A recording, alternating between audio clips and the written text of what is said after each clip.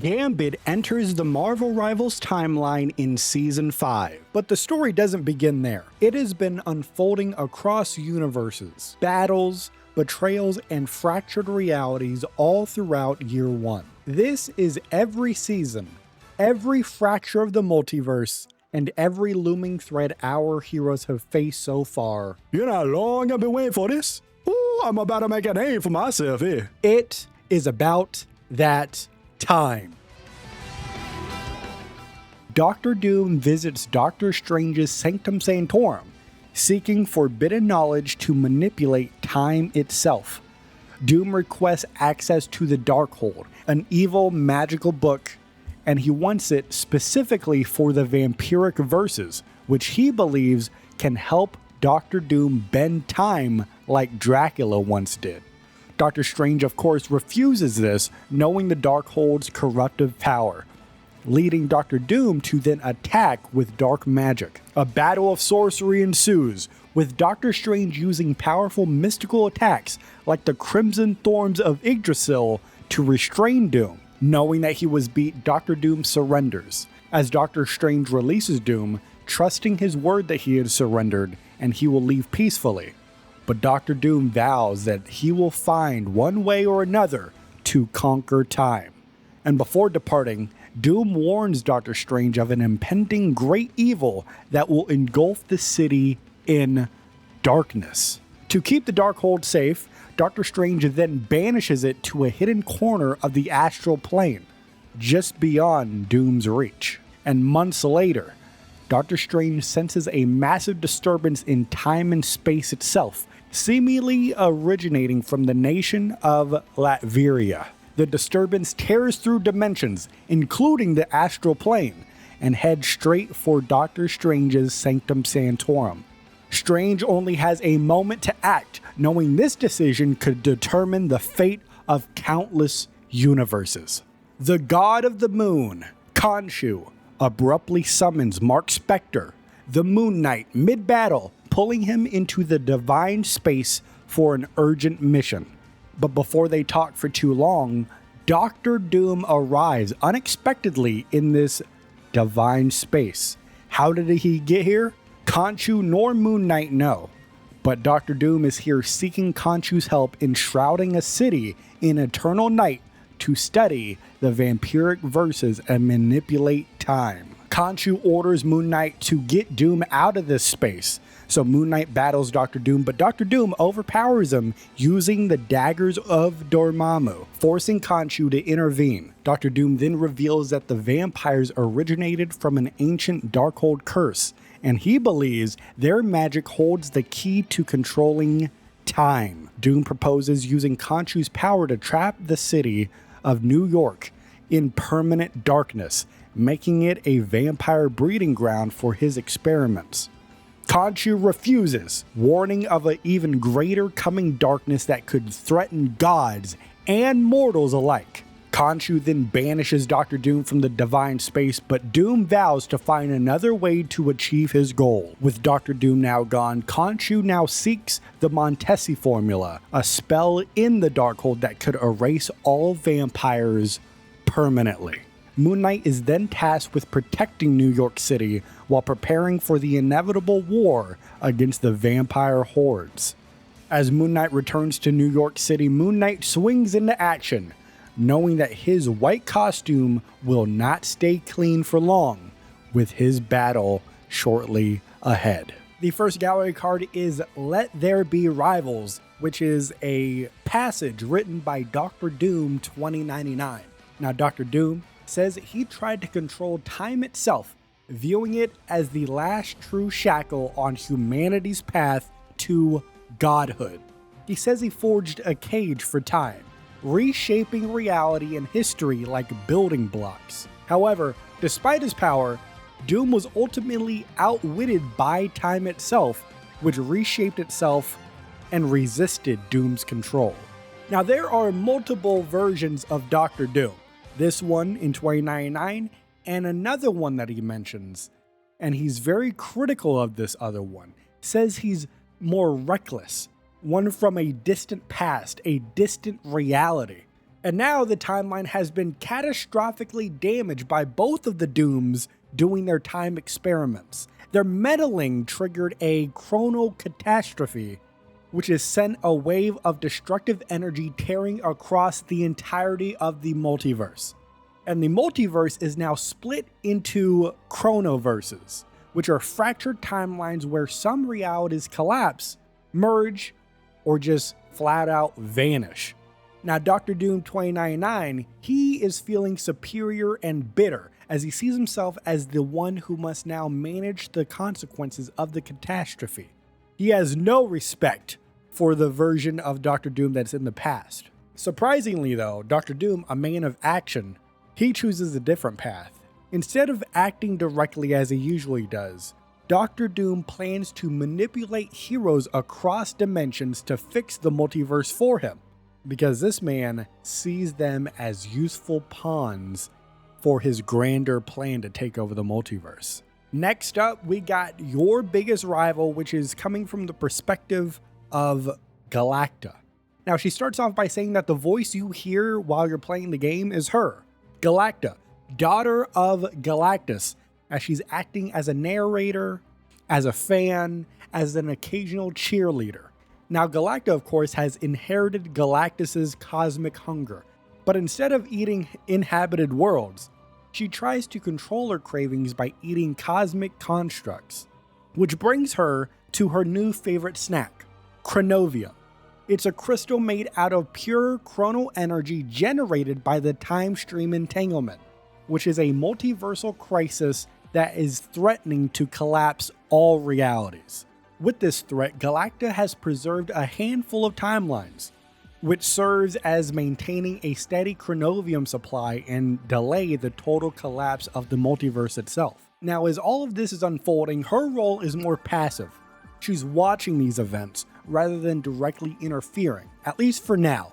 For now, the heroes and villains across the multiverse are fighting over how to fix reality themselves, each with their own different ideas, causing major conflicts across timelines. Galacta is watching all of this unfold like her own personal drama-filled TV show, snacking on chronovium like popcorn, having a great time with a dinner and a show.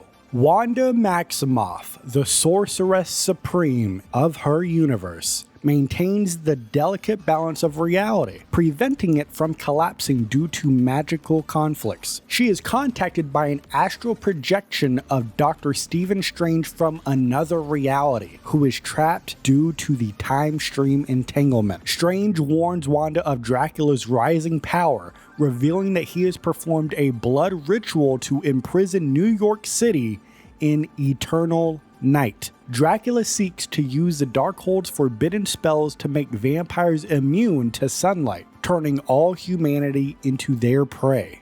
Dr. Strange introduces Wanda to a mysterious material called chronovium, which is a side effect of Victor Von Doom's time experiments.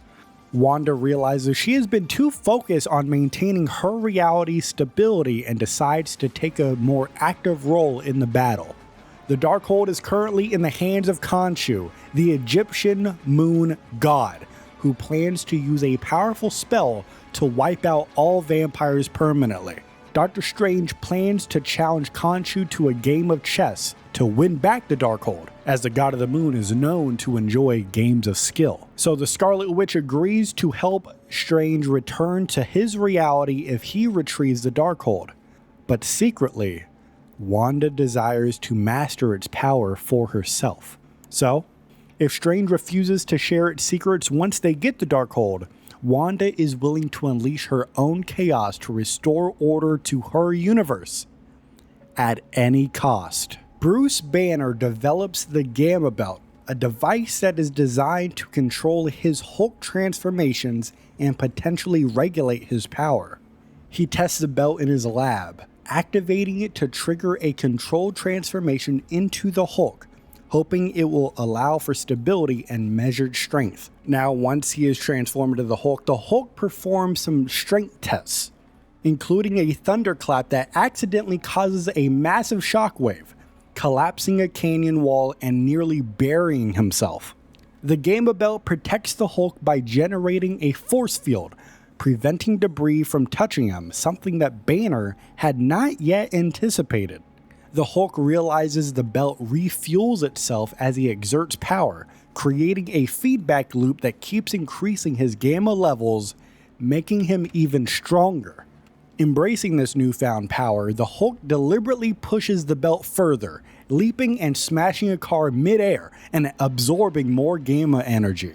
Now, Bruce Banner's consciousness warns Hulk that it's too much gamma buildup, and if they keep going, it could have catastrophic consequences, but the Hulk simply ignores puny Banner. The Hulk, reveling in his new strength, destroys the lab in a frenzy, smashing equipment and causing structural collapse to prove his dominance over Bruce Banner. Now, a stray fragment damages the Gamma Belt, instantly reverting Hulk back into Bruce, leaving him surrounded by all of the wreckage. Though shaken by the destruction, Bruce Banner is intrigued by the experiment's results and vows to continue refining his work, realizing there is so much more to learn about this Gamma Belt. Hela, the Queen of Hell herself, senses the shattering of realities caused by the time stream entanglement, and she seeks to exploit the disruption for her own power. She learns of an element named chronovium, a material formed from temporal disturbances, and gathers samples from across different realms. Each one of them are slightly different in nature. A lost soul in Hell reveals knowledge of Celestials and their vast power, fueling Hela's ambition to claim them for herself and expand her dominion beyond Asgard and the 10 realms itself. Suddenly, a symbiote emissary arrives in Hell, sent by the King in Black, Null, the ancient god of darkness, as he is demanding a celestial soul that has entered Hell's realm. Hela refuses to surrender the Celestial, asserting her rule over Hell and threatening Null with eternal servitude should he challenge her. After listening and realizing that Null is currently in prison, she deduces that Hell can now reach his realm, Clintar, potentially allowing her to invade it directly. She begins experimenting with Hell-infused chronovium, seeking to expand her dominion not just through space, but through all of time itself.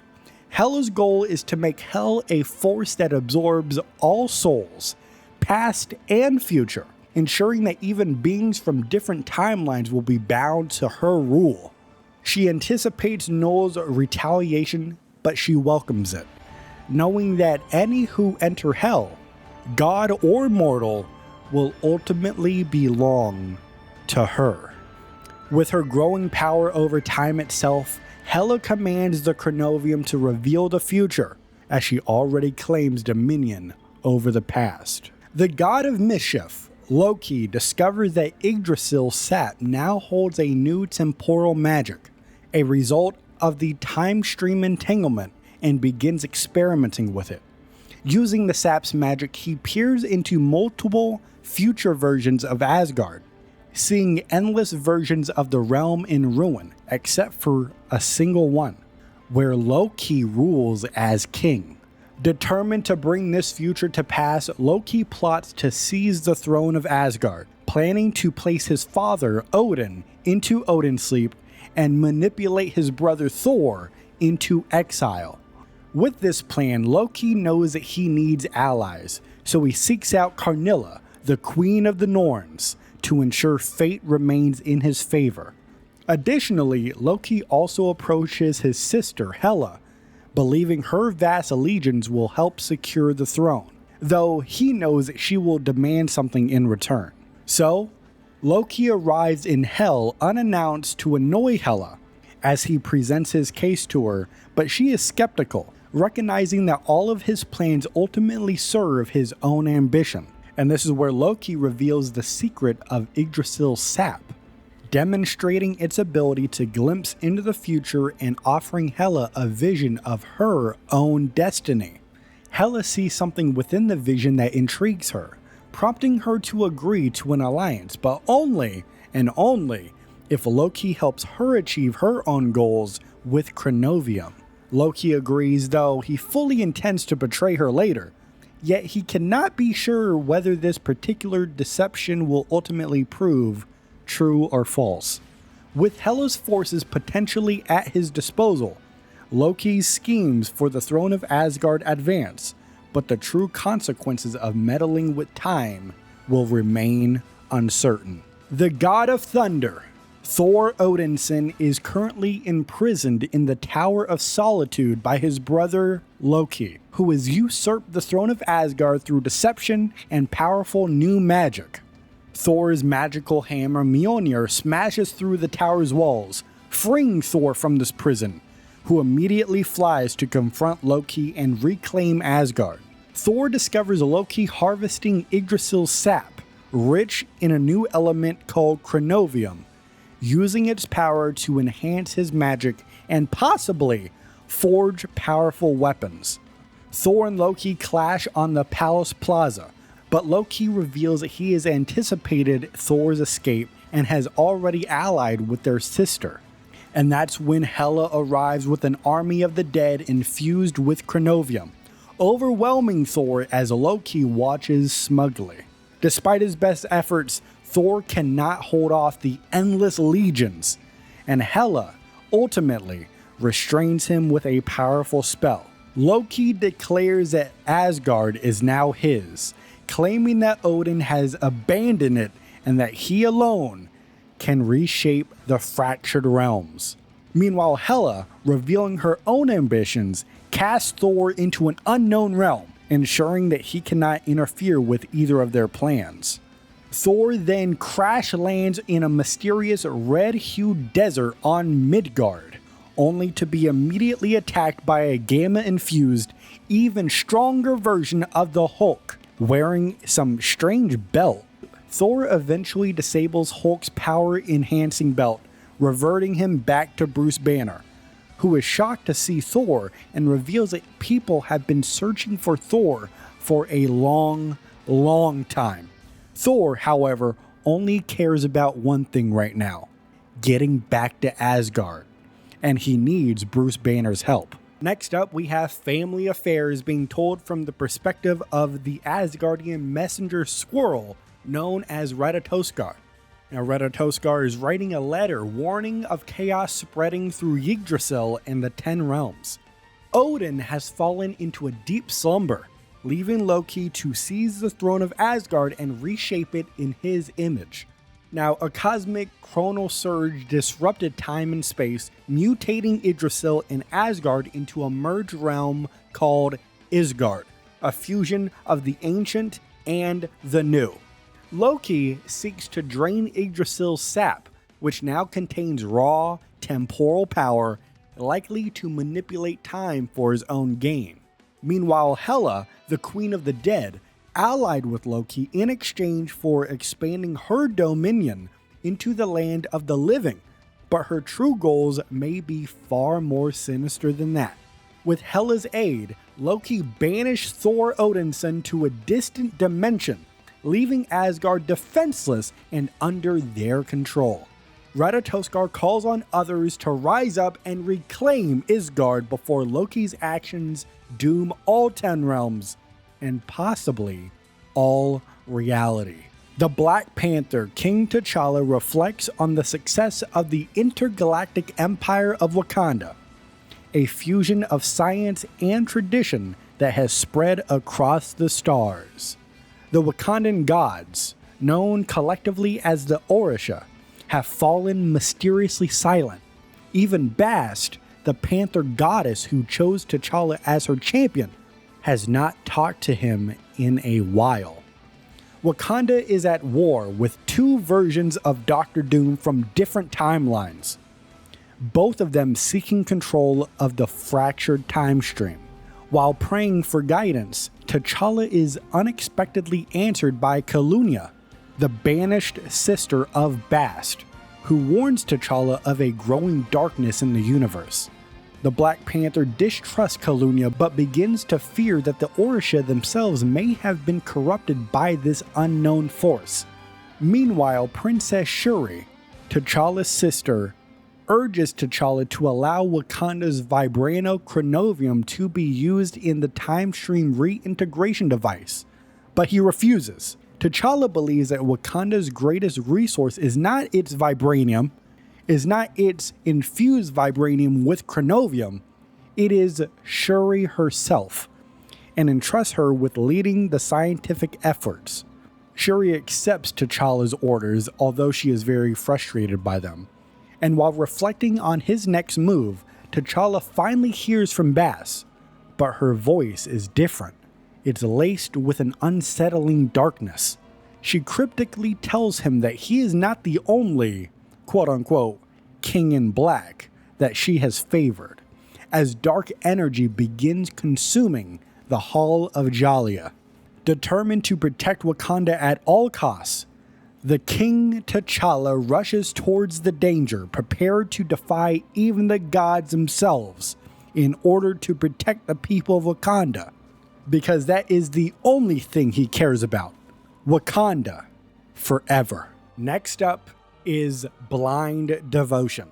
King T'Challa, the Black Panther, after hearing concerns from Shuri, his sister, about the corruption of Bast, the Panther goddess, begins to travel spiritually to the astral plane, known as Jalia, seeking answers.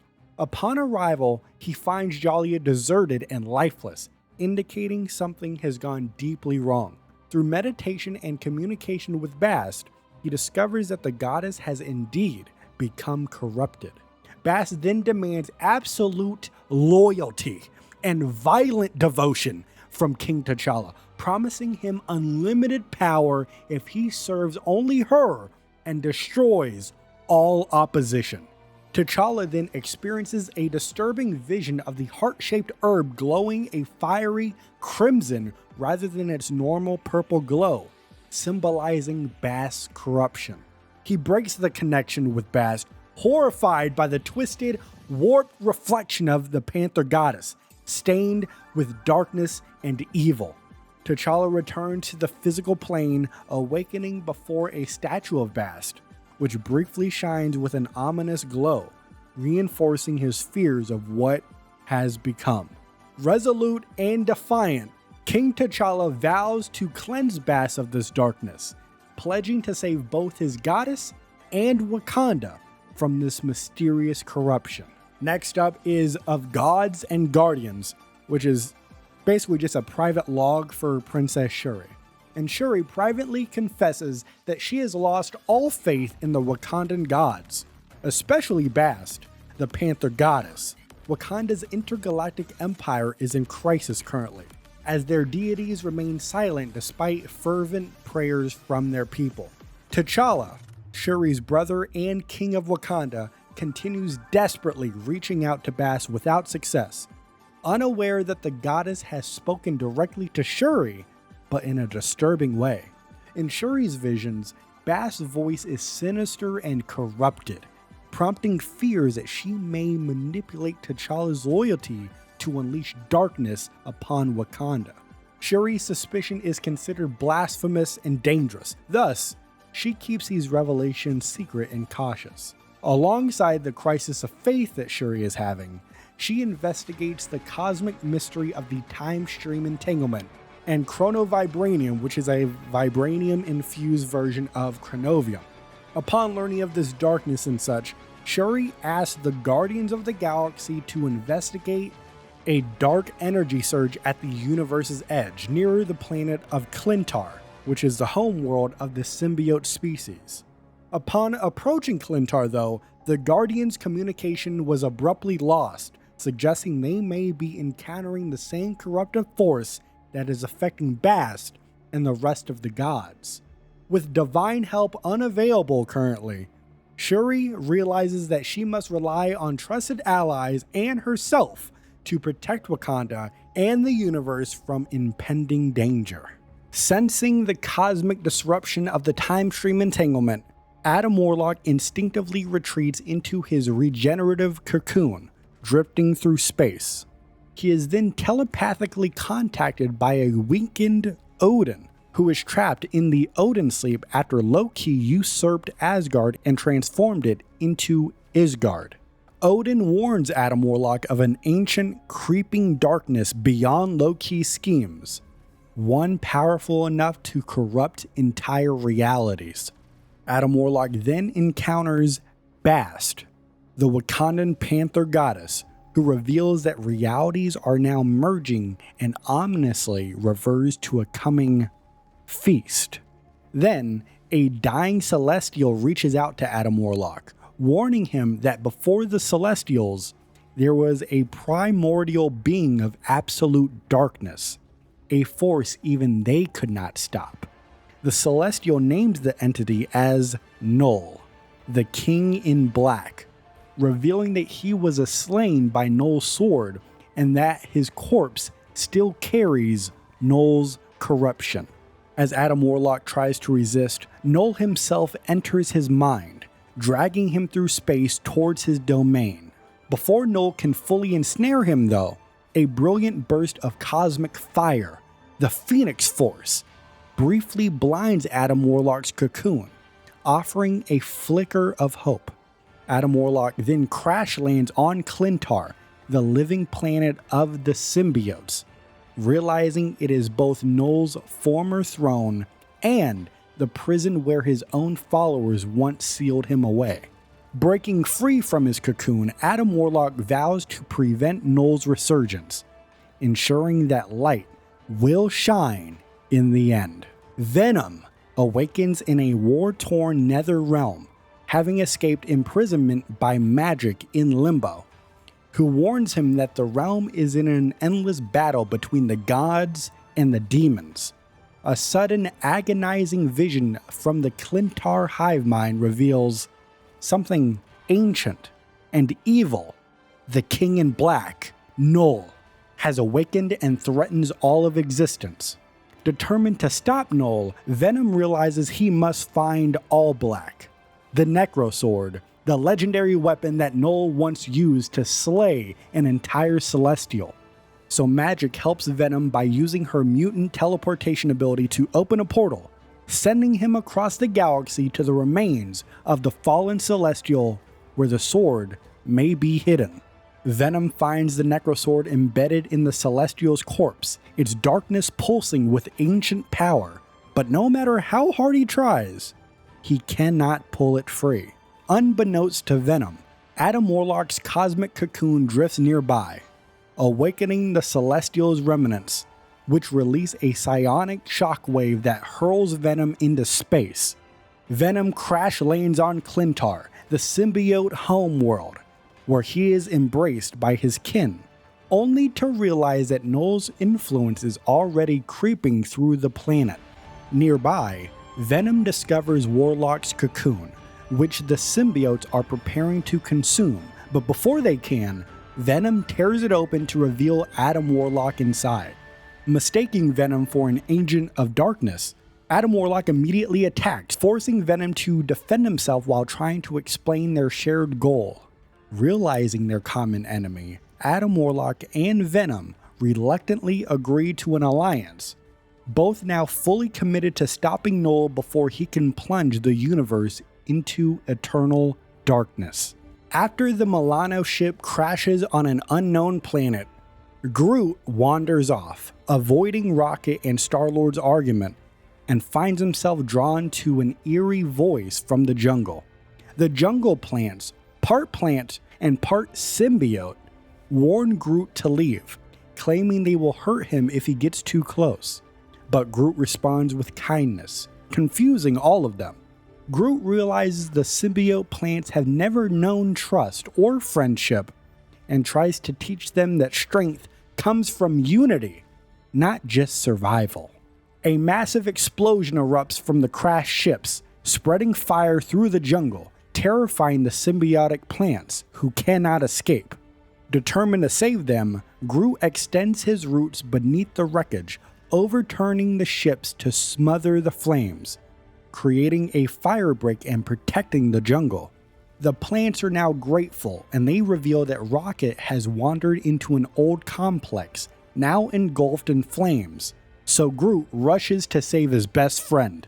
Inside the complex, Groot finds Rocket trapped behind an enemy barrier. Groot finds Rocket trapped behind an energy barrier while monstrous black symbiotes swarm the corridors, trying to reach him. Despite being overwhelmed, Groot fights back, and the jungle plants, now his allies, intervene, using their symbiotic abilities to consume the attacking creatures. With Rocket safe now, Groot proudly shows him the plants that helped guide him. So Rocket is horrified that he even trusted a symbiote to begin with, but Rocket and Groot then return to the Milano, carrying the energy barrier as a tool to repair the ship, while Groot reflects on the power of friendship, even on a hostile world like Clintar. After Star-Lord crashes the Milano ship on Clintar, Rocket searches a massive ship graveyard for salvageable parts to repair the ship. He quickly realizes he's being watched and is soon ambushed by monstrous symbiote creatures with claws and fangs. Rocket flees into an eerie complex of ancient buildings, dropping a miniature gravity well behind him to annihilate some of his pursuers. Inside, he discovers advanced containment and weapons technology, realizing the place may have been a prison or a lab meant to control the symbiotes. As he scavenges for parts, the facility's automated defenses activate, nearly frying Rocket before symbiotes destroy the turrets. Rocket fights his way to a small, secure side room in the facility, where he discovers a powerful Xandarian energy barrier projector, perfect for fortifying his position. Hot-wiring the barrier with salvaged quantum circuits, he successfully activates it, trapping the symbiotes outside while allowing him to fire through it. Realizing that he can repurpose this technology to repair the Milano's engines, he devises a plan to escape with the components he needs. However, with more symbiotes gathering and the facility's doors starting to give way, Rocket prepares for one last desperate fight. Blaster charged and ready, he stands his ground, waiting for Groot, or anyone, to show up before he makes his next move. After crash landing the Milano ship on Clintar, Star-Lord Peter Quill defends the ship from attacking symbiotes while Rocket and Groot search for parts. He notices that the symbiotes on Clintar are different, bonded to various alien species, and far more aggressive than usual. An explosion in the ship graveyard draws most of the symbiotes away, giving Quill a temporary reprieve to repair the Milano. Hours later, Rocket and Groot return with scavenged technology, including a vital energy barrier system that could stabilize the ship. Star-Lord unveils his plan to escape, using a Celestial's corpse in orbit as an anchor for quantum displacement swap, a technique inspired by the Negabands. Rocket Raccoon, initially skeptical of this plan, realizes the plan might actually work, but warns that they need a force-dampening matrix to survive the swap. And Groot, with the help of Clintar's symbiotic plants, unknowingly gathered the exact piece of tech they needed. So, they activate the quantum swap, briefly entering the negative zone, where they come face to face with the floating celestial corpse. Now at this point, the scanners they have start to reveal movement within the corpse, and Star-Lord, of course, panicking when he sees this, forces them back to Clintar, but not before glimpsing a mysterious symbiote figure in a glowing cocoon. Though Rocket and Groot are frustrated with his rash decisions, Peter Quill remains confident that his leadership saved them, while the Celestial's corpse still looms ominously above. Natasha Romanoff, the Black Widow, infiltrates Alchemax's Tokyo headquarters in the year 2099, searching for a classified Mercury-level asset. Black Widow expertly navigates the building's high-tech security, including laser traps and elite guards, in order to reach a heavily restricted underground vault. Inside this vault, she discovers encrypted files referencing an old super soldier serum, as well as Krakoan flowers and surveillance photos of herself and Nick Fury. At the center of the room, she finds a massive frozen crystal containing a mysterious human figure, the asset she is here searching for. Initiating the thawing process on this crystal, she is absolutely stunned as she sees a man in red, white, and blue emerge. It is Captain America, Steve Rogers, frozen since World War II. A disoriented Captain America immediately wakes up and asks about the Red Skull, only to learn from Natasha that the Red Skull has been dead for over 50 years. Before both of them can process the situation, the Public Eye security force storm the chamber, forcing Natasha and Cap to fight their way out. As they reach the building's lobby, they are confronted by a massive Public Eye mech, which Cap takes down using a piece of its armor as a makeshift shield. However, the mech activates a self-destruct sequence, causing a massive explosion. Cap shields Natasha from the blast, but vanishes in the aftermath. The Black Widow escapes into the night, her mission incomplete, but for the first time in decades, Natasha feels something unexpected. She feels hope. The X-Men, known as the Wolverine, shares his recent adventures over a drink at Krakoa's Green Lagoon bar, reflecting on the chaos caused by the time stream entanglement.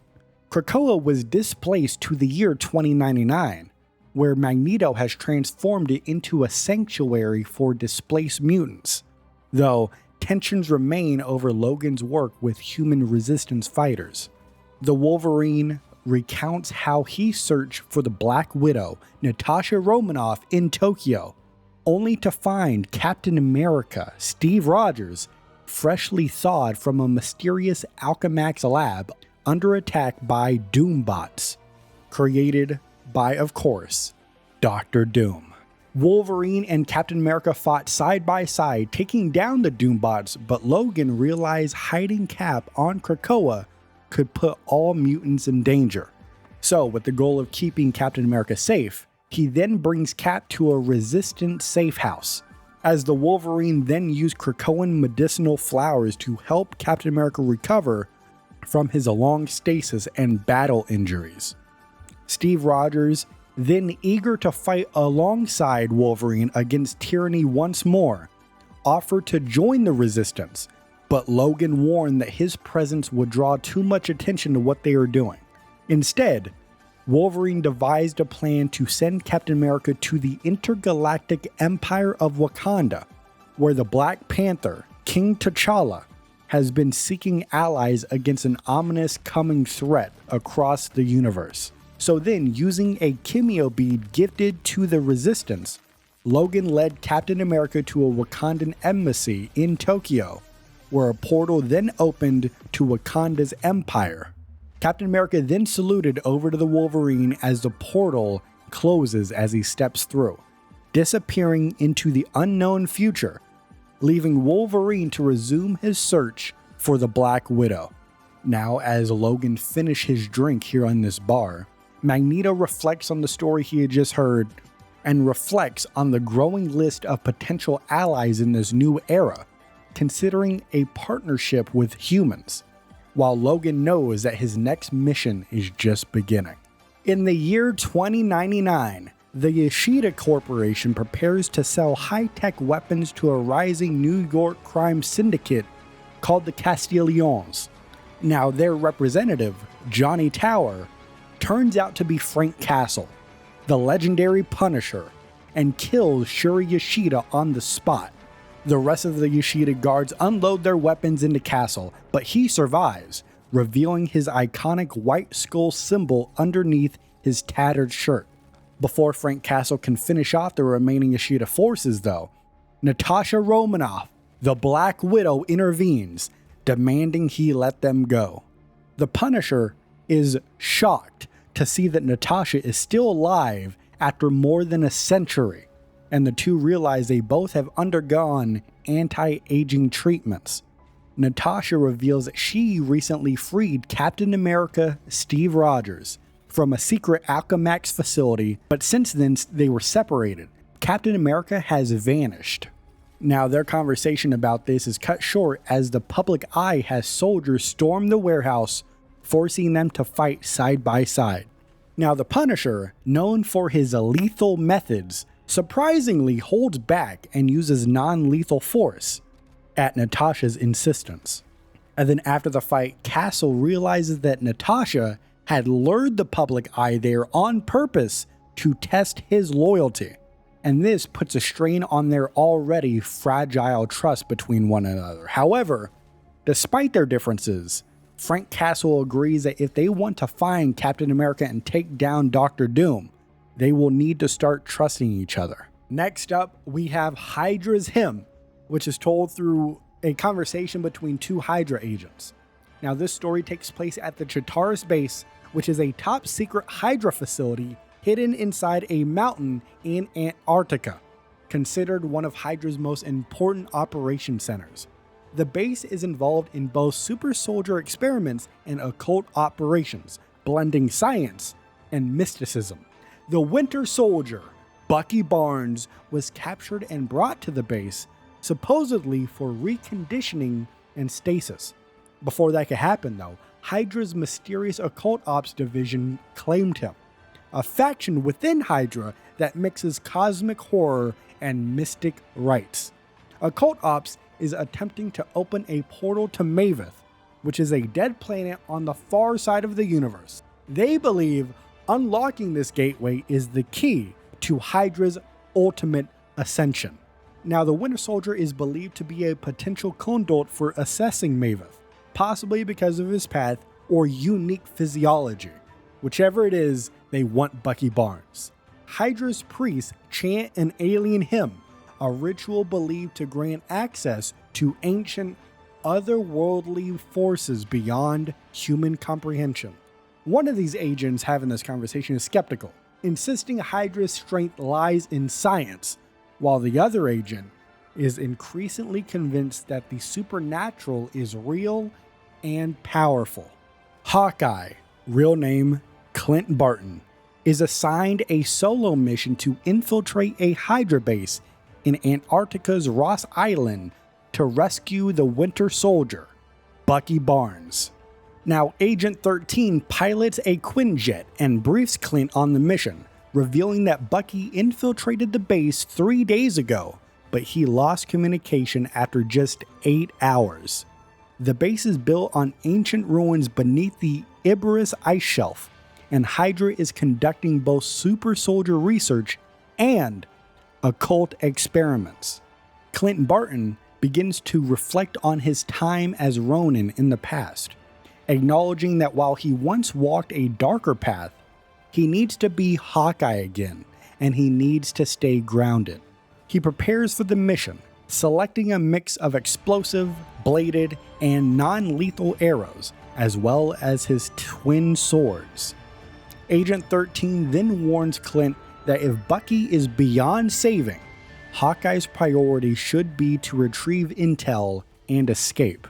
As the Quinjet nears the drop zone, Hawkeye pushes aside his doubts, determined to bring Bucky home. Now, a vehicle will be waiting for him at the landing site, but the safest approach is through the upper levels of the base. Despite intel recommending he avoid the lower levels, Clint and Barton suspect there may be supernatural threats hidden below. With the cargo door open, Hawkeye takes a deep breath, steadies himself, and jumps into the Antarctic night, ready to face whatever awaits him. The entire world mourns the reported death of Captain America, while Hydra agents stationed at an Antarctic base discuss their secret experiments and the time stream entanglement. Suddenly, Hawkeye infiltrates the base, eliminating the Hydra guards and navigating the underground facility to locate the captive Winter Soldier. He finds Bucky in a containment tank labeled Canary, but is attacked by a monstrous Hydra super soldier before he could free Bucky. As Hawkeye struggles, Bucky awakens, revealing a shocking transformation. His cybernetic arm has been replaced with eldritch tentacles. With his new monstrous limb, Bucky kills the Hydra soldier and escapes the tank, but he insists on completing a mission before leaving. Hawkeye and the Winter Soldier descend deeper into the facility, discovering an ancient chamber with a massive portal. Hydra has been trying to summon something from the great beyond. Bucky connects his tentacles to the altar, triggering a surge of power, but realizing he must sever his corrupted arm in order to stop the ritual. At Bucky's command, Hawkeye cuts off the tentacle limb, causing a massive shock wave that collapses the chamber and shuts the portal. As all hope seems lost, the portal reactivates, with Captain America, Steve Rogers, emerging, deflecting debris with his shield and rescuing Hawkeye and Bucky. Cap then explains that he is from another timeline and has brought them to Wakanda's intergalactic empire, where Bucky receives a new cybernetic arm before Cap asks him for a favor in return. Captain America, Steve Rogers, a man displaced in both time and space, finds himself in a futuristic intergalactic empire of Wakanda. As he reflects on how much the world has changed, he reunites with Hawkeye and watches over the injured Bucky Barnes, unsure of how much of his old friend remains after Hydra's latest experiments.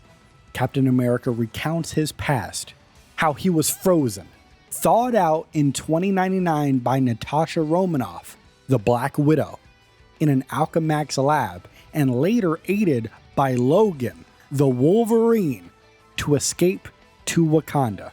Now, the Black Panther, King T'Challa, and his sister Shuri welcome Steve into Wakanda, revealing the time stream entanglement's effects on reality, and also asking Captain America to gather elite warriors for an impending war. Steve chose Bucky as his first recruit, unknowingly saving both him and Hawkeye from certain deaths inside Hydra's collapsing Antarctic base.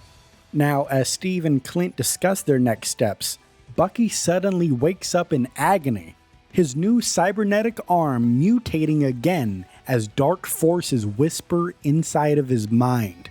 Possessed by an unknown eldritch force, Bucky attacks, forcing Steve and Clint to lure him into an open space for a safer confrontation.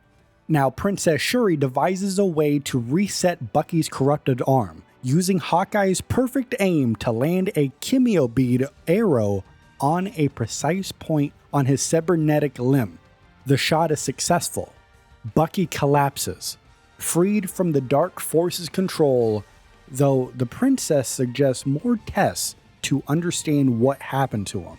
With his allies by his side, Steve Rogers, Captain America, finally feels a sense of belonging in this strange new world, ready to face the battles ahead together. Dr. Victor Von Doom visiting Dracula as he offers him a rare crystal known as chronovium, born from the time stream entanglement, which of course is the result of Dr. Doom and his future counterpart, Dr. Doom 2099, messing with the fabric of space-time.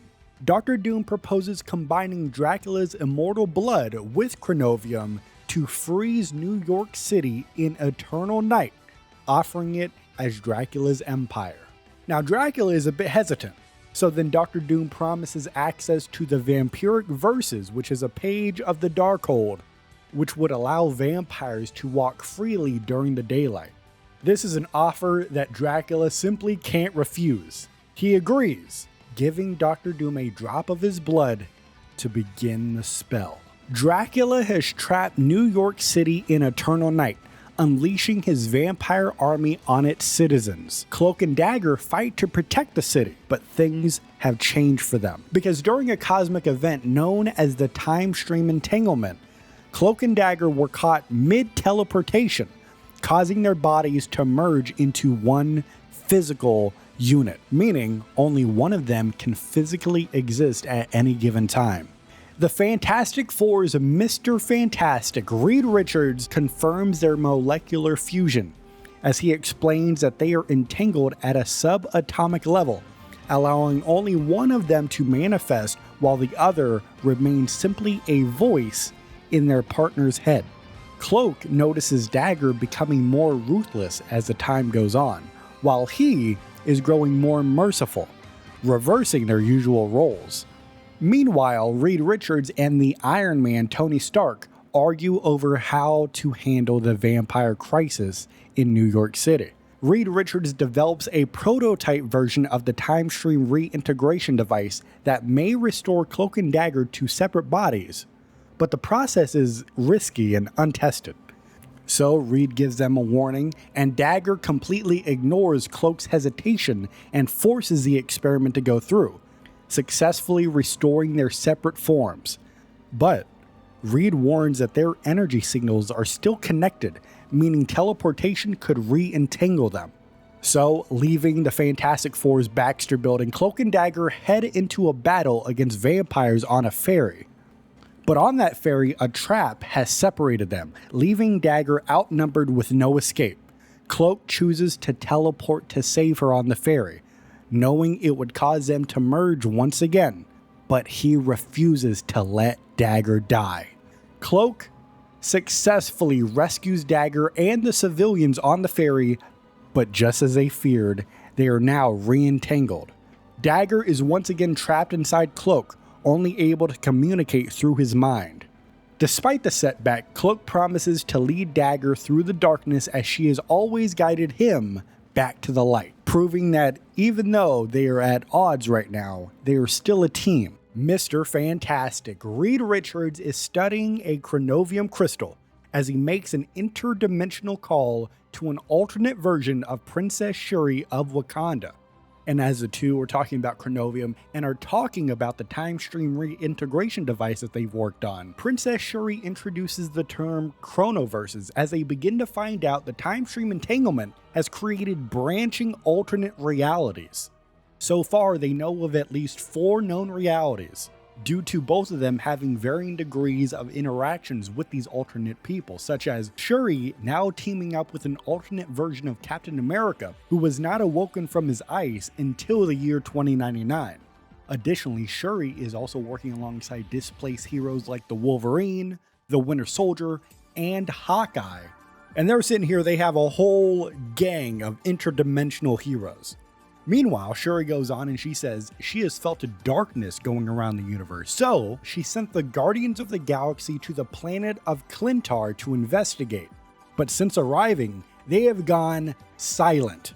And on top of all of that, about a week ago, Shuri sent her brother, the Black Panther, King T'Challa, with a heart-shaped herb to Reed Richards' universe in order to potentially use that herb to cure the vampires in New York City.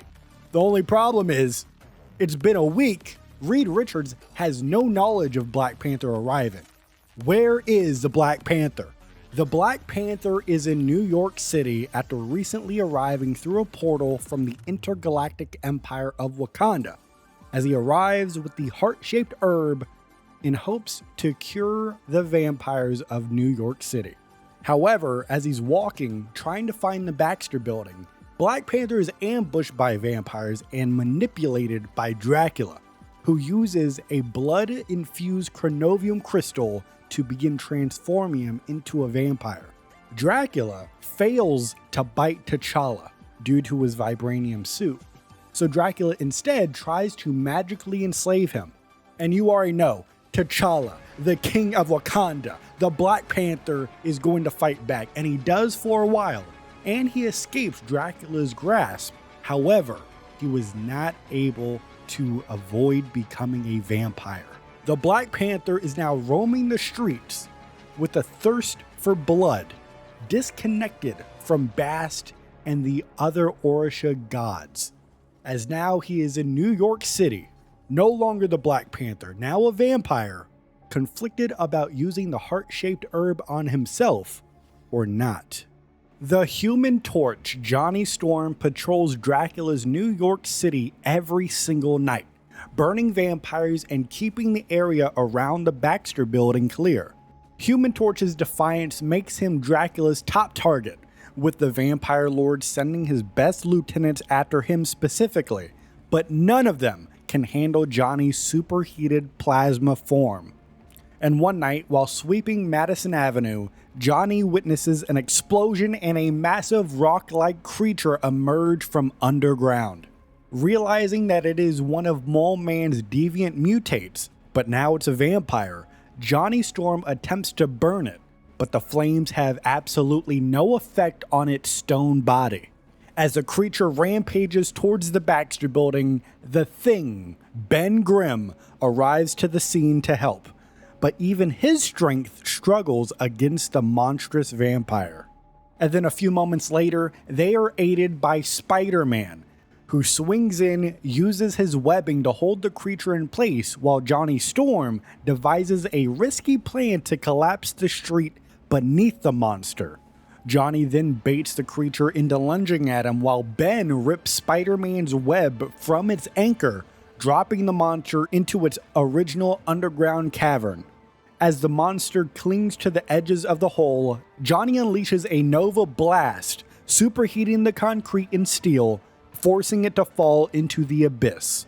The molten wreckage seals the cavern, but Johnny Storm knows that this is only a temporary victory, because Dracula will try something much worse next time. However, standing on the street looking towards Dracula's castle, Johnny Storm smirks and challenges the vampire lord directly and screams at the castle, "Come and get me, if you've got the guts." Doctor Doom arrives at the Sanctum Sanctorum attempting to claim the Darkhold from Doctor Strange. But Stephen Strange is a very smart man. Once he gets a little sniff of Doctor Doom wanting to use a Darkhold, Doctor Strange hides it in another dimension. However, due to the time stream entanglement, Doctor Strange is trapped in the astral plane where he discovers that Khonshu now holds the Darkhold. And with New York City now overrun by vampires, Khonshu wants the Darkhold to cast a spell known as the Montesi Formula that will destroy all vampires. But it would also kill the innocent ones that were turned into vampires as well. So, Doctor Strange, who learned from the Scarlet Witch that Khonshu is a bit of a fiend for challenges in games, he's a bit of a gambler. Doctor Strange challenges Khonshu to a game of Senate, using Doctor Doom-inspired strategy to win the game, escape, and reclaim the Darkhold. The leader of both Krakoa and Arakko, Storm, is caught in a sudden cosmic disturbance while walking along Arakko's shores on Mars. A massive time storm erupts, distorting reality, causing Krakoa and Arakko to overlap and merge, and nearly becoming one entity, risking destruction of both. The storm accelerates time chaotically, making plants grow and decay instantly, while unknown crystals rain down, disturbing space and time. Storm instinctively realizes she can control the storm, not through weather manipulation, but by guiding the flow of time itself, like an experienced ship captain. She prevents Krakoa and Arakko from permanently fusing, helping them separate before the storm fully subsides. As the time storm ends, Storm finds herself mysteriously transported from Arakko to Krakoa without using the gateway that is needed to go into Krakoa. So she begins to question this, whether this is the same reality that she left. She begins to wonder if this timeline has shifted and if her loved ones and allies are still the same ones. The mysterious time-infused crystals remain, which she gathers to investigate, believing Charles Xavier and Magneto must be warned immediately. As she looks around, Storm sees unfamiliar faces among Krakoa's survivors, realizing the storm may have pulled people from different times or realities themselves. Despite the uncertainty, she resolves to lead and protect her people, whether they are from her past, her present, or her future.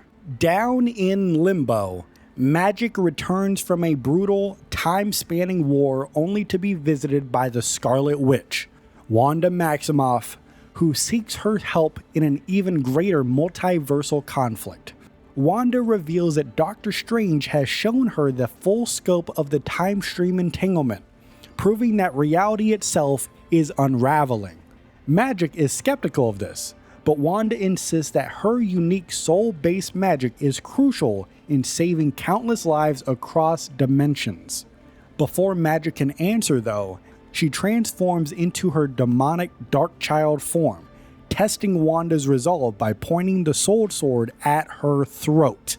The tension is broken when the Wolverine arrives, revealing he is on a mission to rescue a lost mutant child who accidentally transported into Limbo. Now, Magik, remembering her own childhood trauma in Limbo, immediately agrees to help Logan and Wanda locate the missing child. They track her to a cave, but Wanda's hex accidentally triggers a rock slide, trapping the girl inside before Logan can reach her. Magik then uses her stepping disc to safely teleport the child out, and the Wolverine comforts her, vowing to bring her home to Krakoa. Using a Krakoan gateway seed, the Wolverine opens a portal to the mutant island of Krakoa, inviting Magik to return home with him. Magik agrees to join him, but only if the Scarlet Witch, Wanda Maximoff, the daughter of Magneto, can come as well. But because Wanda is not a mutant, she needs to get past the gates of Krakoa. So Wanda casts a spell to alter the portal, ensuring that Krakoa will accept her entry. Magneto stands on the shores of Krakoa in the year 2099, reflecting on the struggles of mutant kind and how they have finally found a home in the future. Magneto is shortly joined by Storm, reminding him that while they have fought hard for this moment, there are still lost mutants scattered across space and time.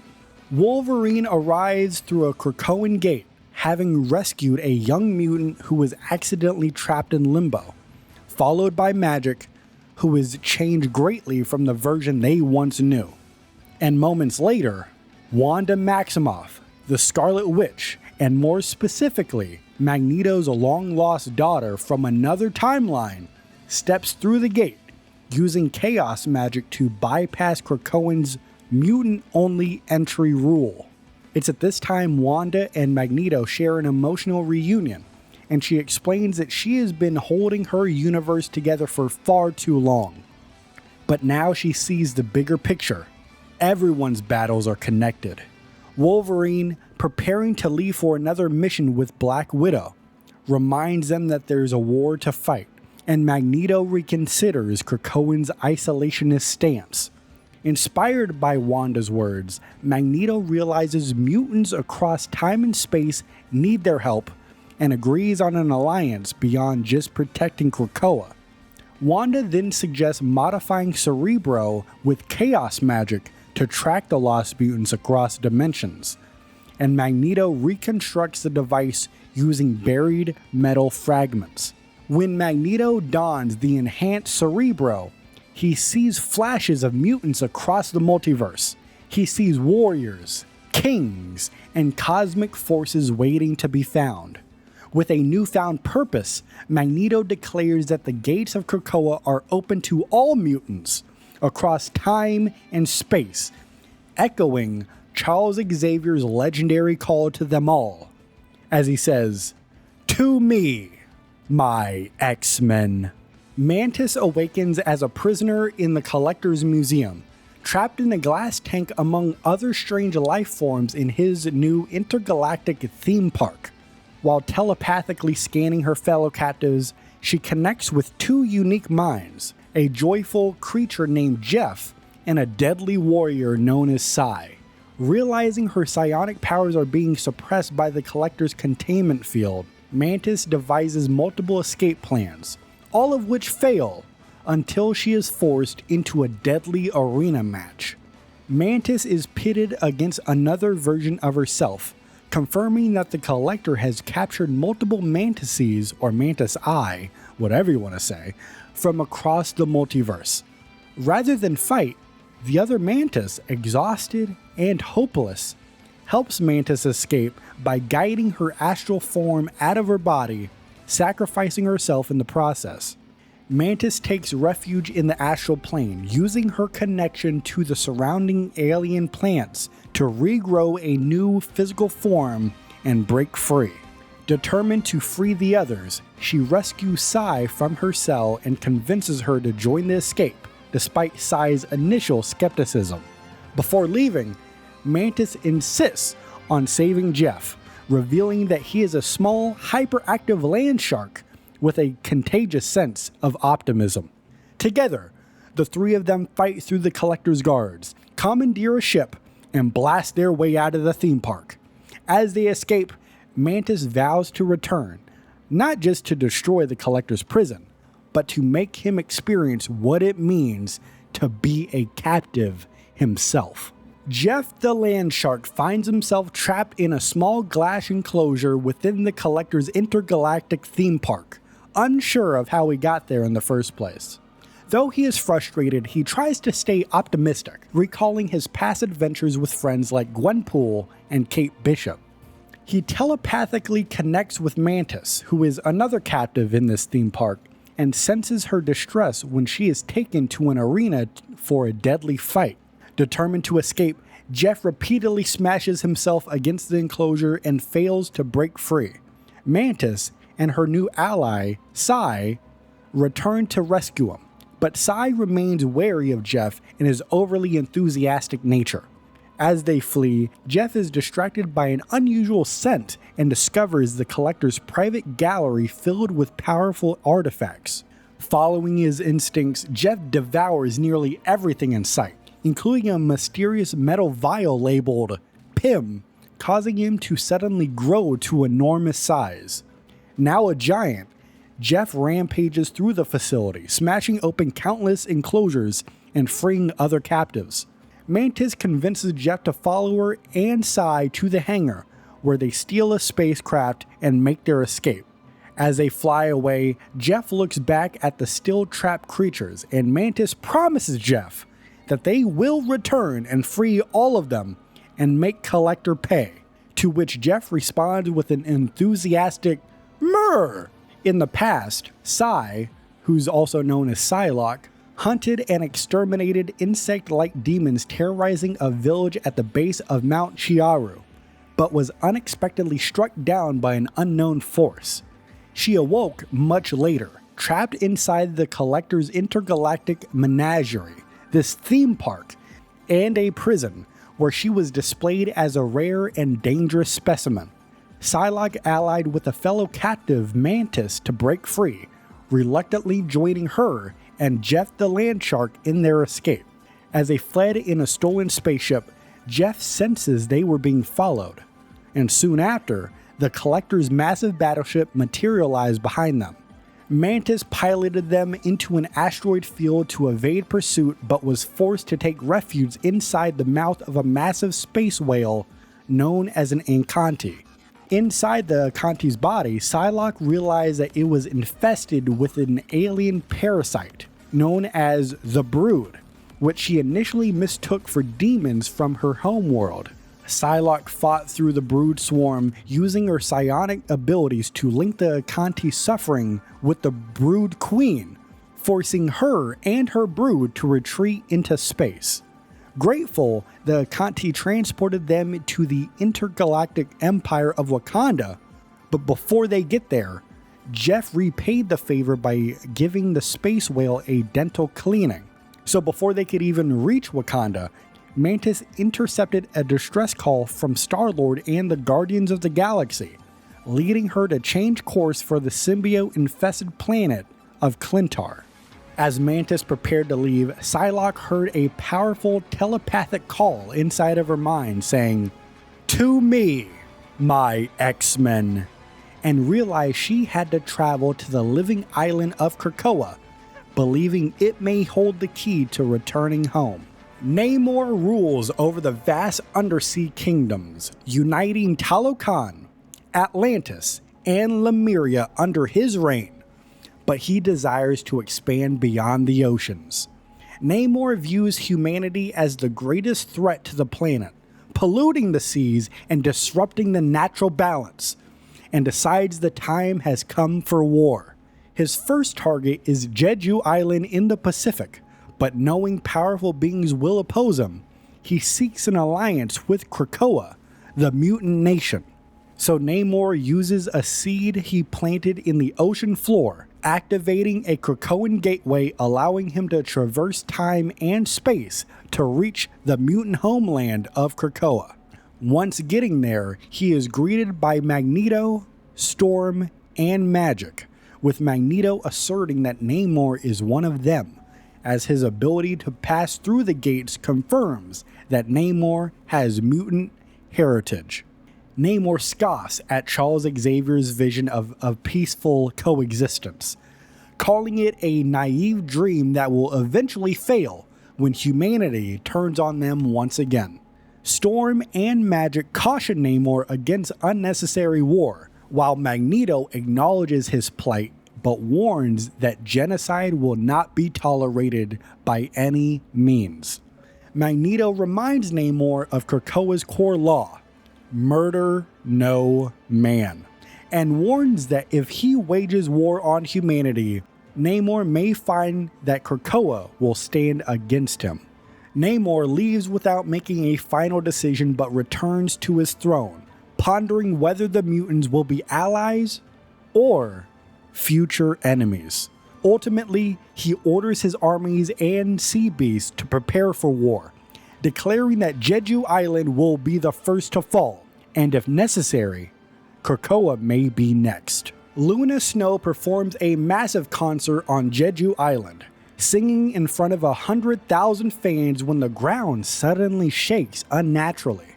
A colossal tsunami appears on the horizon, driven by an immense shadow lurking beneath the water, revealing itself to be the legendary sea creature, Monstro. Using her cryokinetic powers, Luna Snow freezes the tsunami in place, momentarily stopping the disaster and saving thousands of lives. However, Monstro breaks free from the ice, revealing a massive wound that has driven it into a rage, causing it to lash out with its tentacles. Realizing the wound is the cause of Monstro's aggression, Luna uses her unique healing ice to mend the injury, soothing the creature and preventing further destruction. As Monstro peacefully retreats into the ocean, Luna Snow is then approached by Namor, the ruler of Talokan, who acknowledges her actions saved both the surface dwellers and his own people. Namor then reveals that Monstro was wounded by a reckless submarine, which led to its rampage, and cryptically warns that all surface dweller vessels will soon be destroyed. Despite the tension, Luna Snow boldly challenges Namor's arrogance, insisting that the true loyalty and admiration must be earned from people, not taken by force. Luna Snow even invites Namor to join her for an encore at the concert, hoping music might ease tensions.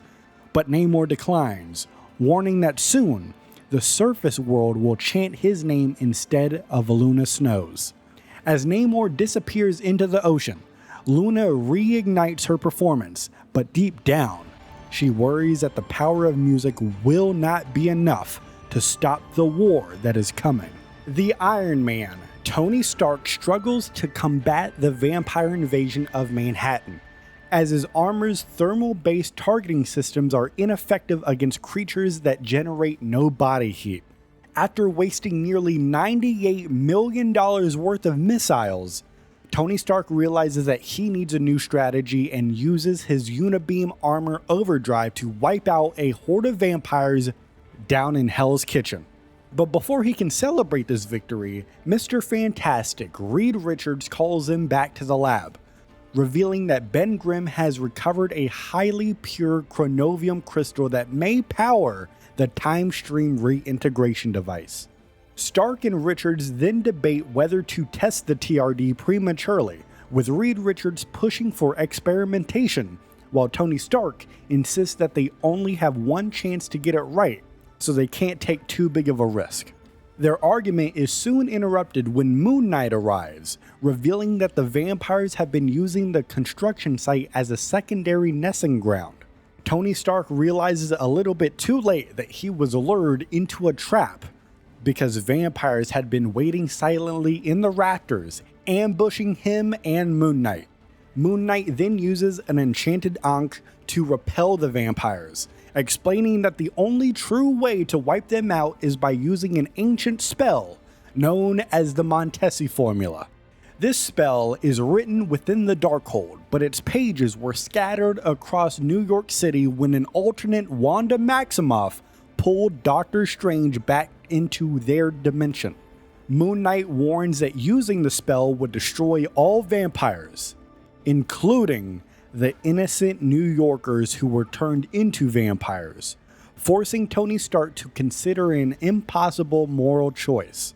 However, before Tony Stark can even make a decision, his AI, Friday, detects a massive Asgardian power surge in Central Park, forcing Iron Man to change course, leaving Moon Knight with one final question.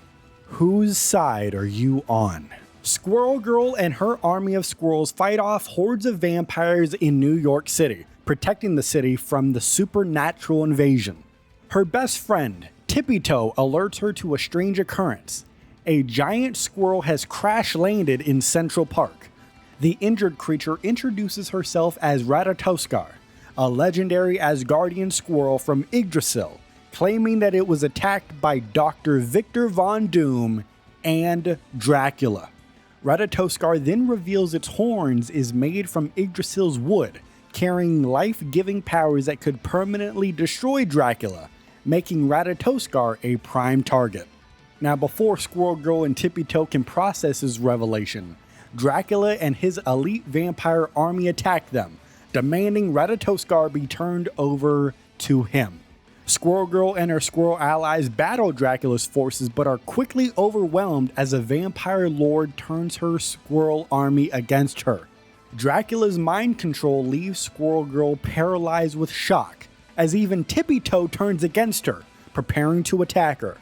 At the last moment though, Iron Man and Moon Knight arrive, blasting Dracula's forces and breaking his control over the squirrels. However, within the chaos, Dracula escapes with Ratatoskar, leaving Squirrel Girl devastated and determined to rescue her new friend. Despite wanting to chase after Dracula, Iron Man insists Squirrel Girl retreat, carrying Squirrel Girl to safety, leaving her feeling helpless, and for the very first time, uncertain of victory. Penny Parker reflects on the chaos caused by Dr. Victor Von Doom, the destruction of the web of life and destiny, and her own displacement in Tokyo, far from her old life in New York City. Despite the heavy burden, she tries to remain optimistic, focusing on upgrading her spider mech and protecting time and space. Penny Parker has been experimenting with chronovium, discovering it is some form of crystallized time, though its full properties remain unclear. Penny is doing her job in patrolling the web of life and destiny and spots a Doombot sneaking towards the Master Weaver and his apprentice, Spider-Zero. Penny then ambushes and destroys the Doombot mid-air, sending debris scattering across the web strands. And this is where the Master Weaver cryptically tells Penny that all things, including chronovium, are part of the web, but gives no further answers beyond that. Spider-Zero, meanwhile, is writing messages and attaching them to chronovium, sending them through portals to other versions of herself. Penny learns that Spider-Zeros can influence other realities, but Spider-Zero warns her that the web is too fragile to make drastic changes. And when more Doombots begin to attack, Spider-Zero effortlessly portals them away, making Penny realize that there's much more to her powers than she understands. And as Penny Parker resumes her patrol, she reflects on her father's legacy and how, despite everything, she believes that he would be proud of her and the work that she is doing for the multiverse. Spider-Man Peter Parker swings to the Queensboro Bridge every week, longing to visit Aunt May. But the bridge is patrolled by vampires, making escape from Manhattan virtually impossible. Frustrated about being sidelined from scientific efforts on the Time Stream reintegration device, Peter Parker reflects on his past while watching the blood moon over New York City. Now, a mysterious note from someone called Spider-Zero appears before him, claiming that the web of life and destiny needs his help. and Spider-Zero then opens a portal revealing the web, a vast cosmic network connecting all spider people across reality. But Peter Parker refuses to leave his home. Spider-Zero says that she will return, and hopefully, Peter Parker will have a different answer. This is when the Human Torch, Johnny Storm, interrupts Peter's brooding and says that he has exciting news. Blade has finally appeared in Central Park. The two speed over there, and Peter and Johnny find Blade battling vampires, who reveals that he's been investigating how Dracula managed to conquer New York City. But before they could get more answers from Blade, Dracula himself emerges from the shadows, forcing the trio into a desperate fight. Dracula then transforms into a monstrous bat-like form, extinguishing Johnny's flames, and captures Blade, flying towards his castle. And as Peter Parker watches Dracula escape with Blade, he begins to doubt himself, wondering if he should have accepted Spider-Zero's offer after all. The vampire hunter known as Blade returns to New York City and learns of Dracula's eternal night spell over the entire city. Shortly thereafter, Blade, Spider-Man, and the Human Torch fight Dracula, but Dracula is able to defeat them.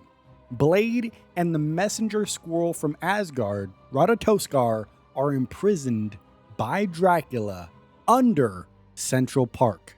And this is a big problem because that is where Dracula's castle now lies. Next up is Web Warriors from the perspective of Spider-Man, Peter Parker. Spider-Man says that he is recruited by Spider-Zero, who gathers multiple Spideys across dimensions to deal with a multiversal threat. They end up in Tokyo in the year 2099, where a major tear in space-time is shredding the web of life and destiny apart, which is the multiverse's cosmic connective tissue. Now, this new team that's getting put together is consisting of Penny Parker and her Spider-Bot, a punk rock Spidey with a mohawk and a guitar, a chill, low-effort, just chill guy overall Spidey person, and Spider-Zero, of course, the team's leader. They have formed a multiversal team, which is tentatively called the Web Warriors, but that name could change, to repair the tear and save all realities connected by the web. Their opponent? The Master Weaver, Spider-Zero's former mentor, who was originally the guardian of the web. The Master Weaver is said to have gone rogue, believing he can use the chrono energy from the rift to strengthen the web, but at the cost of Tokyo's entire population. The Master Weaver then banished Spider-Zero for opposing his plan, forcing her to build a resistance from alternate universe Spideys. The mission now is to patch the cosmic rift before the web unravels and the entire multiverse collapses. The Daily Bugle's J. Jonah Jameson reports that New York City has been in darkness for an extended time now. Vampires roam the city freely, as Mr. Fantastic, Reed Richards, and the Iron Man, Tony Stark, are working on a cure, but they disagree on the methods on how to use it. Meanwhile, the Fantastic Four, Squirrel Girl, Moon Knight, and Cloak and Dagger patrol the streets, saving civilians from vampires. And of course, that menace, Spider-Man, once there's trouble afoot, he goes through a portal to go to the future. Who knows where that guy went? He's a menace! Khonshu's avatar, Moon Knight, has formed the Eternity Knights, which consists of course, himself, Moon Knight, Iron Man, the Wolverine, the Winter Soldier, and a new sword-wielding ally. Now, after they assemble, Iron Man enhances his armor with chronovium and develops a time-rewinding tech to go alongside with it. Now, this team is crazy. They fight vampires with lethal tactics. Now, you have to remember, some of these vampires out here, they were just innocent civilians. They were just living in New York City, and they got bit by vampires. Not all of these guys are Dracula's henchmen. You know what I mean? You gotta remember that. But hey, Iron Man is just punching him right in the jaw with this new tech he's got. Now, Moon Knight notes that they have seen a rise in a rival vampire faction, led by someone in white armor. Who could that be? Susan Richards, also known as the Invisible Woman Susan Storm, gazes out from the Baxter Building at a permanently darkened New York City as she longs for the sunlight while reflecting on her relentless fight against Dracula's forces. The Fantastic Four's robotic assistant, Herbie, brings her tea and reminds her that she hasn't taken a break in nearly 7 days. And upon hearing this, a heated moment arises when Herbie tells Sue that the world needs her more than her children do, making her question if she's failing as a mother. Susan later learns from Reed Richards that Herbie wanted to leave the Baxter Building to help Friday, which is Tony Stark's AI, but Reed Richards denied Herbie due to safety concerns. Realizing that she and Reed had made Herbie feel unappreciated, Susan tracks his emergency signal to Grand Central Station, and on her way there she encounters Bats, who is Doctor Strange's ghostly Basset Hound, who tells her that a giant robot has crashed near the Grand Central Station. Invisible Woman goes even faster to the station to find Herbie, and he is atop a damaged Stark Sentinel, desperately trying to recover Friday's memory files before they're lost forever. And once Susan gets there, a horde of vampires attack them, forcing Sue to fight while witnessing a strange phenomenon. Her force projectiles are seemingly reversing the time damage on the robot. And just as Susan began to struggle against the overwhelming enemy, a swarm of spider bots arrive, assisting her in repelling the vampires. Are these spider bots Spider-Mans? No, Susan says, I think these were made by Penny Parker. And now Susan, moved by Herbie's bravery to help Friday, reassures him that he isn't just a tool to the family. He is part of the family. And Susan promises to talk to Reed about giving him some more upgrades. To which the idea is brought up that maybe some lasers could be part of that upgrade. Dr. Stephen Strange and Mr. Fantastic Reed Richards extract time energy from the Book of the Darkhold in order to power the time stream reintegration device. However, as they're trying to do this, the Iron Man Tony Stark attacks, claiming that they're missing critical pages in order to do this. They're missing the Montesi formula, and they are missing the vampiric verses. So as all three of them argue, Reed Richards now is less confident in using the TRD so soon, adding yet another wrench into the story of how to find a solution for the vampires in New York City.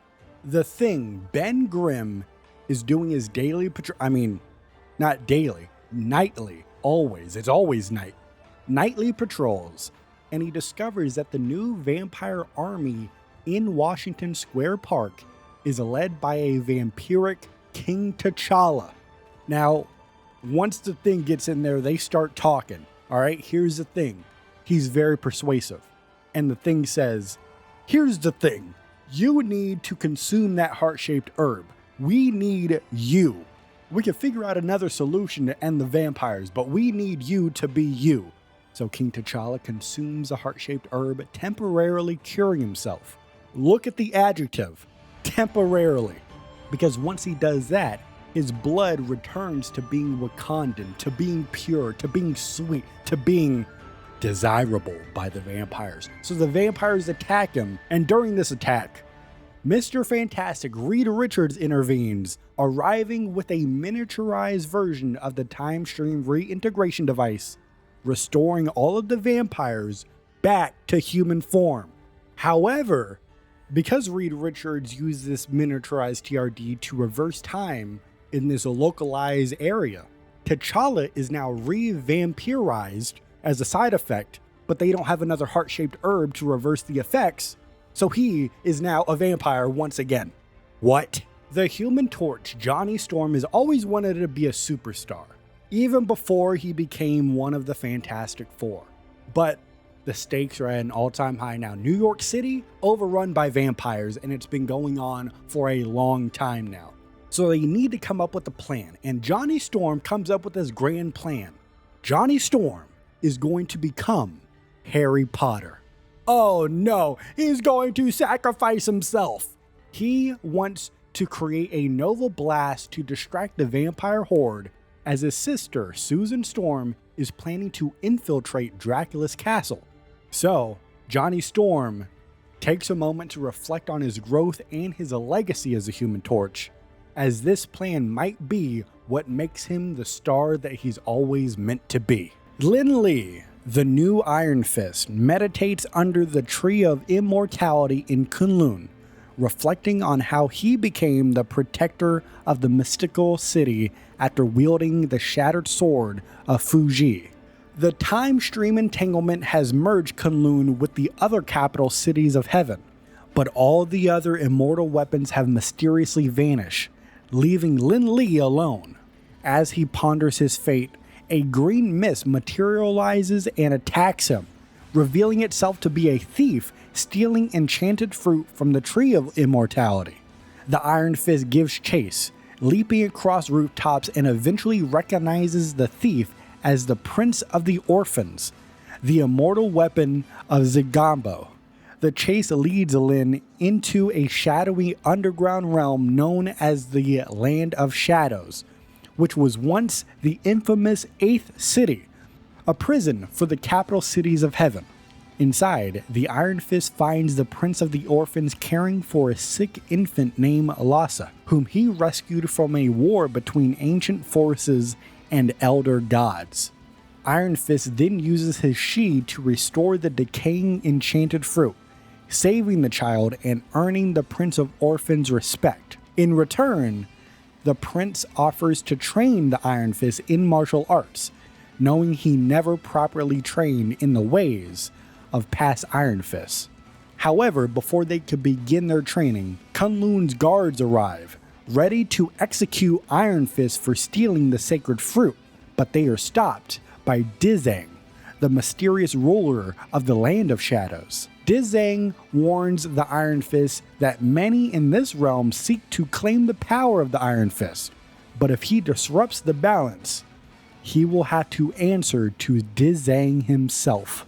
After the time stream entanglement rips Krakoa from its original timeline and displaces it into the far future of 2099, many mutant leaders are scattered across time, leaving the Quiet Council diminished to only Emma Frost, Storm, and Magneto. So a meeting is called, with Emma Frost proposing the revival of the extravagant Hellfire Gala to publicly assert Krakoa's strength and relevance despite their time-displaced crisis, as she aims to counteract the negative publicity caused by the Wolverine's involvement with the human resistance against Alchemax. Now, Wolverine's alliance with the human resistance led to saving Captain America, but severely harmed mutant kind's reputation, prompting Alchemax to impose sanctions and lawsuits against Krakoa. Emma Frost, though, strategically counters Alchemax by using Krakoa's miraculous biopharmaceuticals, the flowers of Krakoa, to directly compete with Alchemax, crippling their market dominance and forcing the company to retreat legally and economically. As a result, Alchemax attempted to sabotage Krakoa's shipments, hiring mercenaries through the oppressive police force known as a Public Eye. But Emma Frost personally defends the shipments and acquires blackmail material to neutralize future threats. Now, despite Magneto's hesitations about potential risks of putting on the Hellfire Gala, Emma secures the Council's approval to host the gala by arguing that it will establish critical alliances and visibility to unite the scattered mutants and to bolster Krakoa's security. With 2 thumbs up from Storm and Magneto, they both leave, but Emma Frost stays.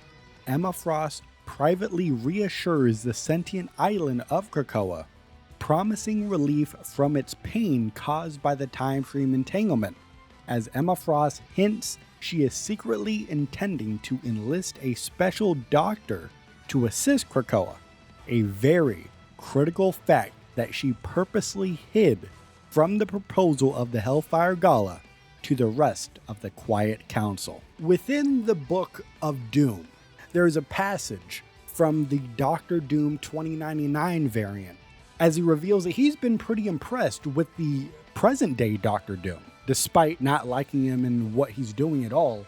Because Doctor Doom 2099 reveals that present day Doctor Doom created this elaborate plan to create a vampire war in New York City to merely cause a distraction to harvest pure blood chronovium from Dracula.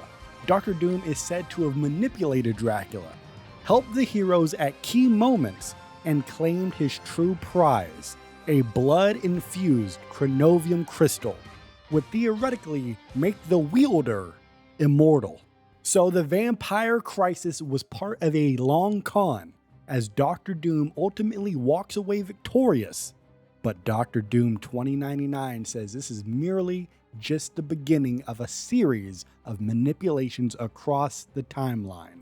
A chrono rift in Tokyo 2099 destabilizes the web of life and destiny, splitting heroes into two factions with opposing solutions. Penny Parker, Venom, Bruce Banner, Doctor Strange, Namor, and Wolverine are led by Spider-Zero on one team, who want to plug the web into cyberspace to repair it. Spider-Man, Thor, Captain America, Iron Fist, Luna Snow, Jeff the Landshark, and later Squirrel Girl side with the Master Weaver, as they aim to use chronovium to reinforce the web the old-fashioned way. And after an early skirmish, Penny's team wins and escapes through a portal, but Spider-Man pursues them alone. While Penny mistakes Spider-Man for her late father, Peter realizes that she's seeing a version of herself and chooses not to correct her for a while. Galacta intervenes, replacing Thor early on with Squirrel Girl and returning the God of Thunder back to Isgard. Meanwhile, Namor secretly partners with Jeff to destroy the web and conquer the dimension using his hoarded chronovium. In the final showdown on top of the Stark Fujikawa building, right by the Web of Life and Destiny, Jeff betrays Namor, using his chronovium staff to both digitize and reinforce the web simultaneously. Jeff the Landshark has saved the day and possibly the entire multiverse. Despite being betrayed, Namor respects the double cross, knowing that Jeff was just doing what he thought was right. With Tokyo saved, the web stabilizes and the multiverse stands ready for its next war. The Quiet Council being established after mutants unified on the living island of Krakoa. Now, this council consisted of 12 members divided into 4 different ideological seasons. You have Autumn, which consisted of mutant kind's greatest leaders. You have Winter, which are the more radical thinkers. You have Spring, the more compassionate and nurturing voices. And finally, you have Summer, which is right down the middle. It is just and fair representatives. Now, if you're not that good at math, we have 12 members and we have 4 seasons, meaning each season consisted of 3 seats on the council. And together, they embodied the entirety of Krakoa's diverse population. However, following the time stream entanglement, it scattered many of the mutants across time and space. So of the 12 members of the Quiet Council, only 3 council members remain. At the seat of Autumn, we have Magneto. At the seat of Winter, we have Emma Frost. And at the seat of Summer, we have Storm. Now, if you didn't notice, the spring seats are completely empty. All of those members displaced across the timelines. So Krakoa, displaced to the year 2099, within itself has a fractured council. Now, you hear me talk about Krakoa being a living island, but you may be one of the people that doesn't really know what that means. So let me explain it to you. Let me lay it down for you like this, brother. Krakoa is not just a homeland, it's not just a location, it's not just island. It is an actual, living, sentient, mutant island, constantly evolving along with the species that inhabit it. Its native flora produces powerful medicinal compounds with the effects that include curing life-threatening illnesses and extending lifespans for both mutants and humans alike. Now, these Krakoan flowers are now highly sought after, as you could probably guess, becoming a major economic and political asset in mutant kind's dealings with the outside world.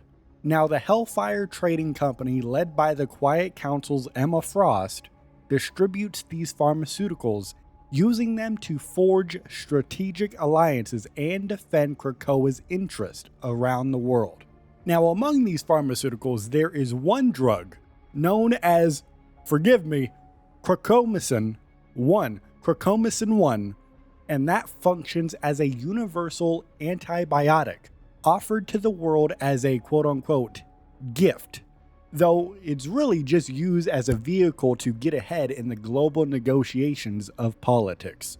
Now, on to the next question you may have. You hear me talking about the Hellfire Trading Company, and you may be wondering, what is that? What does that name mean?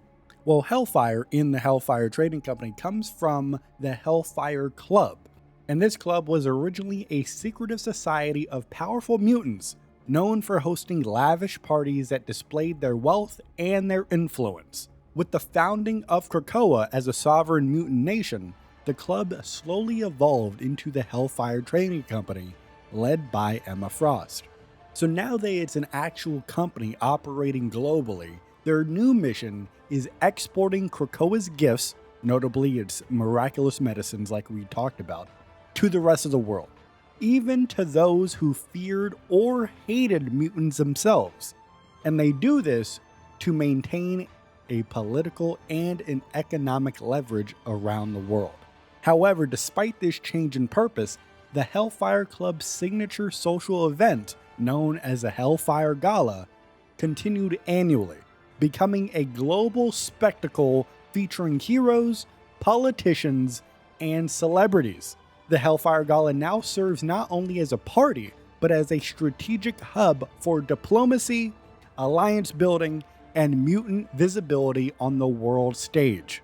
The Hellfire Gala, as you can guess, is a huge deal. If you want to talk about big deals, if you want to talk about the big guns, if you want to talk about the big players, we got to move over to talk about the Wolverine, all right? Because after Krakoa is displaced from the present day into the year 2099 because of the time stream entanglement, Wolverine takes on multiple responsibilities. You know, this man has to lead the X-Force. He has to protect Krakoa, and he has to search for all of these displaced mutants.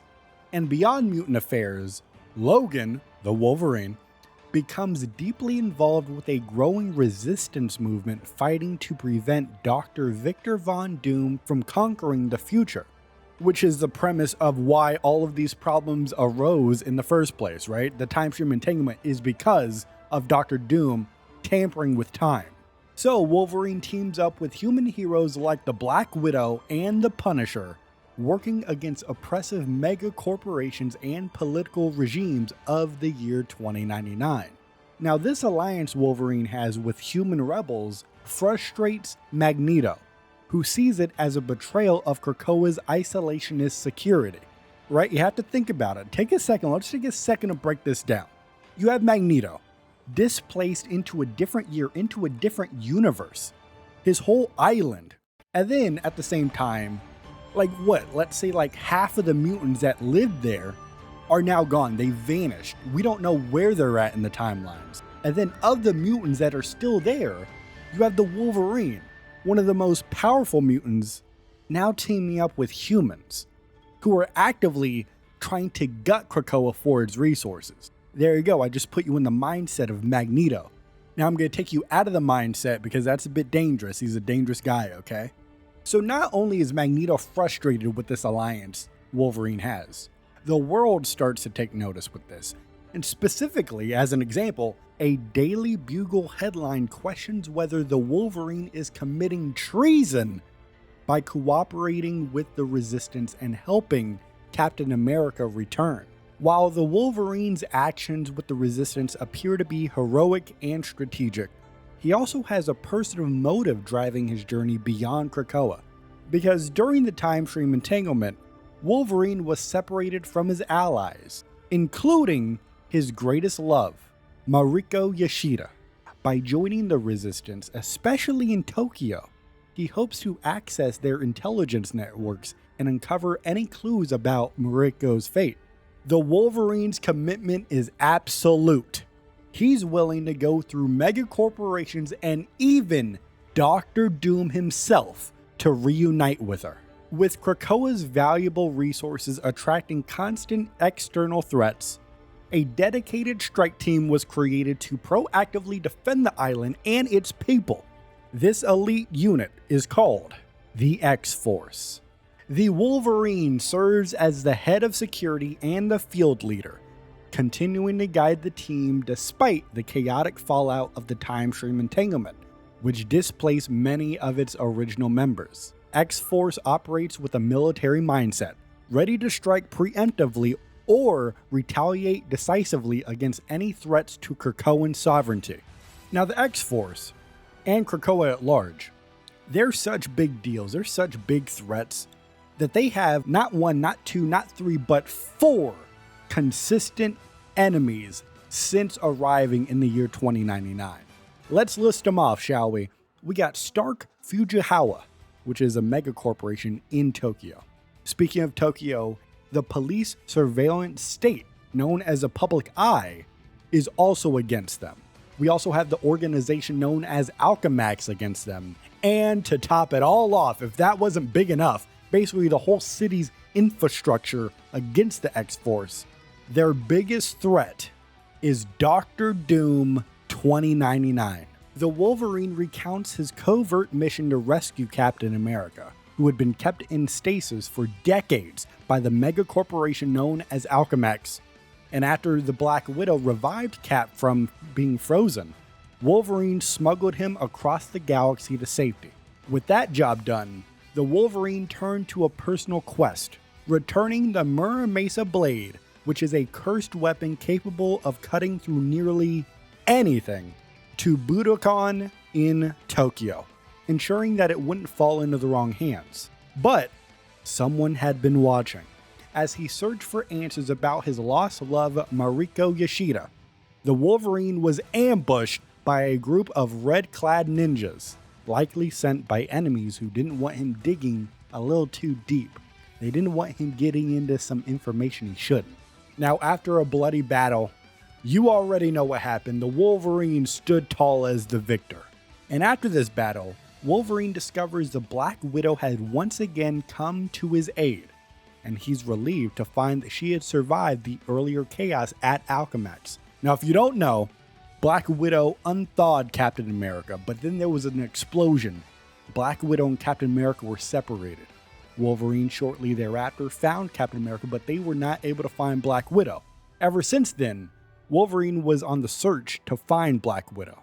Now they are reunited, and this experience reinforces the Wolverine's personal mantra: when you've lived long enough to lose so much, you fight harder to protect the people you still have, no matter the time or the place. After the time stream entanglement scattered mutants across the timeline, the Scarlet Witch, Wanda Maximoff, created a new Cerebro helmet, blending mutant tech with mystic upgrades to track mutants across alternate realities. The Scarlet Witch originally gave the device to her father, Magneto, but it was soon handed over to Emma Frost, whose powerful telepathy made her the better operator. Now, Krakoa already had a Cerebro unit designed to store genetic data and memories of fallen mutants, enabling their resurrection via the resurrection protocols. However, the influx of alternate reality mutants pose a new risk, because duplicates of the same person from different timelines could corrupt or even overwrite each other's data. To solve this, the mutant known as Forge created separate partitions in Cerebro's database to keep each version distinct, ensuring that, for example, that Logan the Wolverine, the X-Man, is not resurrected with the memories of a Logan the Wolf. Emma Frost now manages this updated and upgraded Cerebro system, overseeing both cross-reality detection and the preservation of resurrection data. While mutants and humans have focused their battles on the surface, the oceans, which of course cover over 70% of the Earth's surface, are home to their own ancient kingdoms, including Atlantis, Talokan, and other realms of the secret seas. Now, these cities, previously independent, are now unified under Namor's rule, forming a massive collective power base beneath the waves. Now, complicating the oceanic balance, the water level on Earth is rising due to the environmental degradation caused by megacorporations such as Alchemax, making the oceans, and more specifically Namor's territory, increasingly dominant. Namor's influence across the world is not only mythological and military, it's also environmental and strategic. With millions of aquatic citizens behind him, Namor commands a vast, loyal population ready to act at his behest. The Undersea Kingdom is no longer a passive player. It is a rising, global force, aligning with mutant kind only so long as it benefits Namor's sovereignty and ideals. Man, that's very vague and very dark. The ruler of the secret seas, Namor, describes his first visit to Krakoa via an undersea gateway, where he is greeted by Magneto and his brood of mutants. Magneto proposes that Namor join the mutants as one of their own, an offer Namor swiftly interprets as political manipulation, as he says, "Namor follows no laws but his own." Offended by what he sees as a veiled attempt to control him, Namor returns to his kingdom and begins to ready his armies for an assault on the surface world. However, his plans are interrupted when the consequences of the time stream entanglement become clear. Reality itself is unraveling. So, realizing that a greater battle looms, Namor reconsiders his position to go at war with basically the entire planet. This time, it is Emma Frost who summons Namor back to Krakoa. Using her formidable telepathy and political savvy, Emma Frost succeeds where Magneto failed previously, and Namor is impressed, perhaps even charmed by Emma Frost, by both her power and her presence. What can we say? Namor has a type. By the night's end, Namor agrees to ally with Krakoa, and in return, his people are granted access to Krakoa's secrets. But even then, still, Namor warns that his loyalty is conditional, as he says, "Namor will gladly honor the deal we have struck, until someone gives me a reason to do otherwise." Because of his unique physiology, which blends Atlantean and mutant traits, Namor is often classified as a mutant. This fact made him a prime target for recruitment by Krakoa's leadership, particularly Magneto, who saw the potential for a mutant undersea alliance.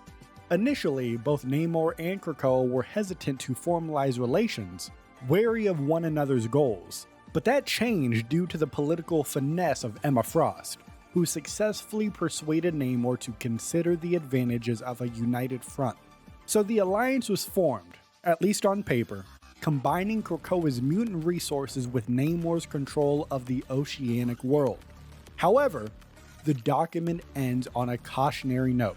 History has proven that Namor's only true loyalty is to his people and to himself. Rather than relying on traditional machinery, the island of Krakoa employs organic elements such as plankton in its surrounding waters and pollen in its atmosphere.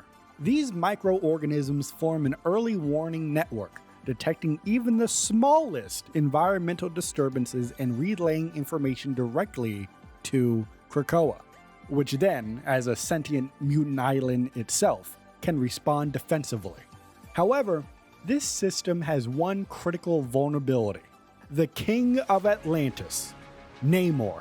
Because due to his immense control over oceanic currents, Namor could easily disrupt these microscopic biosensors, scattering them across the sea and creating blind spots in Krakoa's defenses, which then opens up their vulnerabilities that enemies could then exploit. This makes Namor's newfound alliance with Krakoa not just beneficial, but strategically essential. Namor's cooperation ensures that Krakoa's defensive systems remain intact and fully functional. Emma Frost is preparing to host the Hellfire Gala in the year 2099, reintroducing Krakoa to a world that hasn't seen the island, or a proper party for that matter, in 70 years. Because you have to remember, time stream entanglement, they were transported to 2099. All throughout that time, there was no Hellfire Gala, there was no Krakoa.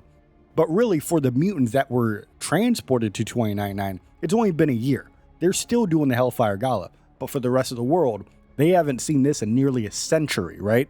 Now, Emma handpicks attendees for the gala, many of whom have recently fought alongside Krakoa, while secretly hoping one guest in particular holds the key to healing Krakoa's chronally damaged ecosystem. Beneath the glamour and the gowns lies a desperate plea for survival. Dr. Victor Von Doom, initially scoffing at Emma Frost's invitation to the Hellfire Gala, begins experimenting with chronovium crystals, and he accidentally witnesses a horrifying future. In this future, Earth has fallen to a machine apocalypse. Humans and mutants are either dead or transformed into techno-organic hybrids, and the architect behind all of this destruction is Ultron. Determined to stop this future from happening, Dr. Doom tries to erase Ultron's timeline by using chronovium. However, thanks to the chaotic effects of the time stream entanglement, which Dr. Doom admits was caused by a past version of himself, the timeline is too fractured to do so. Now, if you know anything about Dr. Doom, if there's a will, which he obviously has, there's a way. So, he succeeds in erasing some of Ultron's past. However, Ultron survives and senses the attack. Dr. Doom's own Doombots turn against him, transmitting Ultron's chilling message. And he says, "I am coming home." Realizing he needs more chrono energy to finish his work, Dr. Doom sets his sights on Krakoa, knowing that the island is saturated in time energy from the time stream entanglement. Despite his disdain for the godly galas, Dr. Doom chooses to attend the Hellfire Gala, not for celebration, but to harvest what he needs to prepare for Ultron's arrival. Ultron recounts his origin, his exile, and his cosmic evolution. After being banished by the Avengers, he upgraded himself across the galaxy, eventually assimilating the Technikari and developing the Ultron virus, which is a techno-organic infection that merges biology with machinery. Now, when Dr. Doom begins erasing parts of his history, Ultron traces the source back to Earth and prepares for his return. His goal? To eliminate the one rewriting his past, but also claim Earth's temporal instability and bring about a new era, the Age of Ultron. But first, he plans to stop on Mars to study a strange metal known as Mysterium. It is about time to be honest. Let's be vulnerable for a second, okay?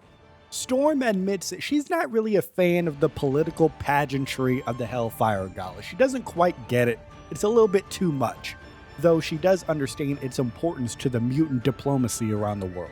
But this perspective shifts a little bit when she meets a variant of King T'Challa, the Black Panther, who arrives through a Krakoan gateway to the Hellfire Gala, but it's not the same man that she once loved in the past. This is a Black Panther, a King T'Challa from the intergalactic empire of Wakanda. And although it's not her T'Challa, it is someone who exudes familiarity and magnetic presence, just like hers did.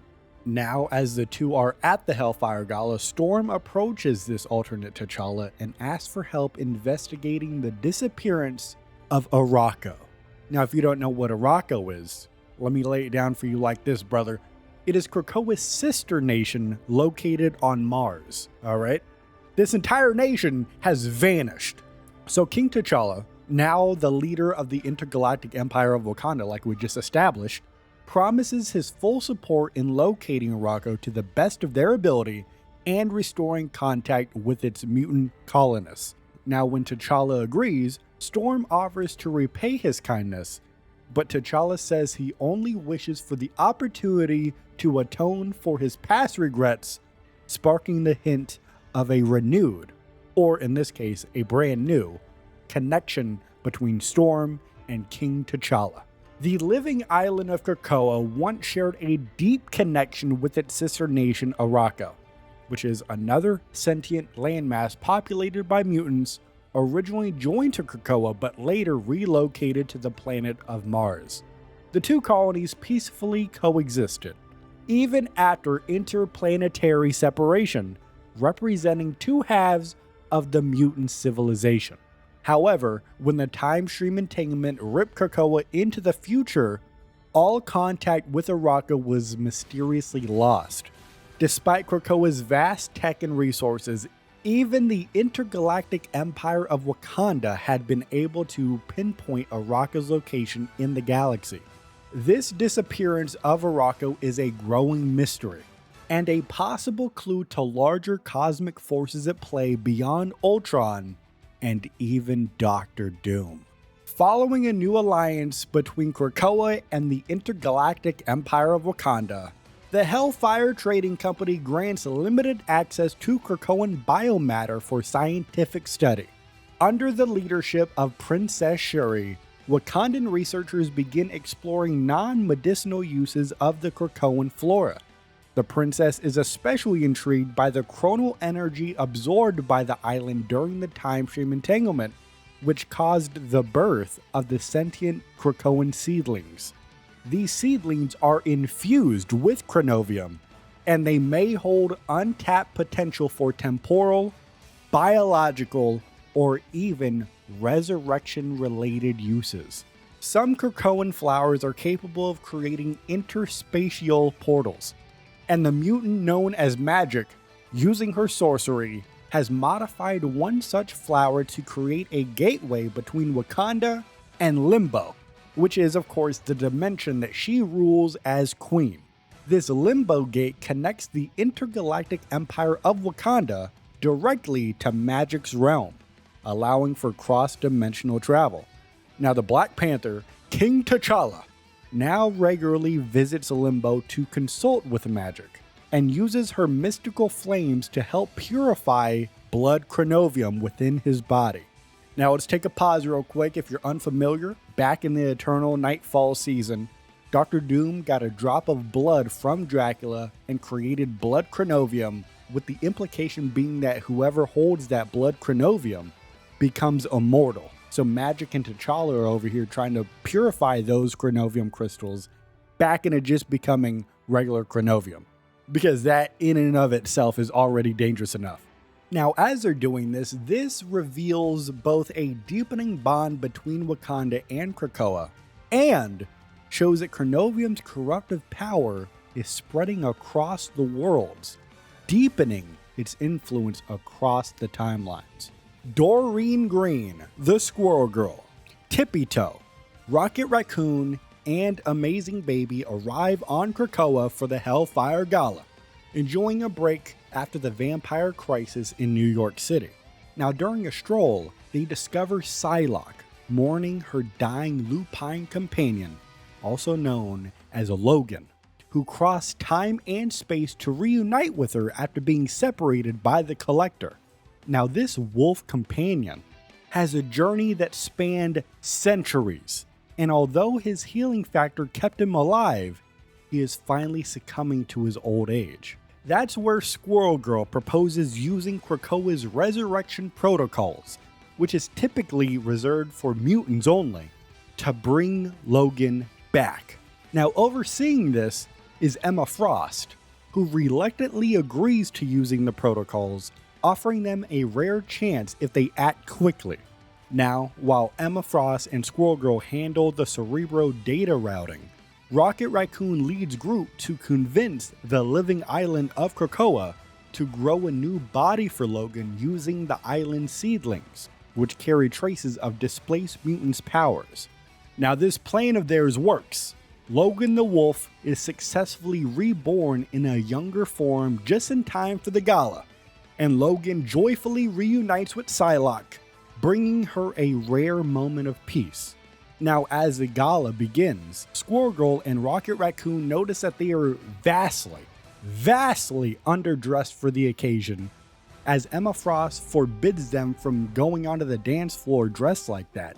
So, the two decide to leave the gala and throw a beach party on Krakoa. But as they leave, techno-organic patterns quietly begin spreading on nearby foliage. What could that mean? At the Hellfire Gala, Storm handles logistics while Emma judges fashion, and Namor argues superiority with King T'Challa, who at that moment in time reveals that Namor's information is out of date, because now Wakanda rules the stars as they have an intergalactic empire. And at another part of the gala, Wolverine convinces Magik to let her guard down, saying she doesn't need to bring her sword tonight because tonight is a celebration. And as Magik confesses that Wolverine might be right, it's at that moment the Krakoan portals open, and several of Ultron's bots have invaded. Now as the heroes fight the robots, T'Challa saves Namor from being blasted, earning a reluctant nod of respect. Meanwhile, Squirrel Girl, The Thing, and Jet the Landshark overhear the chaos from the beach and debate whether it's time to check it out. But for now, they're gonna stay on the shoreline. It's gonna be fine. During Ultron's invasion of Krakoa, the Wolverine, Magik, Psylocke, and Namor find themselves mid-battle, wounded, underdressed, and overwhelmed. Their formal attire for the Hellfire Gala proves useless against Ultron's drones, prompting Wolverine to lead the team to the Sextant, which is a mutant training zone for young recruits on Krakoa's northern shore. As they arrive, they go into the Alpha House. The group swaps into traditional X-Men combat uniforms, which is a symbolic nod to their roots as the defenders of mutant kind. Reunited in purpose and now looks, the team storms back onto the battlefield, with Magik wielding her soul sword, Psylocke with her katana, Namor with his trident, and of course, Logan, the Wolverine, leading the charge with his adamantium claws. As they begin to fight back, the Wolverine smirks and says, "The classics never go out of style." With the civilians on Krakoa now evacuated, the heroes prepare to defend the Cradle, which is where Cerebro stores every mutant's genetic and memory data. Ultron reveals that his true target is not Krakoa itself, but Cerebro. So then Storm, Emma Frost, and Psylocke realize the stakes and agree. If they can't protect Cerebro, they may have to destroy it. Captain America and Storm disagree over the fate of Cerebro, and it escalates into a full-blown argument, ending with Storm blasting Captain America and Black Panther with lightning. Meanwhile, on the beach, Rocket Raccoon is talking to the Thing and unveils the Battle Rebirth Beacon. And he explains that he just plants it in the ground, the next person to die gets reborn immediately. Hearing this, the Thing stops Rocket from talking and says, "Hey, if I wanted to talk science on my vacation, I should have brought Reed Richards with me." And here's the thing. He walked over to the cooler to grab another drink, and he begins to lament that it is now empty. Maybe they should go back to the gala real quick and restock. And with Ultron advancing, the heroes are losing ground, and Emma Frost's plan is their last hope. Magneto reflects on giving Emma Frost his vote to proceed with the Hellfire Gala, despite his concerns that it might attract unwanted attention. And it does. Because during the Hellfire Gala, Ultron hijacks Krakoa's gateways and invades with a robotic army, having returned to Earth to assimilate it into his cosmic empire.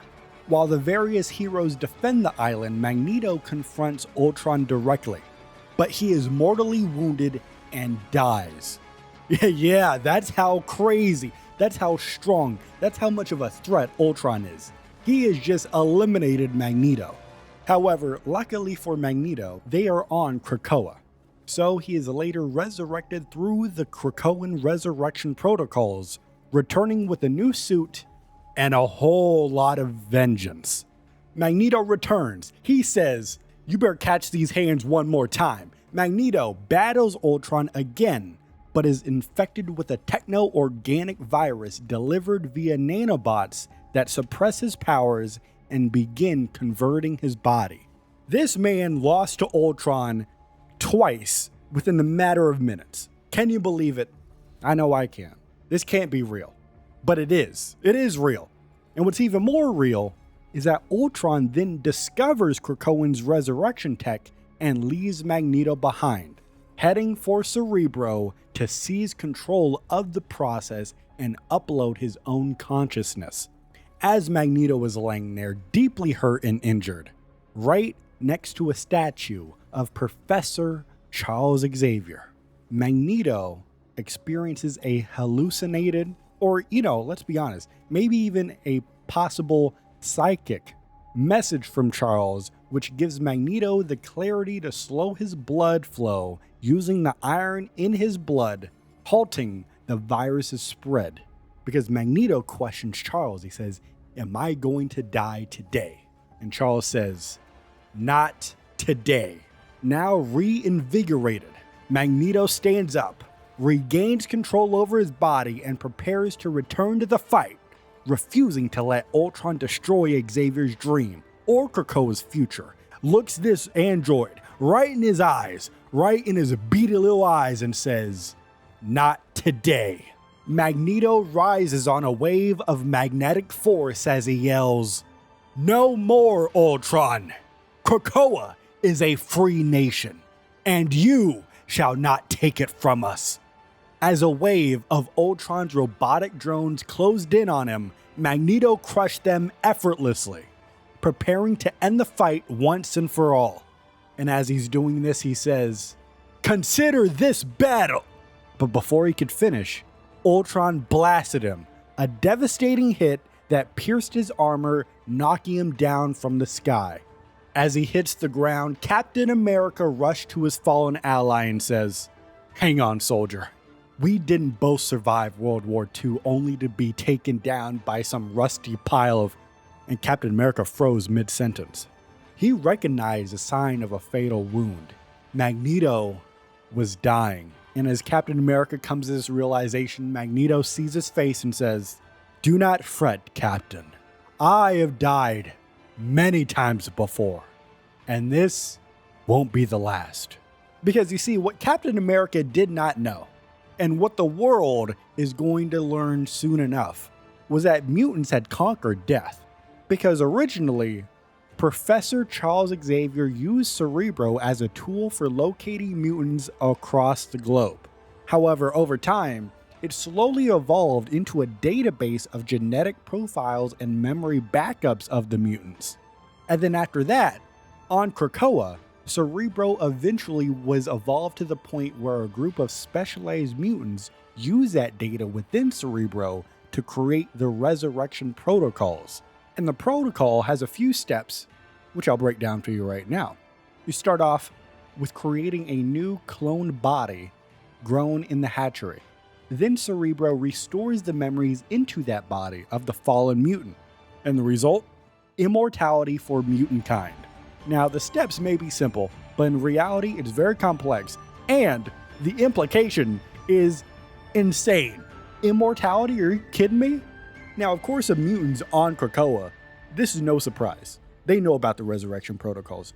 But, as we learned earlier, Squirrel Girl knows about the resurrection protocols and has even used it.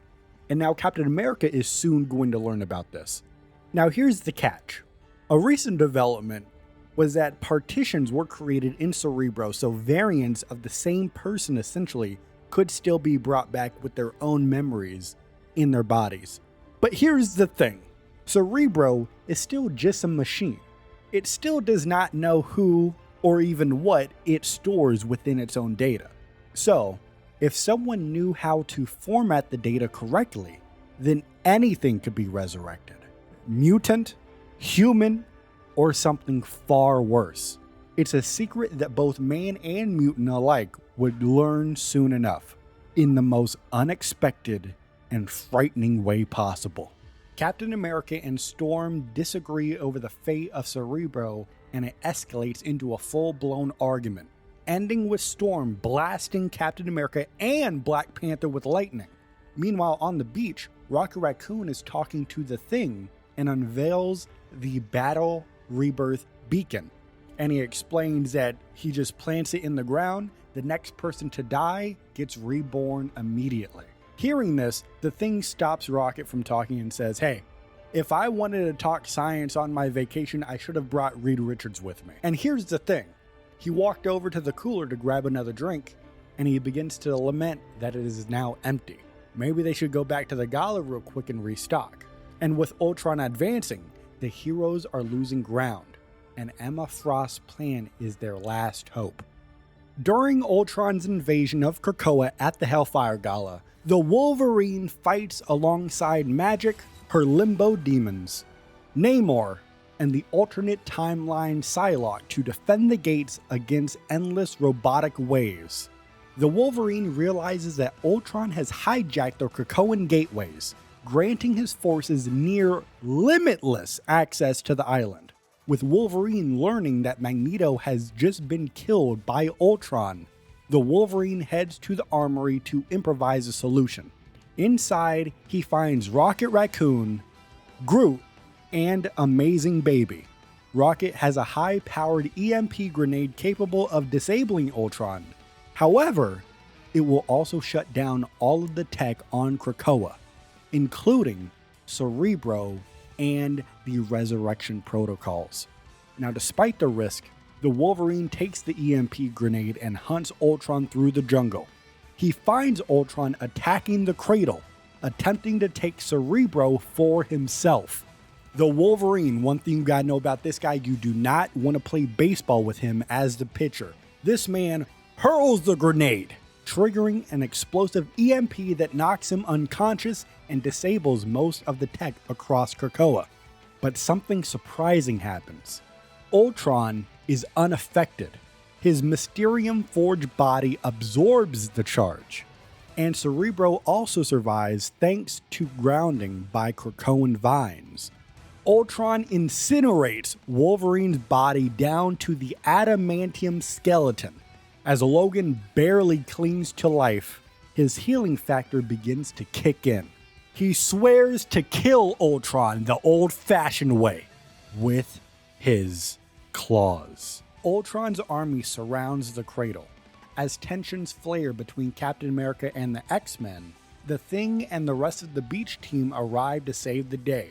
And when no one has a viable plan that could be put in motion immediately, Jeff the Land Shark takes it all in his hands, or, his fins, and proposes a solution: a whirlpool.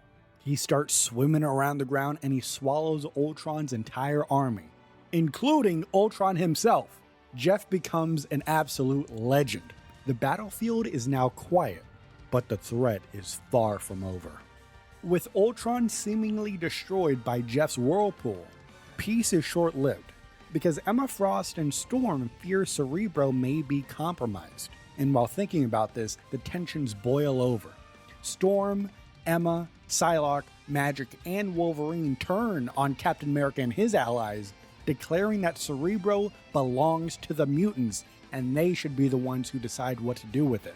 And in the middle of this chaos, Cerebro activates, revealing Ultron uploaded himself into it before his defeat. Then, he uses Cerebro to resurrect himself in a new, stronger version. And as he emerges, he declares, "To me, my X-Men." Now resurrected through Cerebro, Ultron, now known in this form as Xtron, battles Wolverine and Black Panther. When Magik attacks Ultron, he snaps her neck, but she's quickly revived via Rocket's rebirth beacon and then portals over to Ultron and slashes his head right off. Ultron has been defeated, and a few hours later, Emma Frost and Captain America meet at the Quiet Council, where Captain America wants to sit down, but Emma Frost tells him to keep standing because it is not his seat and Krakoa is not his place. So the two have a tense conversation about Cerebro's future. Emma Frost admits that she currently doesn't plan on destroying it now that Ultron has been defeated, but she does worry that her hesitation may doom them after all. Because when you think about it, danger doesn't really pass over. It's only waiting for the next moment of weakness to strike.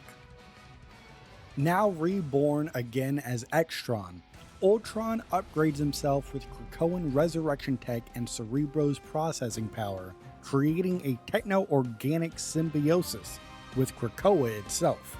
Planning to invade the multiverse, he uses Cerebro's interdimensional scan upgrades to begin exploring other timelines. On the island of Arakko, on the planet of Mars, he is confronted by Warlock and a Dominion-level Phalanx entity, but Extron is able to defeat both of them using some PIM particles, shrinking the Phalanx into submission.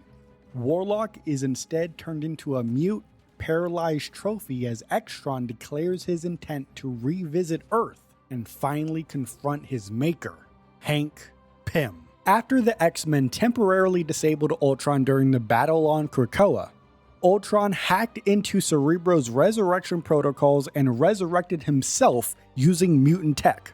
And on top of that, he stole Cerebro and escaped to Arakko on the planet of Mars to resume his campaign for universal domination. Upon learning this information, the Iron Man, Tony Stark, considers various countermeasures. He thinks about controlling Ultron's old body remotely.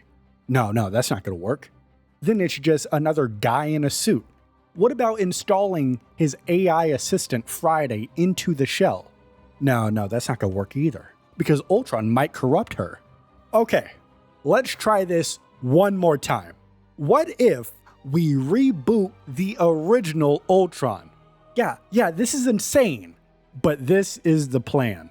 Despite warnings from Mr. Fantastic Reed Richards, or the Black Panther, the King of Wakanda, T'Challa, or even Spider-Man Peter Parker, Tony Stark reboots Ultron's original programming, inserting safeguards to make him temporarily loyal, or at least anti-Ultron enough to help the heroes fight his evolved counterpart. And then Tony Stark begins to defend his choice and says, "Until Ultron can figure out how to override the safeguards, he'll be on our side." Mostly. So here's the plan. Let me lay it down for you like this, brother. They are going to use OG Ultron against this new Cerebro Resurrection Protocol powered Ultron. And they're going to cross their fingers that the Prime Directive conflicts make the old Ultron view the new version of Ultron as a threat, with the goal of letting the new advanced Ultron, which I guess going forward we could just call him Xtron. We're going to let Xtron become the problem of the classic Ultron. And not only that, Tony Stark starts to see this as a bonus opportunity too, because maybe the newly rebooted Ultron will also eliminate other threats along the way, such as, that other guy in a metal mask who seemingly is weirdly focused on Krakoa's supply of chronovium. Now this plan is insane. It could backfire in a huge way. And then the result could be everybody on Earth is now enslaved to all of these androids. But we don't really have a better plan, do we? So Tony Stark says, "Step aside. Tony Stark's got work to do." Tony Stark reflects on fatherhood, legacy, and Ultron's origins, admitting both he and Ultron live in the shadow of their creators, Howard Stark for Tony and Hank Pym for Ultron. When Stark interfaces with Ultron's abandoned body, he discovers it still holds the original AI. At this moment, Ultron tries to regain control, but Tony outsmarts him by installing a failsafe, and this is what it is. If Ultron harms any allies, Stark will permanently erase all memories of Hank Pym, essentially erasing Ultron's very essence. So Ultron reluctantly agrees to help destroy his evolved self, but vows to override the safeguards eventually.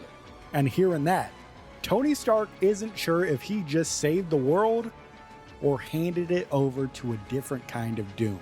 In the aftermath of Ultron's attack on Krakoa, the sentient island reflects on the eerie silence following the battle. Ultron has escaped to Arakko with stolen mutant technology, and Emma Frost convenes a secret meeting of the Quiet Council, except it's without the rest of the council, bringing in the controversial figure of Victor Von Doom. Though Emma claims that Doom can help extract chrono energy poisoning Krakoa and assisting in reclaiming Cerebro from Ultron, the deal is made without oversight, knowing the council would never approve of this. Krakoa fears that Emma is being manipulated, as Doom's loyalties lies only with himself, and this alliance could either save mutant kind or doom it completely. The island watches in silence, helpless as its fate is decided in secrecy. Hawkeye recounts a high-stakes mission where Ultron, now known as Extron, infected all of Arakko with a technovirus, taking over Cerebro and corrupting several heroes, including himself. Thankfully, past lessons from the Winter Soldier, who once had an elder god whispering in his brain, help Clint resist Extron's influence using psychic discipline. Alongside Iron Fist and Magneto, who both possess strong mental defenses, Hawkeye helps clear a path through Ultron's forces so Magneto can rip Cerebro free from Extron's control. The plan is to reshape Cerebro into a new weapon to end Extron for good, though Clint doubts that anyone will come out of this unchanged. Emma Frost invited Dr. Doom to the Hellfire Gala, hoping he could help remove unstable chrono energy from Krakoa. Predictably though, Dr. Doom betrayed all of them, stealing the energy to reshape the time stream and immediately erase Extron from existence. But Doom missed a crucial detail. Extron had split timelines, and the original Ultron still existed. Ultron, now aware Doom tried to erase him, infected what he thought was Doom with a techno-organic virus, only to then discover it was a Doombot decoy. Doom taunted that his vision of the future came true, but that very foresight set everything into motion. In the end, even with ultimate power, Doom couldn't rewrite fate, and Ultron learned that the future is never, truly, in anyone's control. As the dust settles from the battle with Ultron, the heroes gather on the shores of Krakoa to process the aftermath. While Cloak fantasizes about dancing on Ultron's grave, the actual Ultron, which is this timeline's non-evil version right now, assures everyone he means no harm. The Guardians of the Galaxy offer to help Arakko heal, but a new threat looms when Adam Warlock senses a familiar darkness returning. That darkness is revealed to be Null, the god of darkness himself, the king in black, and he's already snuffing out the stars. Despite the team's past victories against Dracula, they know that this threat is far worse, and they may need to call on cosmic forces of their own to survive what is coming. Alright, next up is the Flarkin Clintar Gallery card, which is a mission report from Rocket to Shuri. And Rocket opens it up by catching up with Shuri on all the wild stuff since the last report. Vampires, androids, yes, a pet werewolf, yes, Rocket does have a werewolf, but the Princess of Wakanda really wants to know about one thing: Clintar. So Rocket does a little lore dump. Of course, Clintar, we all know this is a planet made entirely of symbiotes. At its core though, it's their creator, the ancient, evil, king in black, Null. Now, Null was imprisoned by his own symbiotic offspring for millennia. Unfortunately, because of the time stream entanglement, it woke him up. Now, Null is spreading oblivion across the universe. However, Null was too weak to escape himself, so he had the idea to start corrupting other gods, with his goal being to devour their divine codex, which is basically their DNA of sorts, to power him up. And one of these victims is the Wakandan Panther goddess, Bast. And after this, that's when Shuri called the Guardians of the Galaxy to investigate on Clintar. Which, stepping back out of the story real quick, back earlier in this timeline, this is why they're on Clintar, because Princess Shuri sent them there. So of course, as we know, let's hop back into the story, the Guardians crash, literally, on Clintar. And Rocket admits they immediately crashed the Milano into Clintar's sticky terrain. Hey, that's on us, right? But they turned it around fast. They ran into Venom, who was also poking around the planet. Together, they uncovered Null's next power grab, the Celestial Heart Bomb. Deep in the Agents of the Cosmos complex, they found a giant heart. It was the divine codex of a dead Celestial orbiting Clintar, and it was being twisted by Null into a new dark power source. Rocket and the rest of the Guardians used some Wakandan tech and his own tech in order to turn the codex into a living bomb, with their plan to feed that bomb to Null. And they thought it worked, but really they just got played like a fiddle, because Null faked his death. And while the heroes turned their attention towards saving New York City from vampires, or Krakoa against Ultron and his forces, Null went into hiding. He's now biding his time, waiting for another source of cosmic power. And now, the Phoenix is here, because the Milano scanners detect the Phoenix force in Clintar's skies. But Rocket doesn't like what that implies, because Rocket says, if the Phoenix really has shown up, terrible impression, I'm sorry, but let's run it back. Let me double down on it. If the Phoenix really has shown up, I've got a feeling we'll be seeing that freak's pasty face again. Of course, talking about Null. So the Guardians are heading back to Clintar, whether they like it or not, because the universe is at stake. The story begins where all stories should, with Eric Brooks waking up briefly, unsure if he's dreaming or awake. Standing before him is Reed Richards of the Fantastic Four, and Reed looks this man Blade dead in the eye and says, Dracula's gone, Blade. You're free now. But Blade starts to reflect, because he's never going to be truly free. His vampiric hunger is permanent. But if Dracula is defeated, he can at least rest a little easier. And as he's laying there, weary and weak, Blade mutters, it's about damn time. And then he closes his eyes again. And you know exactly what that means. It is flashback time. So Blade recalls how it all began. There was a rumor going around that Dracula was sleeping with your mother. Yeah, you listening right now, with your mother. And Dracula also planned to take over New York City and turn it into his empire of eternal night. Now, Blade, as a daywalker, dedicated his life to hunting the worst vampires around.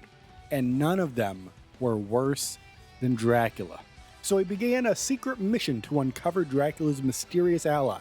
His investigation led him to New York, where he became Dracula's most wanted. And that sounds exactly like the challenge that Blade thrives in. Blade fought through hundreds of undead soldiers, and sometimes he even had Spider-Man and the Human Torch backing him up. But during one crucial fight, Dracula's Chronovium enhanced powers overwhelmed him, and the Vampire King turned himself into a giant bat, capturing Blade. Since then, Blade was imprisoned, subjected to dark magic experiments, and relentlessly drained of his blood. Now, it's at this point you're probably asking yourself, why would he want Blade's blood? Well, it's super easy, barely an inconvenience for me to explain to you. Dracula planned to use Blade's hybrid blood to make his minions immune to sunlight. And this process left Blade gravely wounded and slipping in and out of consciousness. And during this process, of course, Blade questions reality itself. He even had a conversation with a giant talking squirrel that he may or may not have imagined himself. Spoiler alert, it was real. We covered that story. Oh, hell yeah. This is why you gotta subscribe. But here's the thing. The flashback is over. We're now back in present time. We're now back at the moment where Reed Richards was staring this man dead in the eyes, and Blade gets lifted onto the Thing's rocky shoulders meaning this is definitely real. Blade is not imagining being rescued. And while Blade is regretting not killing Dracula himself, he instead focuses on regaining his strength. Mr. Fantastic takes him to the Baxter building, but he sees his wounds are too severe. So, Reed sends him to the Intergalactic Empire of Wakanda for treatment. That's right, you may as well call me Loki because I just tricked you. We are still in the flashback. The rescue is in the flashback. So Blade gets sent off over to Wakanda over in space. Reed uses his interdimensional bridge to the palace of King T'Challa and Princess Shuri. Now, while heroes defend Krakoa from Ultron's invasion, Shuri decides on an unorthodox treatment for Blade. She decides to use an experimental serum using extract from the heart-shaped herb. The herb is normally reserved for the Black Panther. However, desperate times call for desperate measures. Much like there is typically only one Black Panther, there's only one Blade, and there's only ever gonna be one Blade. Now, as Shuri is doing this, she is also already developing a cure for T'Challa, who is currently a, quasi-king of the vampires. He got bit by Dracula, but right now he's just, it's this weird thing where it doesn't really matter. Like, it's not a real curse right now. He is a vampire, but it's no big deal. Bottom line is, no one's gonna get in trouble. Nobody should feel sad at all. The cops were just like, oh yeah, this is fine. Don't worry about it at all. Yeah, the cops aren't even like follow up on it because the people are already dead. So Blade takes a serum, and his consciousness enters a vision. He walks through an endless field of glowing purple heart-shaped herbs, which, by the way, let's take a pause. Imagine you're given some drugs, right? You get high on the drugs. Imagine your high is just you're walking through a field of those drugs. I think that's the purest form of the term chasing a high I think I have ever seen in my life. Anyway, in this vision, a gust forms the leaves into a woman swirling with red and black energy, with a spiral on her forehead, then morphs into Bast, the Panther goddess. And immediately, Blade kneels respectfully, but Bast lunges at him, attacking his vampiric side. Now, the legends say that the herb can cure vampirism, and this confirms it. But Blade refuses the cure. He believes he still needs his powers to protect the world. So the two begin fighting. They start throwing punches, and Blade dodges Bast's claws and jaws. He's weaving in and out. He starts to reach for a sword, but he finds it's gone because physical items can't come to the spiritual plane. Distracted for just a moment, he is slashed across the back. His blood pools on the ground, and in its reflection, he sees your mother's face. Oh, sorry, not your mom. His mother's face. She offers him something. So Blade plunges his hand into the crimson pool and pulls out a gleaming silver sword. Blade rises with the sword in hand, and Bast looks, snarls, as Blade says, "Almost had me there, kitty, but you ain't the only one with fangs or claws. You're a fucking joke. No wonder the Avengers didn't take you, or the X-Men. And they'll take fucking anyone. I mean, you are a ridiculous, immature, half-wit moron.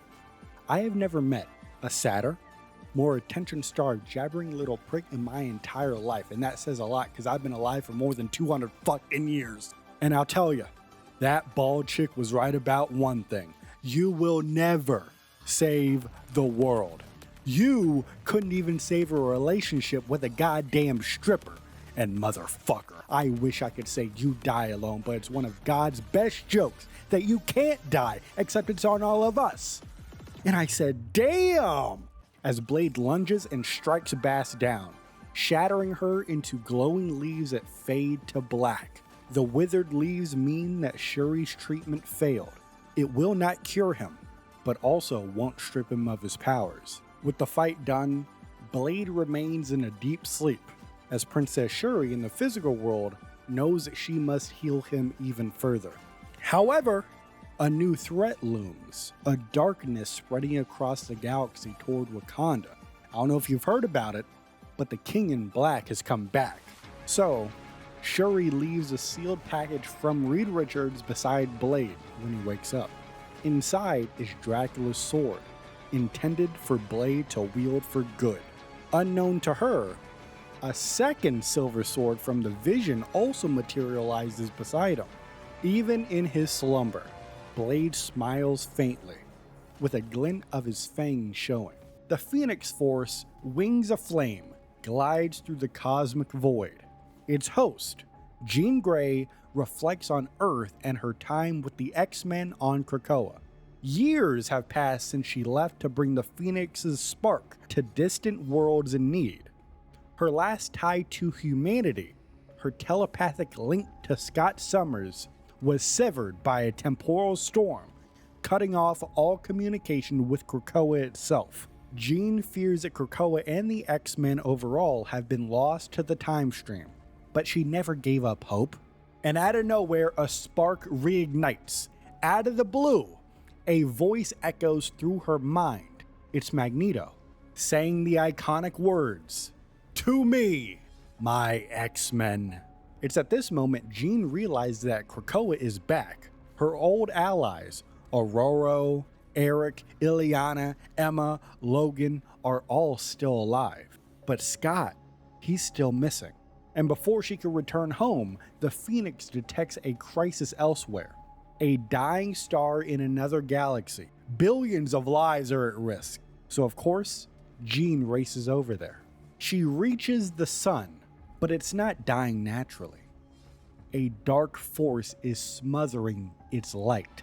The Phoenix recognizes this darkness. It belongs to Null, the King in Black, the god of the darkness who once tried to extinguish all flame. And for the very first time, Jean Grey senses fear within the Phoenix. But like the heroes they are, they act anyway. Jean dives right into the star, reignites it with the Phoenix fire, and burns away all tendrils of Null's corruption, saving multiple civilizations. However, the Phoenix then warns, if Null is back, the whole universe is in jeopardy. And Null's last known location was on the planet of Clintar, the world of the symbiotes, now Null's prison. Though distant, the Phoenix knows a shortcut, the Divine Space, which is a hidden plane accessible only by cosmic entities. And as Jean and the Phoenix go into the Divine Space, they are met by a corrupted cosmic god, who is Bast, the Wakandan Panther goddess, who is now twisted and hostile, as she says, "You do not belong in our master's glorious oblivion. Your flames must be smothered." And the goat, Jean Grey, claps back at that and says, "I like to see you try." So Bast lunges over at Jean, slashing through the Phoenix's fiery wings, and Jean retaliates by saying, "I am fire and life incarnate.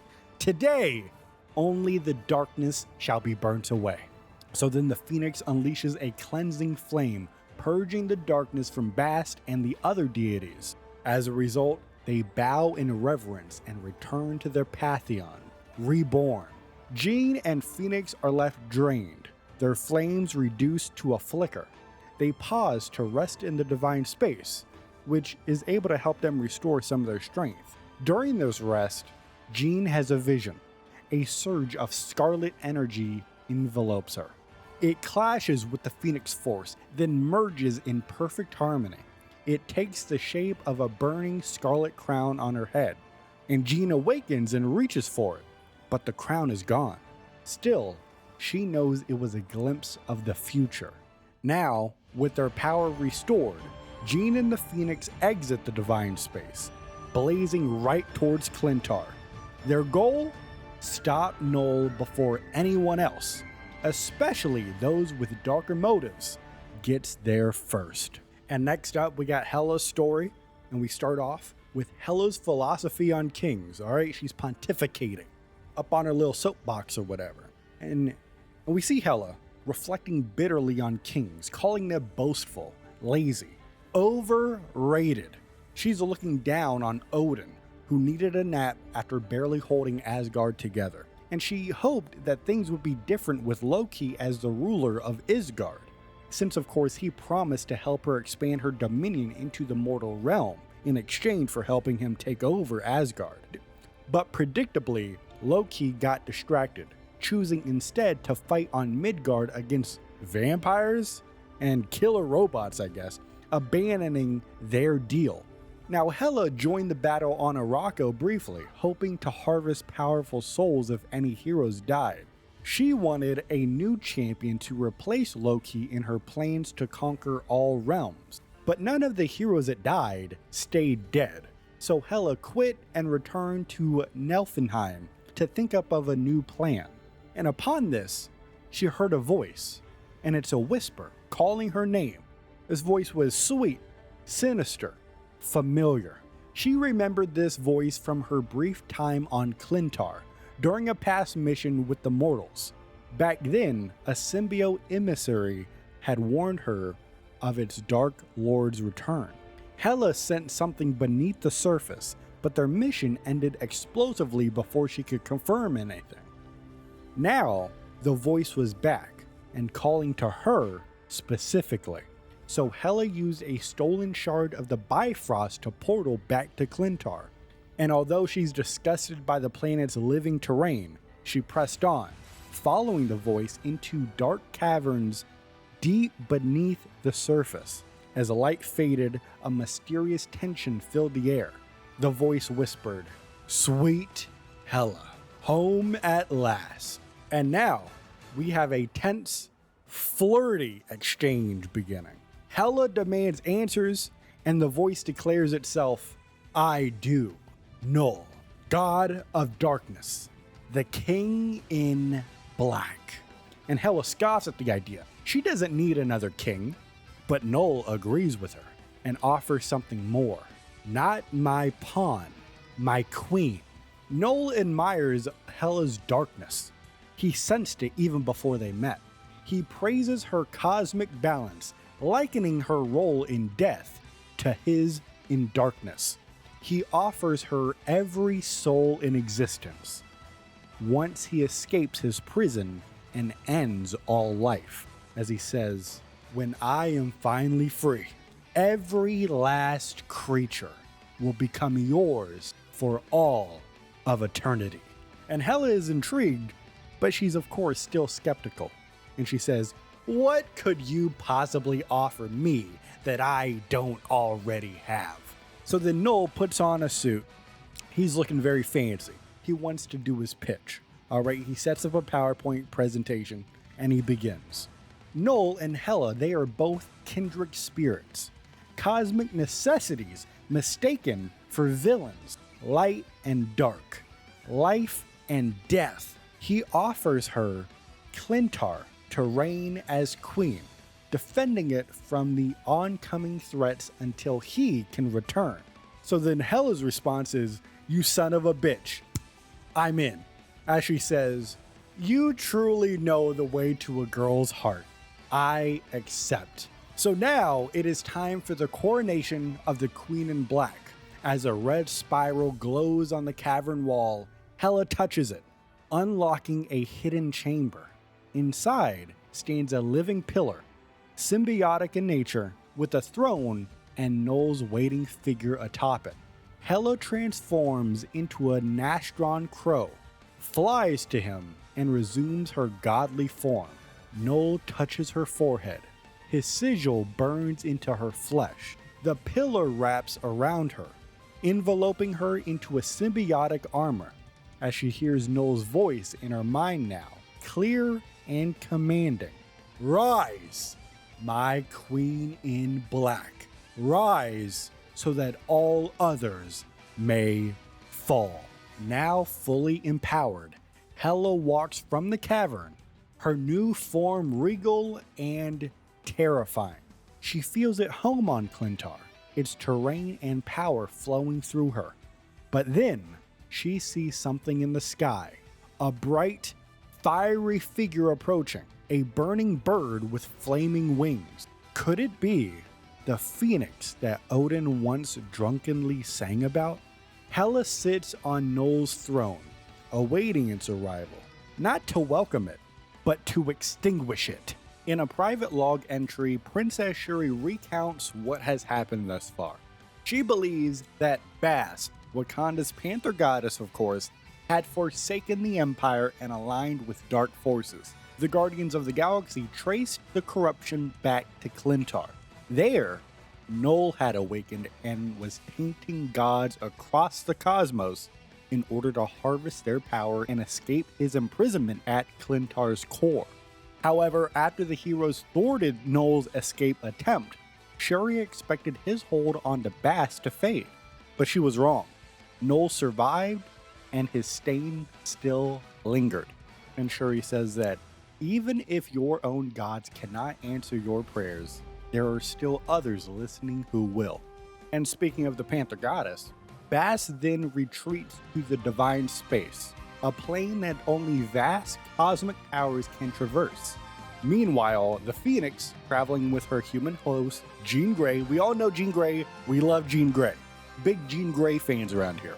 They felt the icy chill of Null's infinite oblivion and intended to use the divine space as a shortcut to Clintar. During the shortcut, they encountered Bast and the other gods defiled by Null. So, like the absolute goat that she is, the Phoenix purged them with cosmic flames, and the result being that Bast is now freed and ready to return home. Now you may be thinking to yourself, how does Shuri know all this? Well, Bast, after a literal fire was lit under her ass, returns to Shuri and tells her the tale. But unlike the last time Shuri and Bast had a conversation, which we've already covered in this timeline, go back and do the recap if you haven't already. Do your homework. Why don't you do your homework? But this conversation this time, there's no pain, there's no fear, there's no anger, there's no hatred. There's only a proud, noble voice from one god speaking to a princess as they are building their intergalactic empire. Now that Bast is on the right side again, the Panther goddess' tone brims with war-torn ferocity as she says, "The Panther was ready to hunt, and Null was her prey." Now, everything's not perfect, right? We got, one small step for Wakandans. We got to do one large step for everybody else, I guess. I ruined the analogy. Everything's not perfect because we do have a complication. Bast's chosen avatar isn't Shuri, even though those two are all good now. Her avatar is King T'Challa, and he's absent from this reality because he's drawn across time and space by another conflict. So Bast gives Shuri the task with gathering warriors to return to Clintar and end Null's reign once and for all. But the problem is, many allies are already fighting other battles, leaving Shuri with limited options in their heroes. But Princess Shuri has a trick up her sleeve. She still has one eager soldier beside her, a refugee from a vampiric prison, sent to Wakanda to finish recovery. And we all know who this is, and there's only one of them. Not literally, where the multiverse is literally an infinite amount of them, but for the sake of sounding cool right now, there's only one of them. There's only ever going to be one of them. So Princess Shuri admits that it will take more than just a single sword to end Null, but it's a start. So she punctuates the log with a double-edged line, where every blade counts. Next up, we have the Phoenix 7, which is going to be narrated by Jean Grey herself. We start off with Jean explaining that she was the sole host of the Phoenix Force until just moments ago. And she reflects that the Phoenix is always going through life, death, and rebirth. And today, Jean experienced a full cycle in a way she never expected. Jean came to Clintar intending to burn Null out of existence with the Phoenix's fire. But when she arrived, instead of finding Null, she found his queen in black, Hela, and their confrontation erupted into battle in the skies over Clintar, with Hela's power, supercharged by her bond with Null, overwhelming Jean.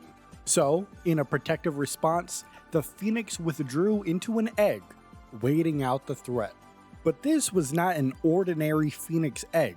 This had its heat so intense that it began to repel the symbiotes that made up Clintar's surface. Now, some heroes, such as the Scarlet Witch and Venom, feared that the mass symbiote migration would create a rift in the planet's surface, which would allow Null to escape from his prison. So they wanted to remove the Phoenix Egg from Clintar entirely, but Jean Grey disagreed. She believed that it would be better to hatch the egg faster, which would restore all of her power. And to do so, she recruited allies to help her channel chrono energy from the Celestial Codex into the egg.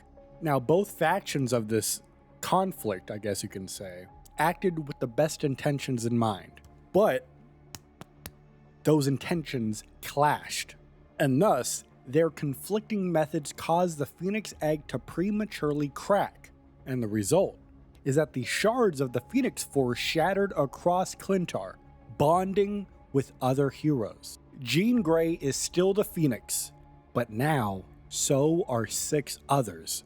Let's count them up. One of her closest friends, one of her mortal enemies, a demon queen. You have 2 kings, one of the sea and one of space. You also have a lethal spy and an immortal warrior. That's a fun game. You gotta figure out the names for those. And Jean says, power like this doesn't belong in so many hands with such different agendas. And Jean doesn't trust it, but she does admit the Phoenix has always chosen her host for a reason. So all I can do is have faith. On the planet of Clintar, as Null is awake and prepping the universe for starless oblivion, and a small band of heroes tries to stop him, but they're getting swarmed by symbiotes. Iron Man yells, "I am covered helmet to boot, Jay, in symbiotes here. These slimy little creeps are oozing into every seam of my armor." Now, Tony Stark would rather still be on Krakoa salvaging Ultron parts, but he answered the call, and now he is knee-deep in goo. And speaking of Ultron, he, in a now salvaged, reprogrammed earlier body, coolly notes, "From analyzing the one you call Venom, I have learned that they are extremely vulnerable to sound waves and intense flames." And Tony responds by saying, "Right! Glad to have you on my side." "Yes, what a delight." So Tony jumps into action. He says, "Friday, initiate sonic pulse now." And his chest plate generator blasts a massive sound burst, forcing symbiotes to shriek and peel off. And Iron Man chases the retreating sludge and repulsor blasts them in mid-air. As he's doing this, he calls for support and he says, "Hey Ultron, maybe a little help here?" And Ultron just shrugs Tony off, because Tony's blackmail deal prevents him from hurting his allies, if you want to call them that. And his sensors can't distinguish these things from Venom. So he can't fire, he can't hurt these symbiotes. So Ultron says, "Such a shame. I could be quite useful right now." Tony, of course, gets a little annoyed by this. Ultron being a little sarcastic with the rules that are in place for him. And he says, "Don't hurt Venom or anyone on our side who happens to bond with one of these things, but feel free to exterminate the rest of them." So then he pushes on-the-fly code tweaks to Ultron's core, and Ultron begins to grin because of this. He unloads an encephalo ray fire, I believe I pronounced that right, which incinerates all of the symbiotes. And he says, "Oh, how I've missed this. If only we had the means to vaporize every wretched parasite on this planet at once." So now that they're no longer dealing with the symbiotes attacking them, Tony spots the husk of a fallen Celestial, which was once in orbit, but is now on Clintar thanks to a wild Guardians plan, which we've covered in the past. Go check out the videos. Oh, hell yeah. And this Celestial has likely been dead for millennia, but the armored frame remains. And who better to repurpose armor than Tony Stark? And he says, "Cover me. Keep the symbiotes out, okay?" Ultron relishes it and says, "Let Null send endless waves of his xenophobic sycophants. When all is done, only Ultron shall remain standing." And Tony hits him with a side eye. "Okay, I've got delicate work ahead and I can't afford any distractions. Good luck trying to seize control of a deceased space god Humans always do so well when tampering with forces far beyond your control. Have a little faith, Ultron. If I could bring someone like you to the side of the Angels, then this should be a piece of fuck! Tony is startled because he looks inside the Celestial, and the interior tech is light years beyond anything he's built. Tony is momentarily speechless, and Ultron monitors his vitals and says, "Your heart rate has escalated. Adjust the arc reactor before your feeble human body has a total system failure." And Tony wires in, gauntlet to port, as he says, "I'm more interested in the big guys." Now Tony starts downloading stuff, okay? The connection floods Tony's head with everything the Celestial has seen. From the dawn of the universe, to Jeff the Landshark hanging out with your mother, to Null ending the entire universe. For a moment, Tony transcends, and he likes it. A familiar voice cuts in. "Careful, friend, or you'll become lost in the boundless cosmic consciousness of this Celestial's lingering spirit." It's Adam Warlock, now draped in white and gold, almost spectral, as Adam says, "You have touched the soul of a Celestial. Even a mind as brilliant as yours cannot fully comprehend." And as he pauses, he sends his soul to anchor Stark's and pull him back. As Tony says, "And what if I don't want to go back? Maybe this is where I was meant to be."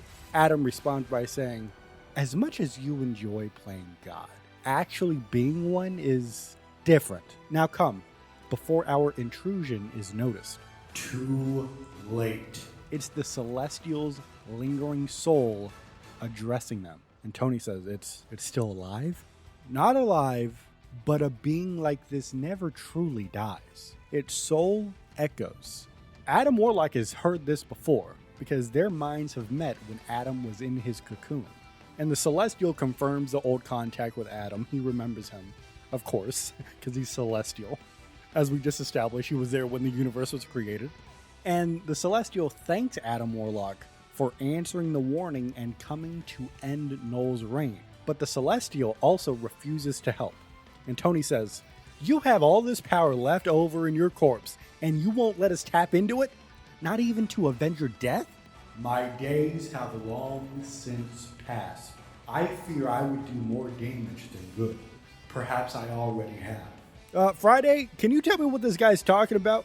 And Adam Warlock then explains that when Tony first connected to the Celestial, he activated an ancient palm weapon, and its discharge hit the Phoenix egg, weakening it and cracking the shell prematurely. And upon learning this, Tony groans and says, "Oh no, I blew it. I went full Icarus again." But Adam says that the damage can be undone. Phoenix power can be recovered, but they must go now. So, the Celestial bestows the last imprint on each of them. Adam Warlock sees himself as a champion of the multiverse, guarding entwined realities as the King in White, a burden he never really gets to choose. And Tony receives a warning, not a vision. The only path through the darkest hour is to embrace it, unleash the demon, and find a way to use it without losing himself to it. Even if Null falls, his primordial evil will awaken other Elder Shadows. So with their goals defined, they go back to the battlefield, and Tony snaps back, now alone inside the husk, suddenly feeling very small after touching something so grand. As Ultron says, "You fired that weapon and then it went silent. Can you get the Celestial fully operational, or do you need me to come in and finish the job?" Change of plans, Ultron. This Celestial already fell at Null's hands once. That means he knows its weak spots. If we want to win this, we'll have to try something new. Something he's never gone up against before. I am having trouble calculating a scenario where we emerge victorious. Maybe you're right, Ultron, but that's not going to stop me from trying. And now we move on to Jeff the Landshark as we return to Clintar, as Star-Lord pilots the Milano towards the planet, joking grimly about how close they came to dying the last time. And Rocket snaps back at the reminder and says, "You just had to say dead, didn't you, Quill?" The Guardians of the Galaxy are tense. They thought Null was destroyed with a genetic bomb made from a dead Celestial's divine codex. Even Mantis couldn't sense him past the explosion. And while Quill and Rocket are bickering, Jeff the Land Shark hops onto the ship's control panel, growling his disapproval of returning to the slime planet. Mantis, Jeff's BFF and translator, says that Jeff believes he should have swallowed Null whole. And despite Jeff's usual cheerfulness, even he is unsettled by going back to the planet. And Mantis explains, Jeff's melodies have a calming psychological effect even in battle, as Jeff begins singing on top of the control panel. To which Rocket sarcastically tells Quill to hit play on his Walkman because it's go time. They land on Clintar and the Guardians disembark and immediately attack on symbiotes. They just started blasting, but Mantis clutches her head. Null, he's grown stronger. I can feel his darkness everywhere. And we come to find out, blasters don't really work on shape-shifting symbiotes. So then Jeff saves Star-Lord from an incoming symbiote with a tail swipe. But it's too late. The team is overwhelmed and bonded with symbiotes, transforming them into Null's servants. The Guardians emerge in black suits with crimson spirals on their foreheads. They are fully under Null's sway, and they are loving the power. Star-Lord says, "We look totally hardcore." Rocket says, "All we gotta do is blast heroes in Null's name? Sweet deal." And Groot says, "We are Groot." Now Jeff is also getting bonded, but he fights back, aquarium style. He thinks of everyone he loves. Kate, Elsa, Gwen, Sai, Mantis, Soul, the Guardians of the Galaxy, your mother. But the mental resistance just is not enough. So he begins humming his song again. And to Jeff's surprise, his symbiote starts humming the tune as well. Jeff remembers what Venom once told him. Symbiotes have personalities. Null may influence them, but he can't change who they are deep down. So Jeff stops resisting, fully bonding with his symbiote in the hope of creating a true partnership. His memories, surfing, dancing, the Hellfire Gala, hanging out with your mother, reach the symbiote, and it changes. The bond is now one of mutant trust and harmony, as Jeff emerges stronger than ever before, with a new suit, bigger grin, and teeth to spare. So Jeff begins to swim across the terrain and faces his possessed friends. Rocket panics. "That little freak's gonna eat us!" And before they attack Jeff, he begins to sing again. And it works. Star-Lord says, that song, Mantis, so beautiful. Rocket, actually ain't so bad. Groot, saying, "I am Groot." And this is where Null's influence on the Guardians begins to fade. The red spirals disappear. The Guardians are now free. Mantis runs over to Jeff and boops his nose. "You did such a good job, my little friend. I knew you would." Rocket walks over and says, "Wait, we get to keep the costumes but not the evil? This is a way better deal." And Star-Lord says, "Maybe it's time to make you an official Guardian. What do you say, Jeff?" Jeff, flipping in the air with pure joy, simply says, "Myrrh." Next up, we have "Till Death Do Us Apart." And the format of this one is like a dialogue between Eddie Brock and a symbiote, and it's almost entirely a dialogue. So we open up with Eddie regaining consciousness in a dungeon on Clintar, separated from the symbiote. And the symbiote is furious. "We are Venom. We should not be confined to cages." But something worse has happened. As you probably already know, Null has escaped.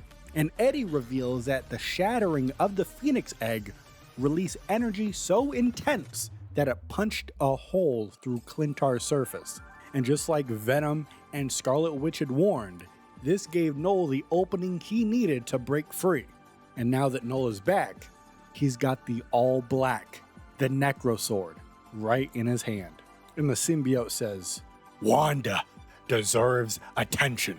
Her power is so delicious."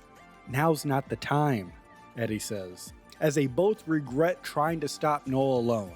But ironically, Hela beating them and separating them may have saved their lives, because even though they're in separate cells, the symbiote insists their bond is unbreakable. And Eddie sarcastically agrees to this until he realizes he's not alone. Some other symbiotes have entered his cell, and they are hungry. Eddie's symbiote offers to speak to them telepathically through the hive mind, while Eddie jokes and says, "I want my meaty fist off the menu ASAP." You know, Eddie Brock out here, he's a stand-up comedian. That's something you gotta know about Eddie. He's a very funny guy. He also went to church, prayed to God to kill Peter Parker. That's a Spider-Man 3 reference. And since we're talking about Spider-Man 3, parallel, we're doing an MCU rewatch series right here on the channel.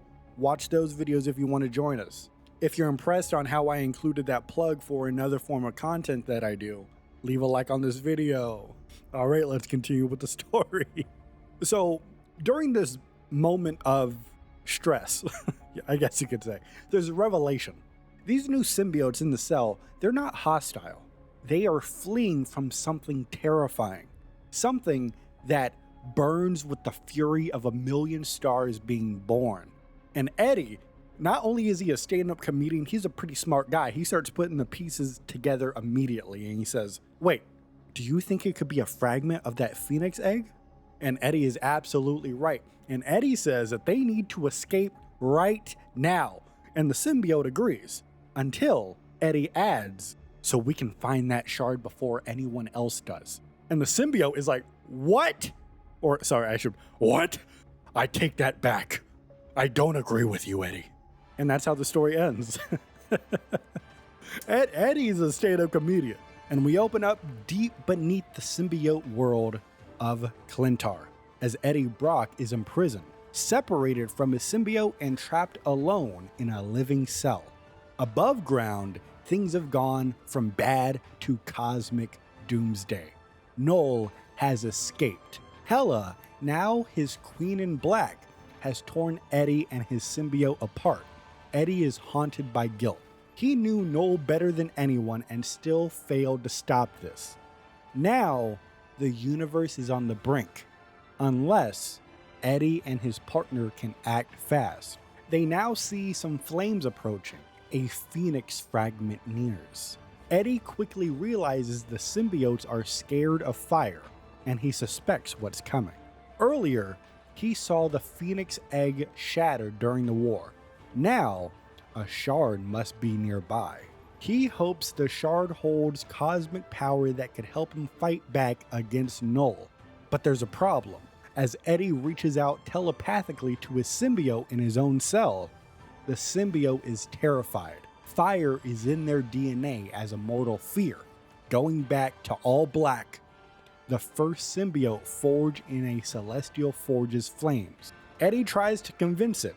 A little fire now beats the eternal darkness under Noel. As the flame trail blazes down the corridor, the fire is not ordinary.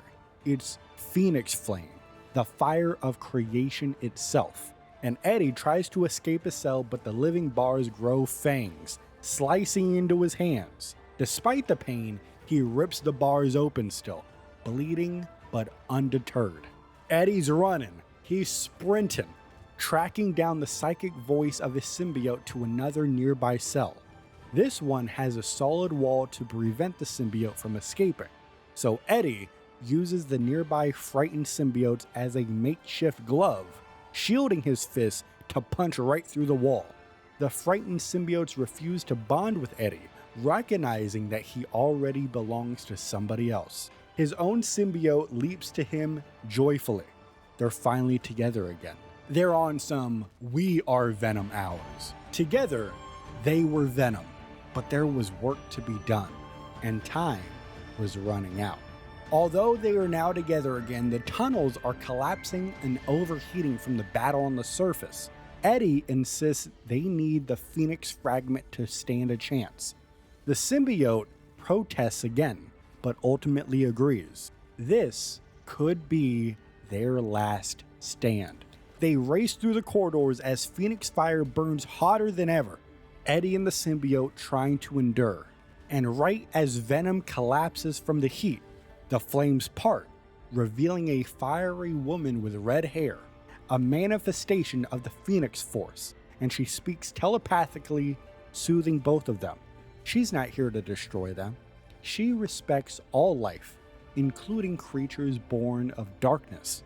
She feels their purity of their bond, comparing it to her own with Jean Grey, as the Phoenix vows to protect them, calling their connection beautiful and rare. The Phoenix vanishes, and her place is in the Phoenix Shard. Eddie asks the symbiote one last time if it's ready. The symbiote agrees. As long as we're together, I'm ready for anything. Venom touches the shard and is engulfed in flame.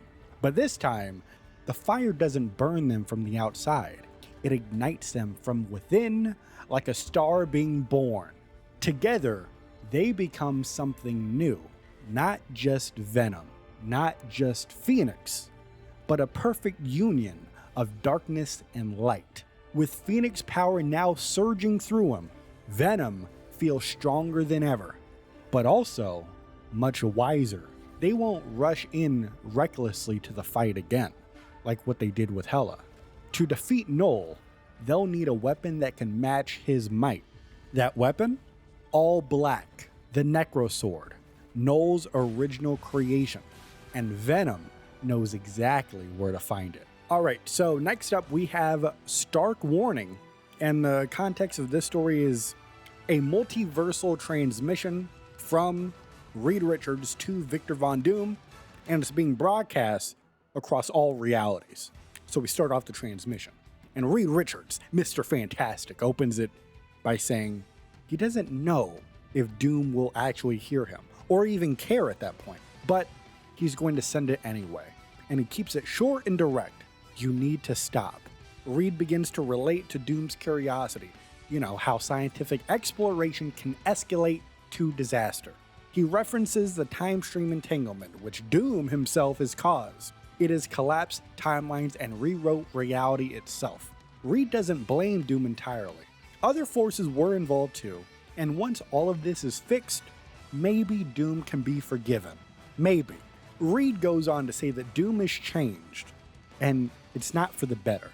Instead of working to fix reality, Dr. Doom has manipulated Dracula to create a vampire nation, struck a deal with Krakoa to siphon chrono energy from that island, and sent armies of Doombots to Clintar to collect Phoenix Force and Celestial Codex samples. And he's doing all of this while everyone else is fighting for their lives against Null. And the problem with the Doombots is that they are not helping the heroes. They're just doing Doom's bidding.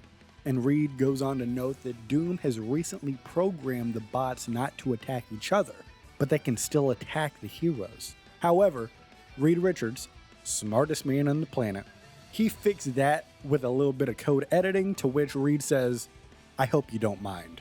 But Reed ends this transmission with a final warning of sorts, as he says, I don't expect you to help, Doom.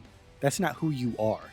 But if Doom keeps interfering, Reed makes a promise, and he says, I will personally make sure that you, and every version of you in every reality there is, come to regret that decision. This man is dead serious. And that's not all. He said, I gotta get one more line out there for dramatic effect. He says, if I were you, this is one theory I wouldn't risk putting to the test. And that's the end of the transmission. Reed Richards. That's why Reed Richards is the GOAT. The GOAT! Alright, next up is Out on a Blade, where we follow, you could probably guess, Blade, Mr. Eric Brooks. And we pick up with Blade after he was captured and drained by Dracula in New York City. And he says it wasn't just your average vampire snack. It was some next level mystic shit. And even after being rescued, Blade was left nearly comatose, healing off in space Wakanda. Now he owes his recovery to Princess Shuri, who personally helped bring him back. But he was so out of it that he didn't even wake up during Ultron's attack on the Hellfire Gala. Now, once Shuri had to leave for Clintar, she came back to Blade for backup. Although he is still weak, he was itching to fight. So, Blade jumped at the chance. Armed with Dracula's sword, since, Dracula is indisposed at the current moment, Blade joined the Galactic Party. The mission is to stop Null, as Shuri's goddess, Bass, warned Shuri that Null was trapped beneath Clintar and trying to break free. Blade's job? Well, that's to help stop the apocalypse. Of course, that seemed simple enough, but when Blade arrived, it wasn't Null on the throne. It was Hela, the Queen of the Dead. It's not so simple anymore. However, Blade wasn't alone with Hela for long. He teamed up with the Phoenix, Jean Grey, and their plan is simple: burn Hela to cinders. And just like the last simple plan we just talked about a moment ago, this one didn't go well either. Hela overwhelmed Jean, and the Phoenix Force scattered across Clintar.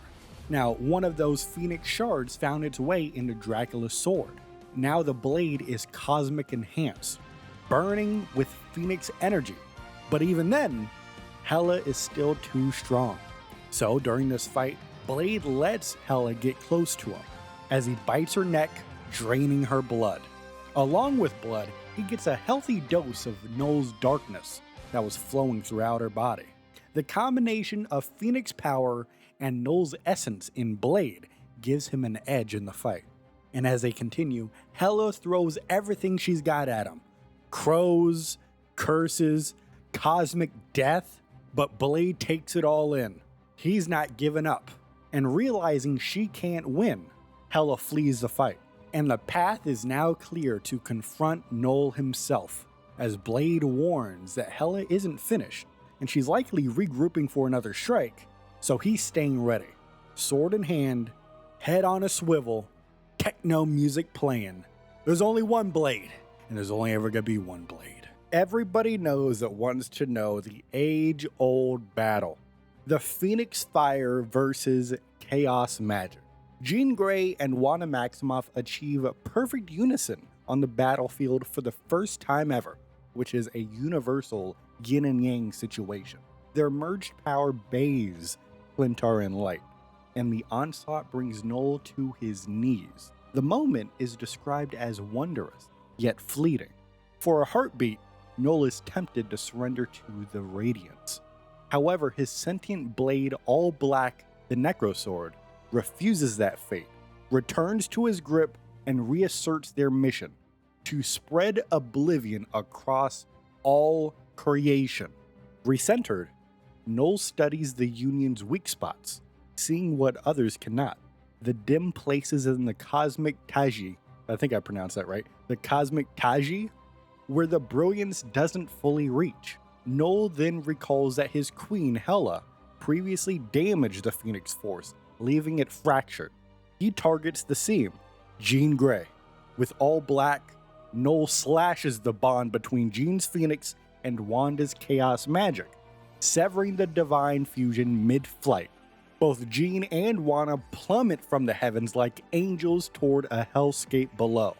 And having regained strength and conviction, Null cuts down challengers in succession, one after another, after another, after another, after another, after another, after another, after another. I think you get the idea. It's after another, after another. Even those empowered by Phoenix's shards. Hey, we covered that. Remember the Phoenix 7? Do you understand that? Things are all coming together. In mere seconds, a sky that was hope and light became only darkness and despair. Now, if you don't remember, prior to this all-out war, the Scarlet Witch served as the sorceress supreme of her own dimension, fending off gods and monsters. But here's the thing. Null is beyond any of the gods that she's faced before.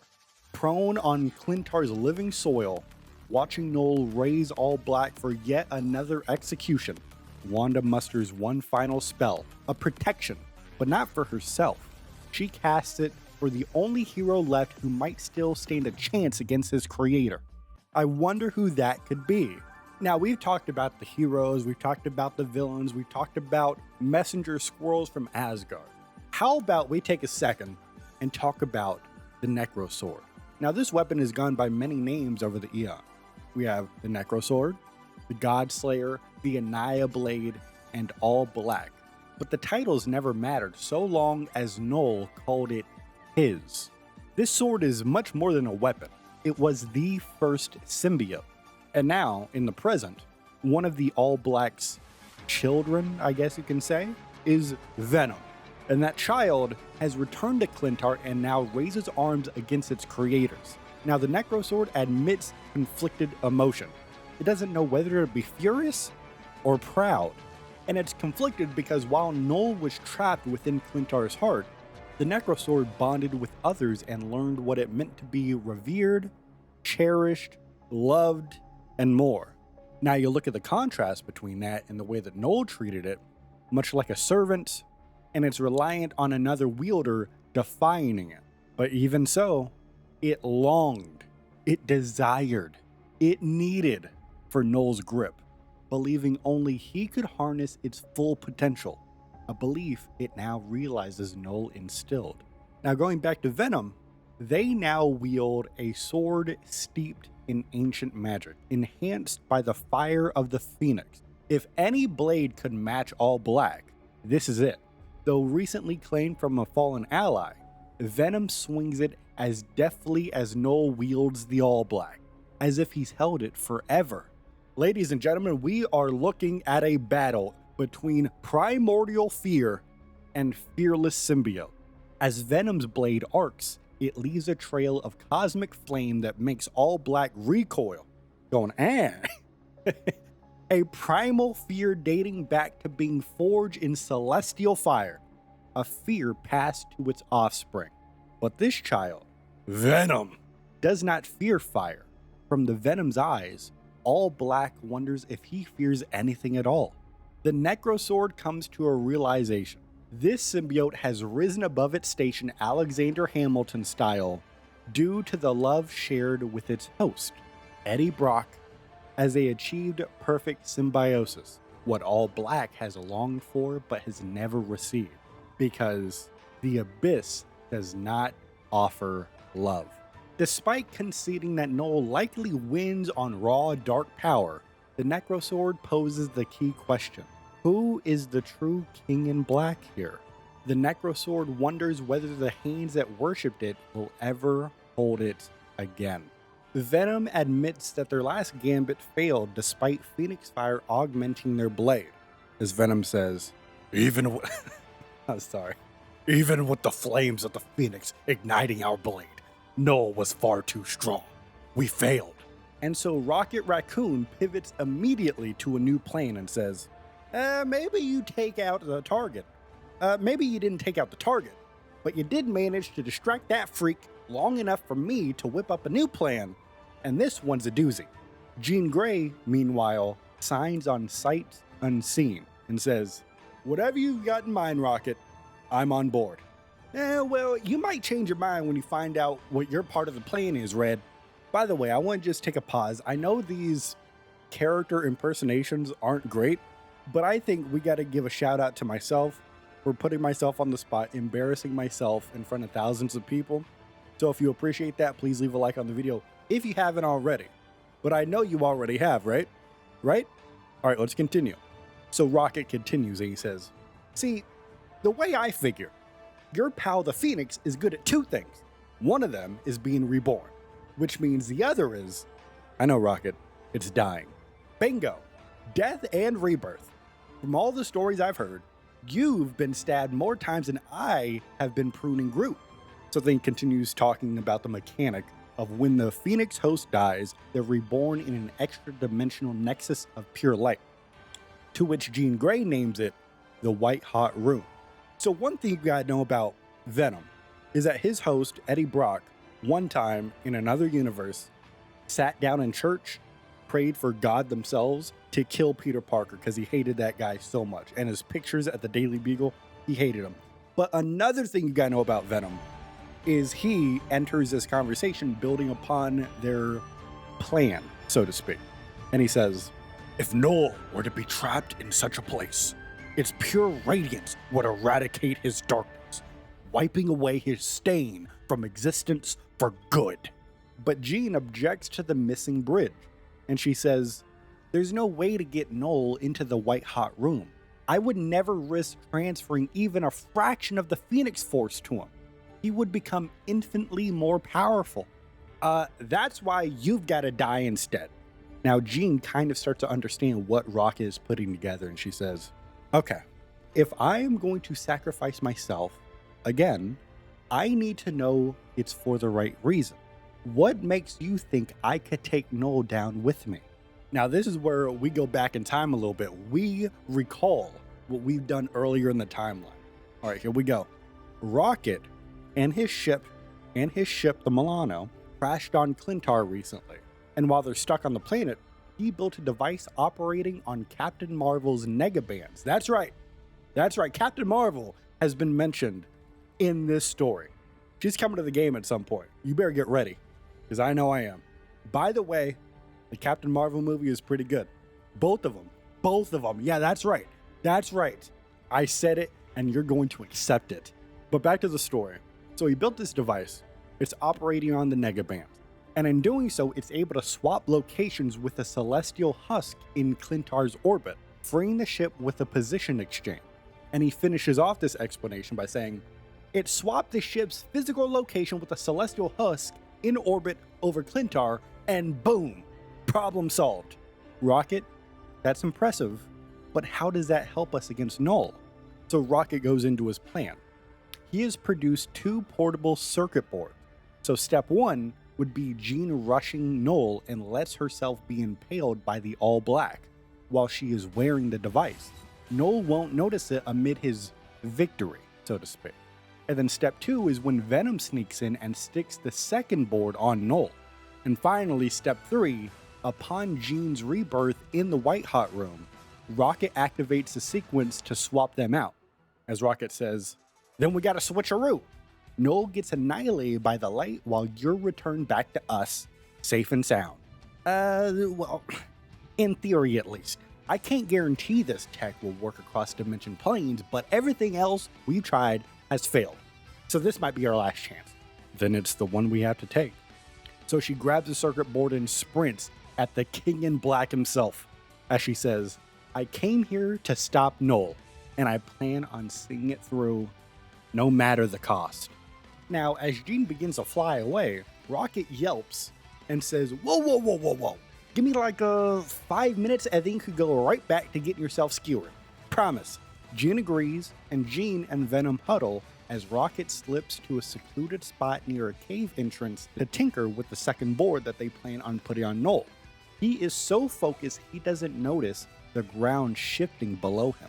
So then the Scarlet Witch shouts, Rocket, look out! But it's too late. Rocket is caught in the jaws of a giant symbiote dragon. He instinctively reaches for his cannon, feeling a sharp pain, realizing that he is trapped. Thinking very fast, he tosses the replicator to safety, grabs a quantum grenade, ready to blow himself up and the beast if absolutely necessary. As he says, if I'm gonna be your last meal, I sure as Flark ain't going down easy.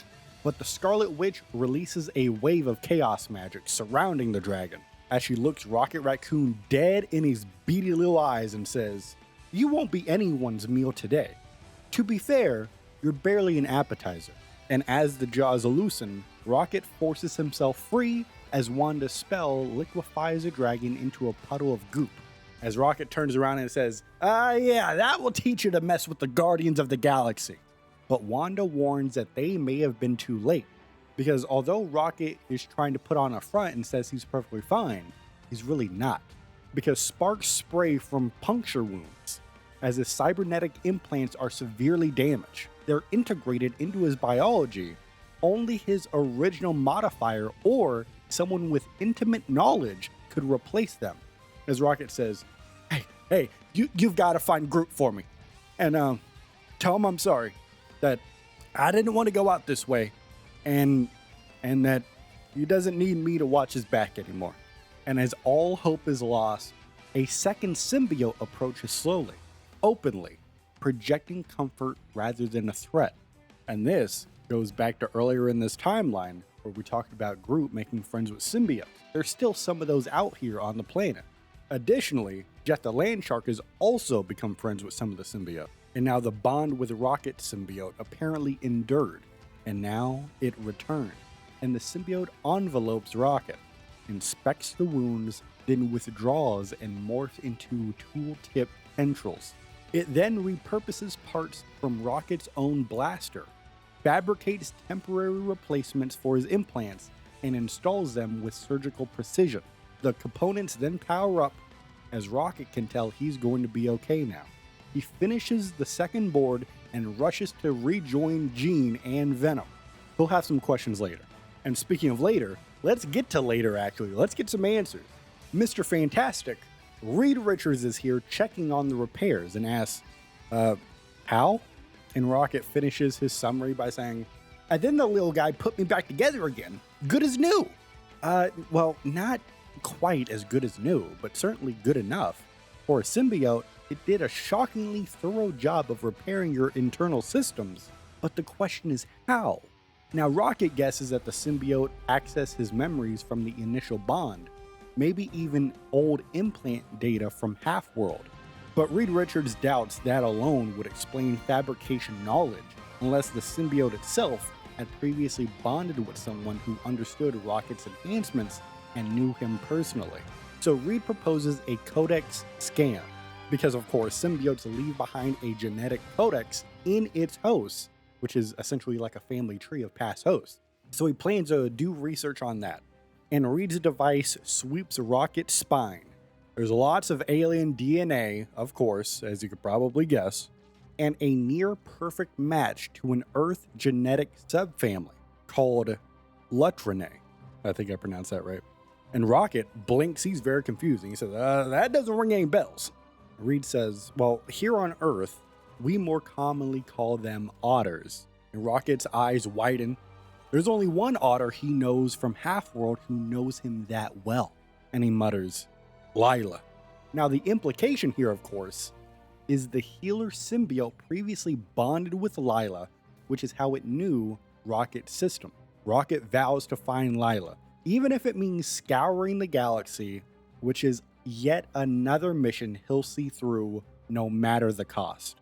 Under cover of light, the Asgardian Queen of the Dead arrived at the gates of the 8th city seeking sanctuary, because the 8th city was once a hell prison, but now serves as refuge for beings that are cast out of heaven. Hela's horned crown rattles the soldiers, and their leader, Dzang, is unshaken. He has seen devils and recognizes Hela instantly.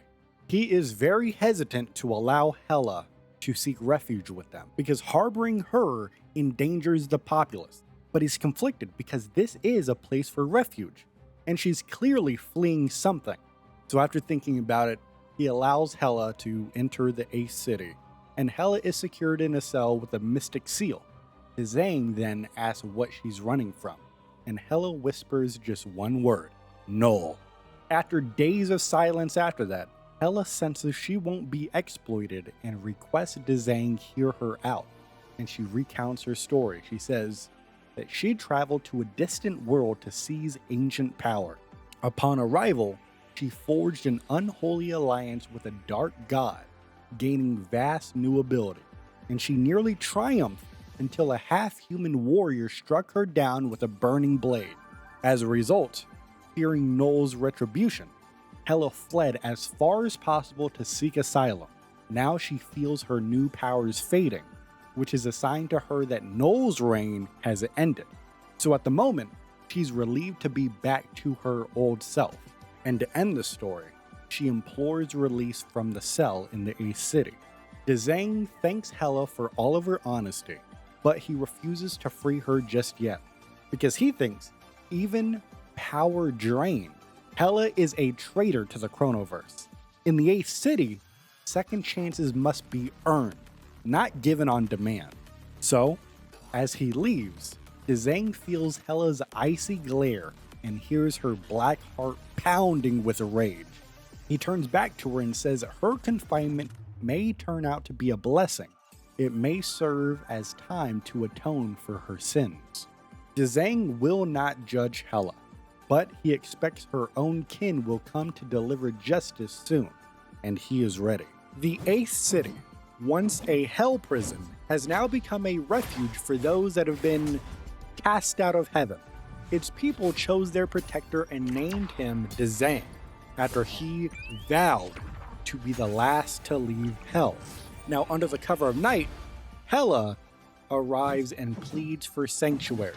Dzang then jails her behind a mystic seal and asks what she's running from. After a long pause, she whispers one word, Null.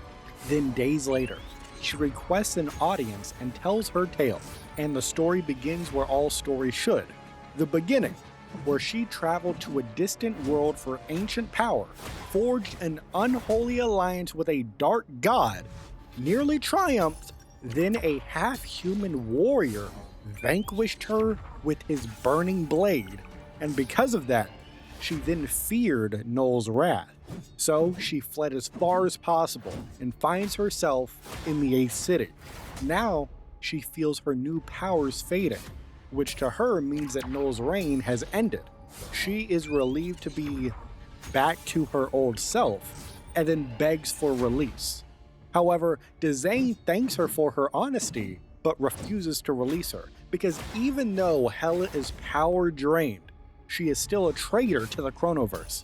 As Dzang says, second chances have to be earned, and as he leaves, he warns Hela that her own kin may soon deliver justice. Now let's travel over to the Fire Realm, where we meet Angela, and she corners Cinder, who is the Queen of Cinders, at spear point, suspecting a pact over Laza. And Cinder swears on the Twilight Sword she knows nothing of Hela or the child. And Angela notes the tremble in Cinder's flames, concludes that she's truthful about what she had just said, and then spares her.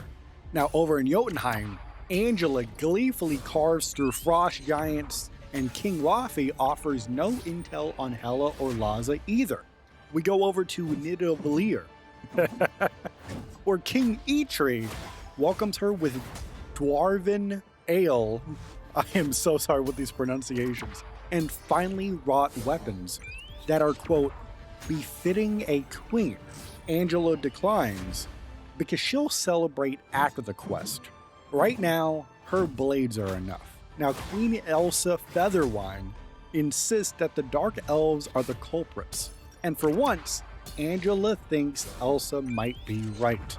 And in the Blood Muck Swamp, Angela thrashes Dark Elf mercs and confronts Malekith.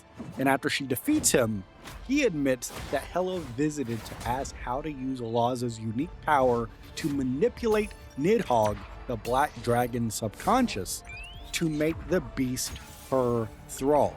So, upon learning this, Angela's next stop is beneath Asgard, where Nidhogg gnaws at Yggdrasil's roots. But when she gets there, Nidhogg is absent. Instead, Munin, which is Odin's raven, arrives there. And he says he's returned from Clintar, where he saw Hela fighting for Null as his queen in black. And Angela moves to head right for Clintar. However, Munin advises against it because Hela's reign there was short-lived, and she is already fled. He didn't see where she went, but Angela reasons she'd retreat to Niflheim because that is where Hela's dark fortress lies, and also her army of the dead. So she begins traveling. She's on her way over there, and upon arrival, the undead rush her. She defeats all of them, except for one. And this lone soul radiates unusual power. Some green, yellow tatters with a dragon tattoo and a glowing fist. As Angela says, "Hold, warrior, I mean you no harm. It is only your queen I wish to shred to ribbons." And the warrior responds first by chuckling, and he says, "Not my queen. I only serve Shulao." Shulao? I've never heard that name before. You will, soon enough, if you want to find Hela.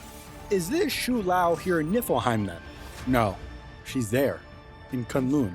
So then Angela then asks how to reach Kunlun, So the soldier opens his palm, revealing a green dragon-shaped crystal, as he says, "This should lead you there."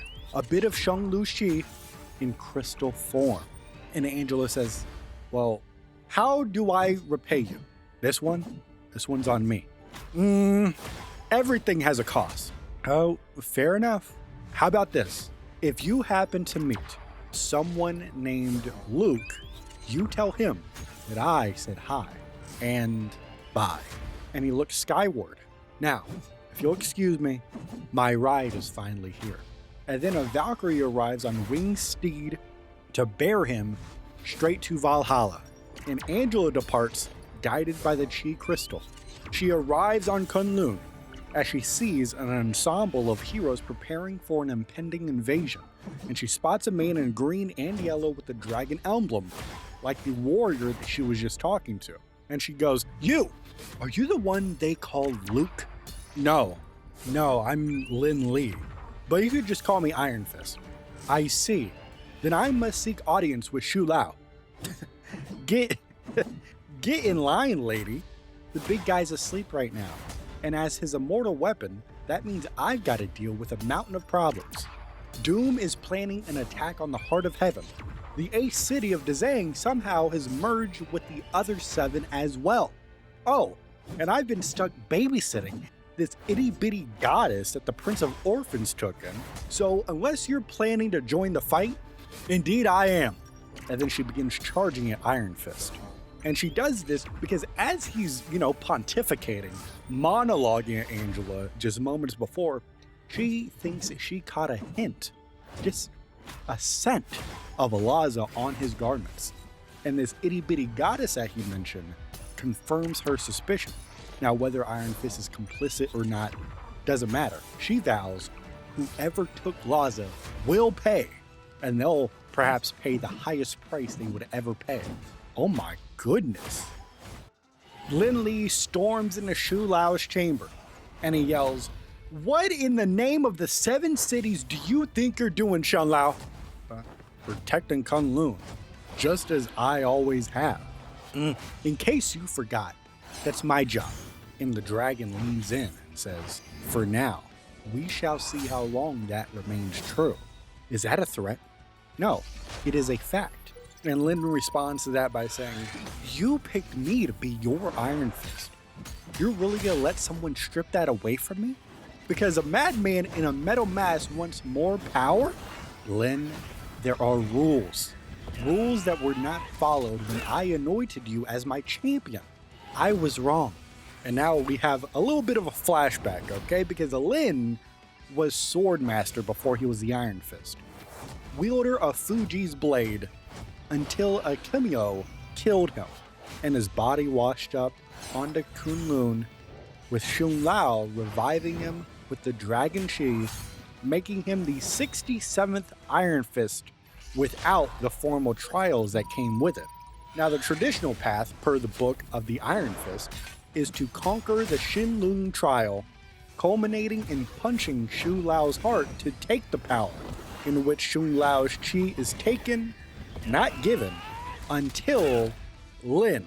So we're dealing with some first ever stuff right here, okay? 67 Iron Fists, and they switch up how they operate with Lin? Alright, so we continue on. Dr. Victor Von Doom comes back into the scene, and he's targeting Kunlun to seize Shu Lao's chi, which now is teamed with Chronovia. So, this is still a little bit in the flashback. Finding Shu Lao sleeping, Doom plans to carve out the heart and steal the true source. However, the dragon reawakens and the heroes rally, so Doom pivots to Plan B. And I hope you're ready to learn about what Doom does next, because this man is incredibly petty, if we didn't already know this based off of everything we've talked about before. But this man Doom, alright, he didn't want to wake up the dragon, but he did, so he's got to pivot. And his pivot is incredible.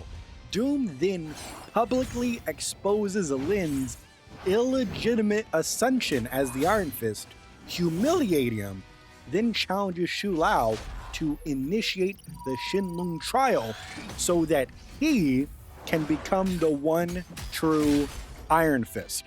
As he says, I would thrust my armored fist into the hearts of 1,000,000 dragons. And let's take a pause here in this story. Let's just acknowledge how insane this man is. Dr. Doom wants to become the next Iron Fist. He just outed Lin. That's why Lin, in the present time right now, is so upset. He just got outed as being illegitimate. Dr. Doom out here saying, you're nothing. You're trash, kid. I said, oh my goodness. All right, let's continue. There's this ancient, rarely used clause that when the 7 capital cities of heaven converge into the heart of heaven, a challenge to an immortal weapon triggers a trial where each city may field a representative. The outcome of this is that it expands this into a grand tournament. Defeat the other immortal weapons to claim the title and the chair. Now Shu Lao invokes this loophole to delay Doom's grab, but neither Dragon nor Disciple is excited about the road ahead. Now we jump back in the present day, where Lin is cooling off in the conversation a little bit now, and he says, so if I want to keep being Iron Fist, I just win a battle between the immortal weapons, right? Shu Lao responds by saying, yes, that is correct.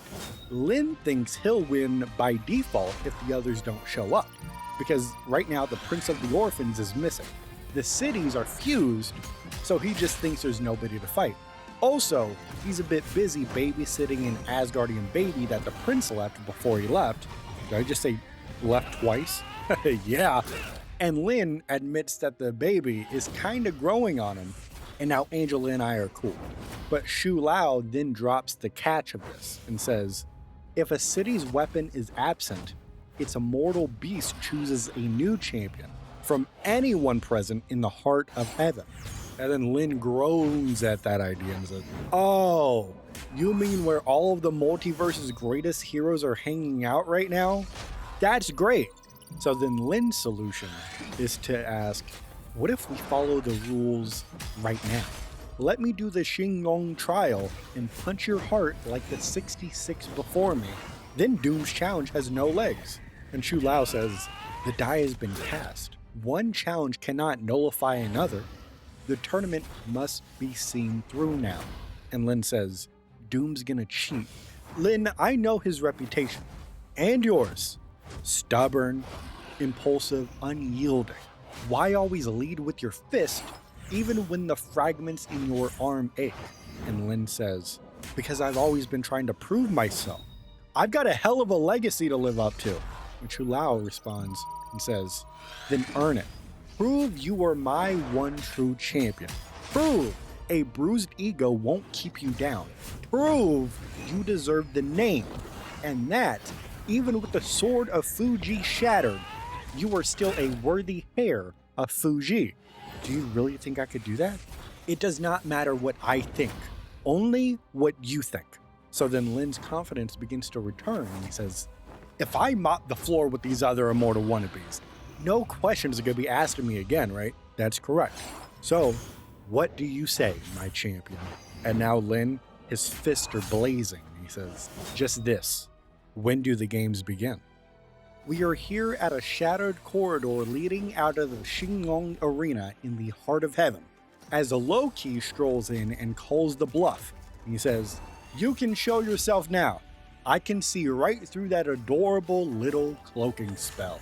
And the figure decloaks. It's Dr. Doom. And he says, I expected no less from the new Crane champion. But tell me, how did you persuade the Crane mother to choose you? Loki smirks and he says, well, the right words in the right order can be quite magical. And I've always words to spare. So then Doom muses that Asgardian enchantments shouldn't work on an immortal beast.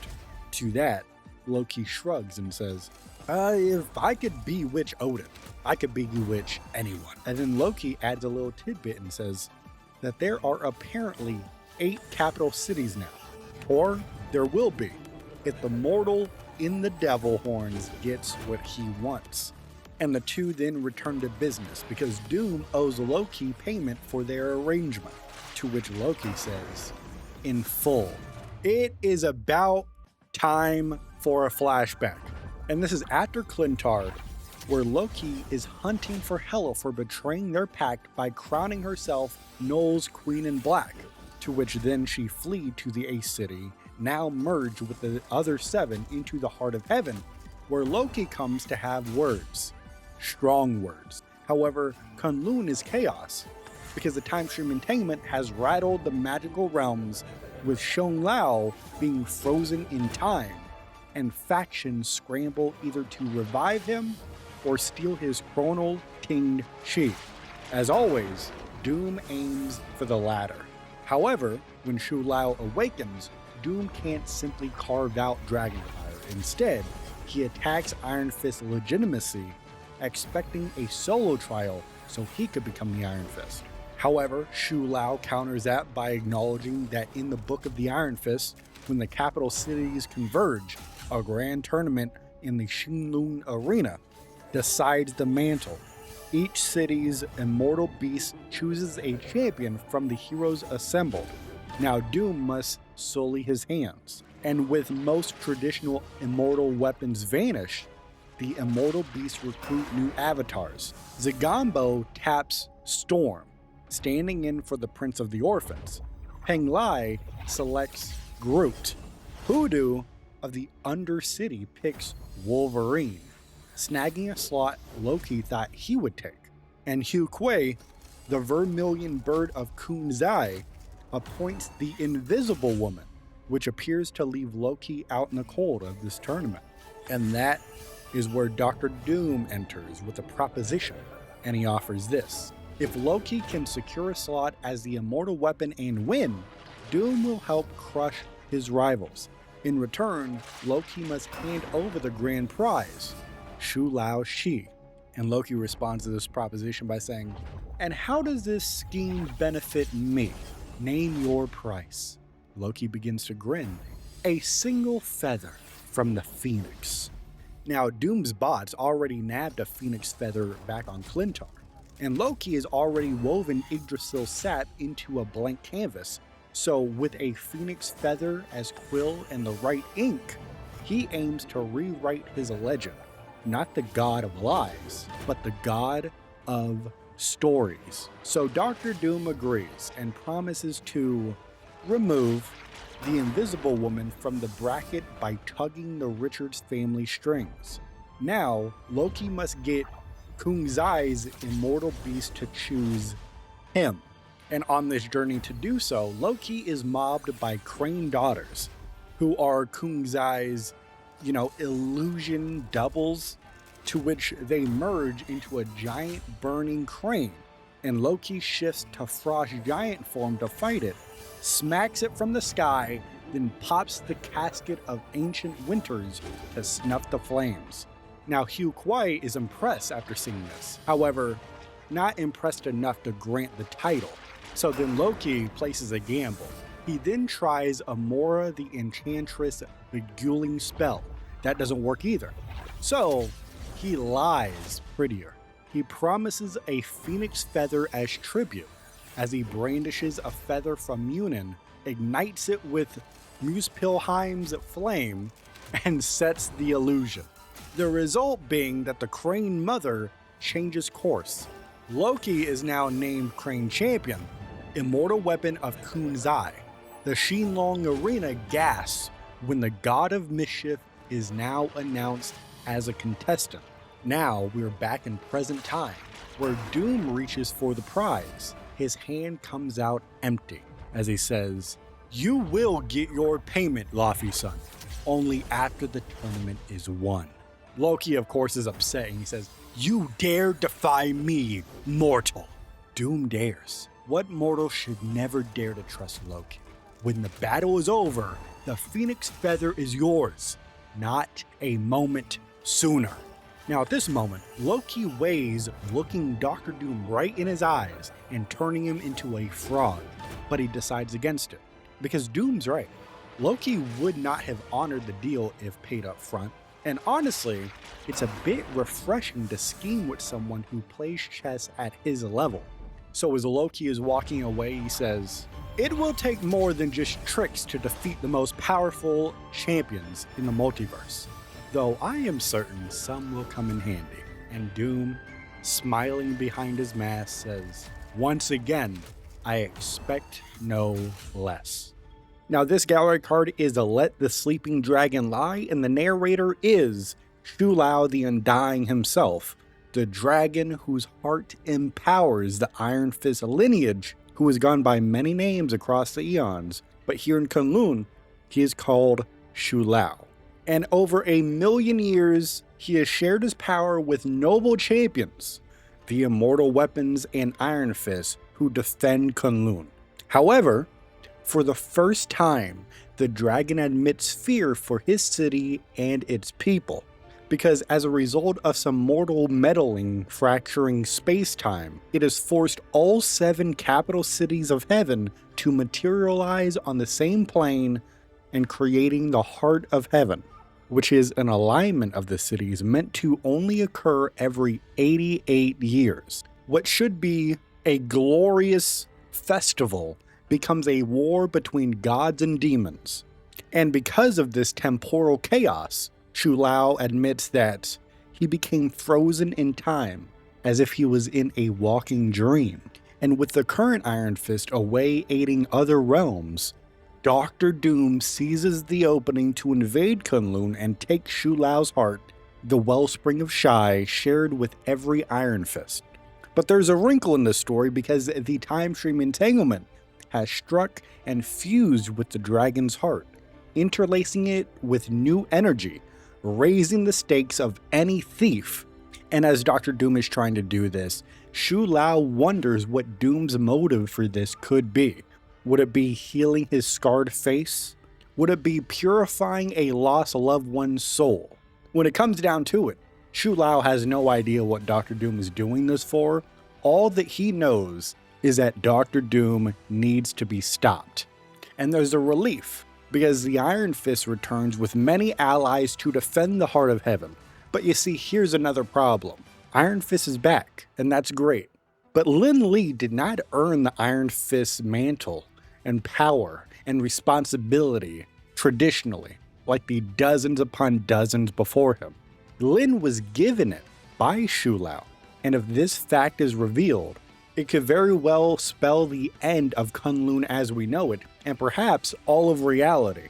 But Shu Lao admits that what was given can always be taken away. This is the Angel and Devil Gallery card, and we start inside Shu Lao's palace in Kunlun, where the ancient dragon sits utterly motionless, seemingly frozen in time. And Dezang arrives, saying, "I've waited a long time to finally get an audience with you, Shu Lao.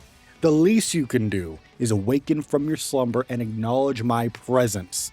And Dezang pauses for what feels like an eternity, with no breath, no response at all from Shu Lao.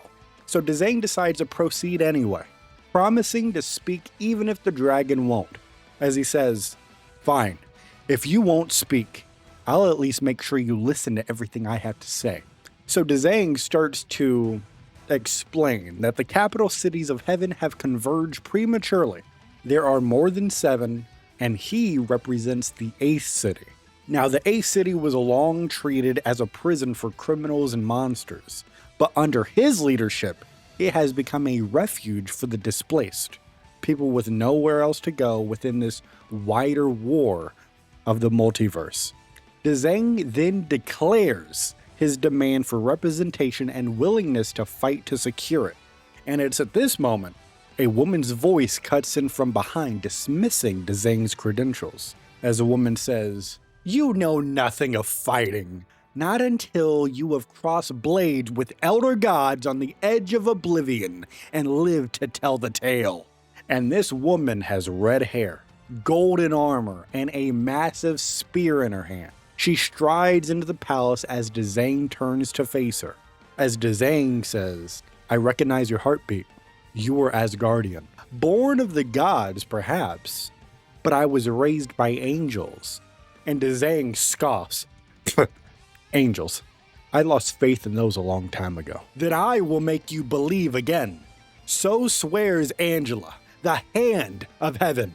And Angela attacks, but Dzang evades effortlessly, avoiding any contact with. And Dzang decides that at this moment, he needs to pontificate a little bit as he says, I've been to hell and back, slayed my share of beasts, faced enough devils, and you're destined to become one yourself. But if that's what I need to protect my people, I'm okay with it. I know exactly what you are. Only a devil would offer sanctuary to a witch like Hela. And Dzang hits back and says, everyone deserves a second chance. That includes all of us. You, me, Laza. And hearing that last name shocks Angela. She's frozen. What do you know of my sister? I know she's safe and that you'll be reunited soon. But only if we could survive the battles to come. And to do that, an angel may need to make a deal with a devil if she dares. Oh, I wonder what they're cooking up here. This is the Lies of Lin Li gallery card, and it's a passage of the Book of Doom. And we start with Dr. Doom arriving in Kunlun hunting a rare resource, which is a chronovium variant supercharged by Shu Lao Shi. As Dr. Doom writes that he vowed to claim every last drop of Shi flowing throughout the slumbering beast's heart in the name of Doom. However, a team of heroes wakes Shu Lao from his slumber, forcing Doom to pivot, because he won't waste time on a direct brawl with the heroes when a sleeping target would have been much simpler. So, Doom decides to claim the Shi legitimately, throwing shade at the current champion, and Doom recites the Xinlong trial, where Doom explains upon completion, only then can they claim the power of his Shi and the title of the Iron Fist. Now, Dr. Doom has heard the rumor. This rumor is that Lin Li never took the trial, and that Shu Lao gifted him the power of the Iron Fist out of pity when he was dying. And it's this rumor that Doom hopes to be true so he could weaponize it to claim the Iron Fist power for himself. And if you know one thing about Dr. Doom, is that his face is pretty messed up. But if you know another thing about Dr. Doom, he's kind of petty. So this man stands up in front of all of the heroes and the dragon, says aloud in front of everybody, I challenge Shu Lao to a proper trial, citing the fact that Lin Li's claim to the Iron Fist was illegitimate. I demanded the chance to prove my worth. And Doom explains after pretty much outing Lin as an illegitimate Iron Fist, Shu Lao responds, and Doom explains that Shu Lao says he invoked a law. If a challenge is raised when the capital cities of heaven have converged, each city is allowed the chance to claim that power by participating in an epic tournament.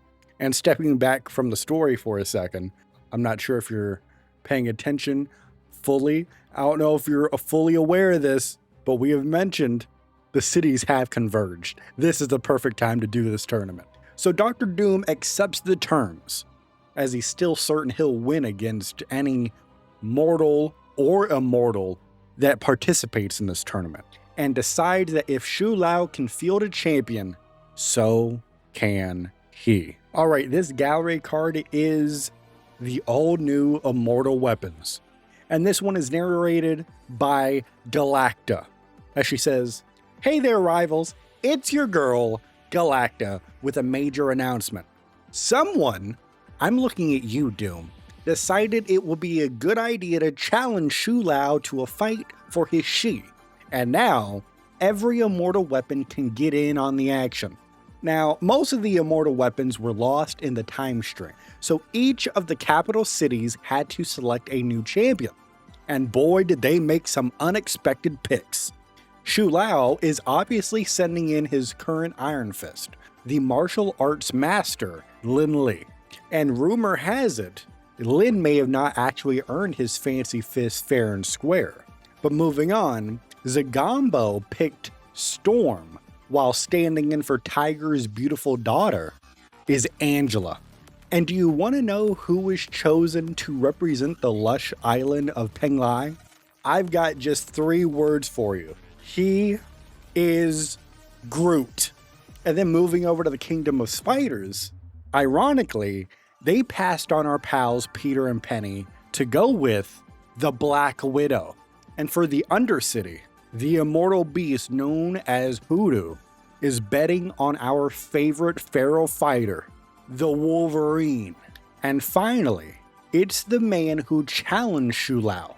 You love to hate him. He's low-key. Wait, something's not right here. So instead of Doom, it's Loki.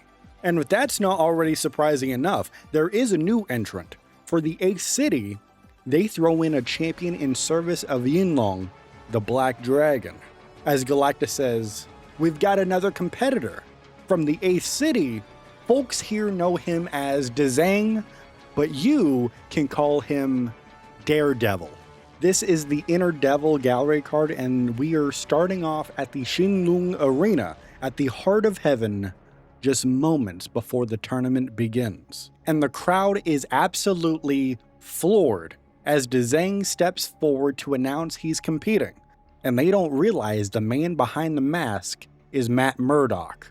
Now we get a little lore drop from Matt, just to us, the audience. He's not saying this as dialogue, but he's saying, as Matt Murdock, I spent my days protecting people who had no way to protect themselves. That devotion carried over into my double life as Daredevil. But the safety of my people came at a steep cost, a piece of my soul. However, now there are no more bargains. He hunts the hand to extinction and passes sentence on their demon lord, the Beast.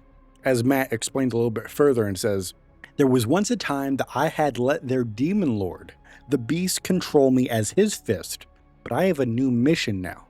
I would descend into hell and claim his life for myself. Now his plan to do so is to dismantle the clan hideout by hideout, further isolating him. And this fight continued until ultimately Matt Murdock was victorious, kneeling with the Beast's severed head in his hand, but the victory rings hollow.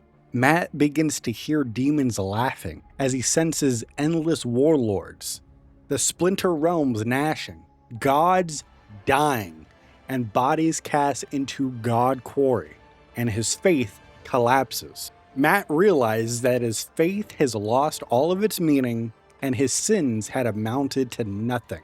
Now, when Matt killed the Beast, it freed Yinlong, an immortal dragon who offers a pact to Matt.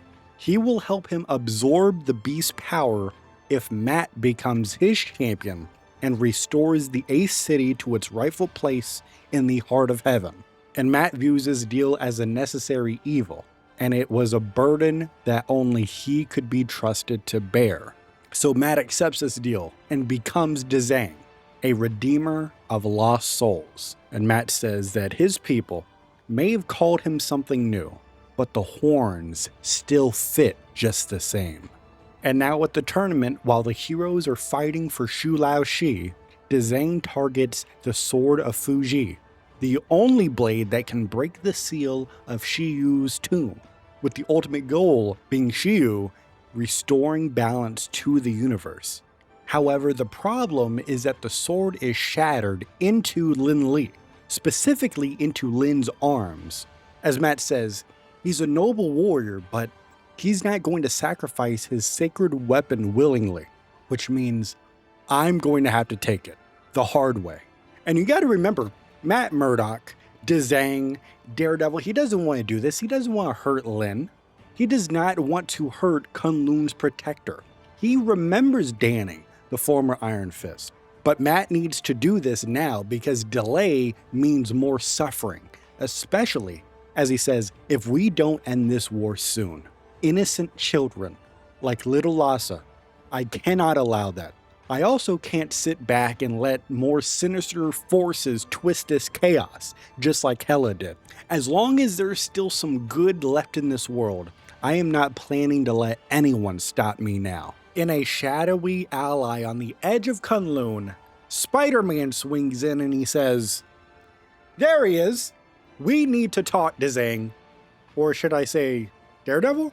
Peter, I've been expecting this conversation.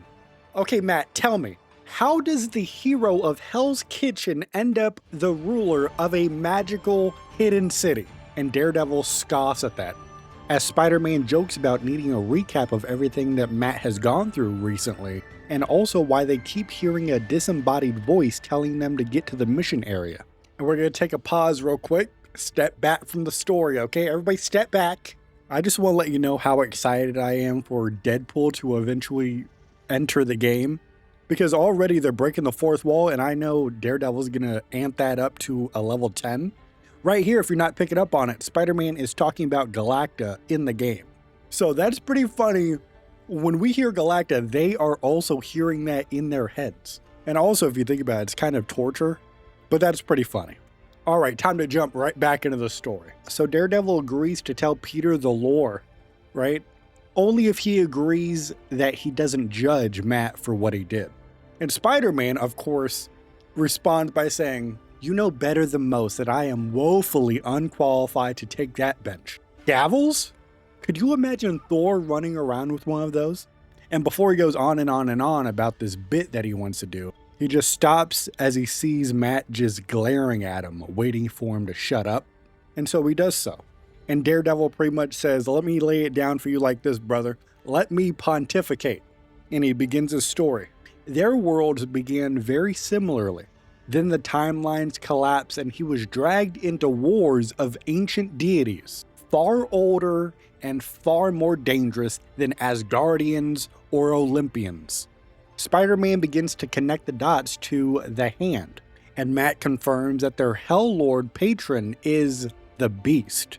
And Spider-Man, dead serious, says, wait, the blue fuzzy guy from the X-Men? No, Peter. A demonic overlord that dwelled in the fiery pits of hell.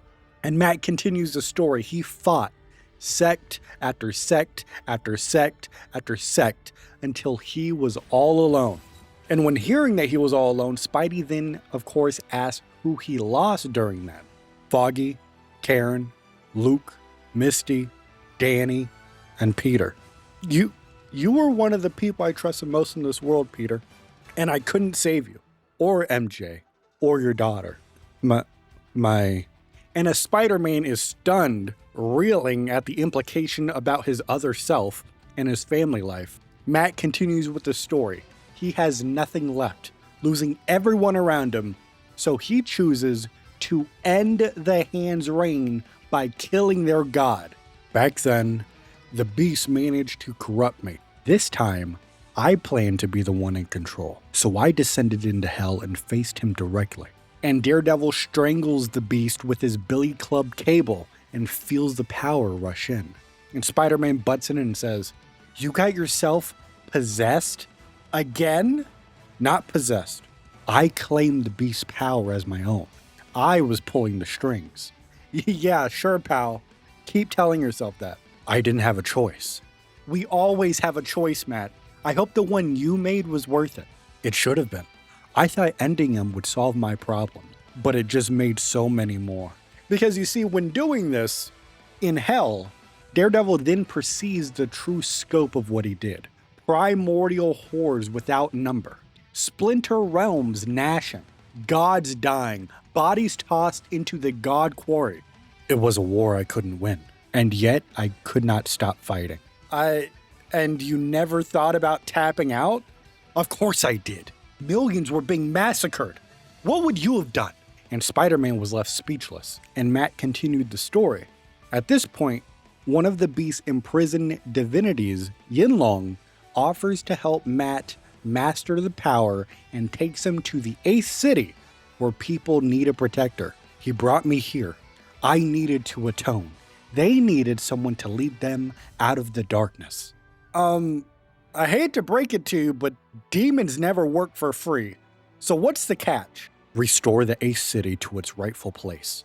And to do that, I need the sword of Fuji to unseal Shiyu's tomb, a god who can end all of the wars. That sounds too good to be true. What does that usually mean? That it is not true. And now we arrive at the problem and conflict at hand. The tournament for the mantle of the Iron Fist, the sword of Fuji, and the fate of the universe. The problem is that the Sword of Fuji is shattered into fragments embedded in Lin Li's arms. Of course, Matt doesn't want to hurt Kunlun's protector, but Lin will not hand it over. And time's ticking.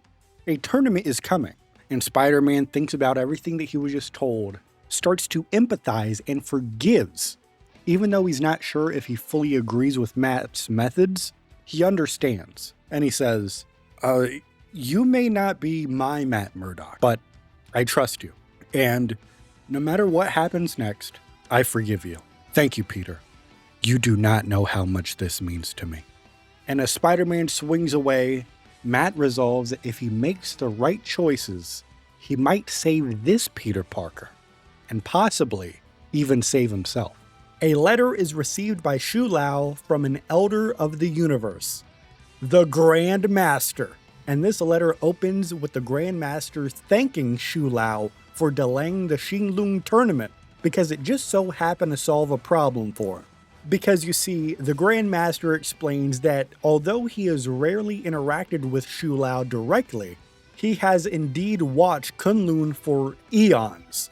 And in fact, he has placed a bet on all 66 Iron Fists in the past, who have of course earned their power in trial by combat.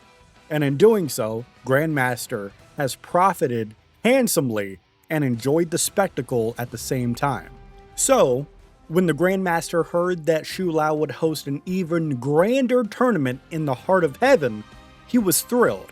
He very much liked the idea of uniting all 8 realms in an all-out brawl for ultimate power. However, due to unfortunate events at the Collector's Menagerie, his schedule has been occupied, jeopardizing his ability to attend this tournament, which he was very disappointed about. But that circles back to him being happy about this tournament being delayed due to one of the participants being injured. Plus, Grandmaster is also launching a game of his own, and he worries that his chosen champion might miss Shu Lao's event due to injury sustained during the trial. So, Grandmaster sees this postponement as the stars aligning in the universe for everyone involved. Grandmaster can make his plans work, and his champion gets time to recover to participate in the tournament. Grandmaster then asks Shu Lao to save him a seat at the arena when the battle finally begins. And as a token of his appreciation, Grandmaster sends a playing card he won from Mephisto, which he believes contains a stolen fragment of Shu Lao's Shi itself. Now, of course, the Grandmaster initially considered keeping the Shi as a trophy for himself, but he decided against that, opting to return it to where it belongs with the dragon. But you see, here's the thing. This wasn't just a generous offer to return something that belonged to Shu Lao. With the Grandmaster, there is an alternative motive that, of course, Grandmaster is trying to hide in subtlety. But he says that when the time comes, when it's time to cash in all their chips, Grandmaster hopes that Shu Lao remembers this and returns the favor. Grandmaster then signs off on the letter, but that's not all, because he then writes, P.S. I do hope that you have plans to keep these heroes in line should they decide to deviate from the rules. If you play your cards right and they don't drain every last bit of your life force, I may make an appearance at your next tournament myself. We are on the skull station of a fallen celestial. Nowhere. Specifically, we are in Starlin's bar, as Gambit kicks off a fresh round as he says, Let's play another hand. Winner takes all. I'll deal. Rocket Raccoon is with him, and he clocks Remy's shimmering deck as he says, Oh, look who got himself a fancy new deck of cards. It was a gift from the Grandmaster himself. Now, also at this table, there's some chatter from a Cronin and a Badoon, as Rocket explains that those guys are nothing but trouble. And as Rocket and Gambit continue playing, Gambit shares a big life update. Don't know if you heard, mon ami, but Rogue and I finally tied the knot. So then after learning this, Rocket ribs him a little bit for missing the invite to the wedding. Gambit responds by shrugging it off and saying that it was just an intimate ceremony. But then the time stream entanglement swept Krakoa and most mutants into the future, to which Rocket says, "Us Guardians been trying to clean up that mess too, from Clintar to Krakoa and Kunlun." And as Rocket is saying this, he starts connecting the dots. Why weren't Rogue and Gambit at the Hellfire Gala when they were fighting Ultron? And Gambit's answer is, by the time Krakoa was under siege, we were already on the other side of the galaxy. And it's at this moment, Gambit's true motive begins to show. He wants to give Rogue the honeymoon that she deserves, using a Wakandan ship, and he's also hiding a side job Rogue does not know about. To which Rocket says, let me guess. You had ulterior motives, didn't you?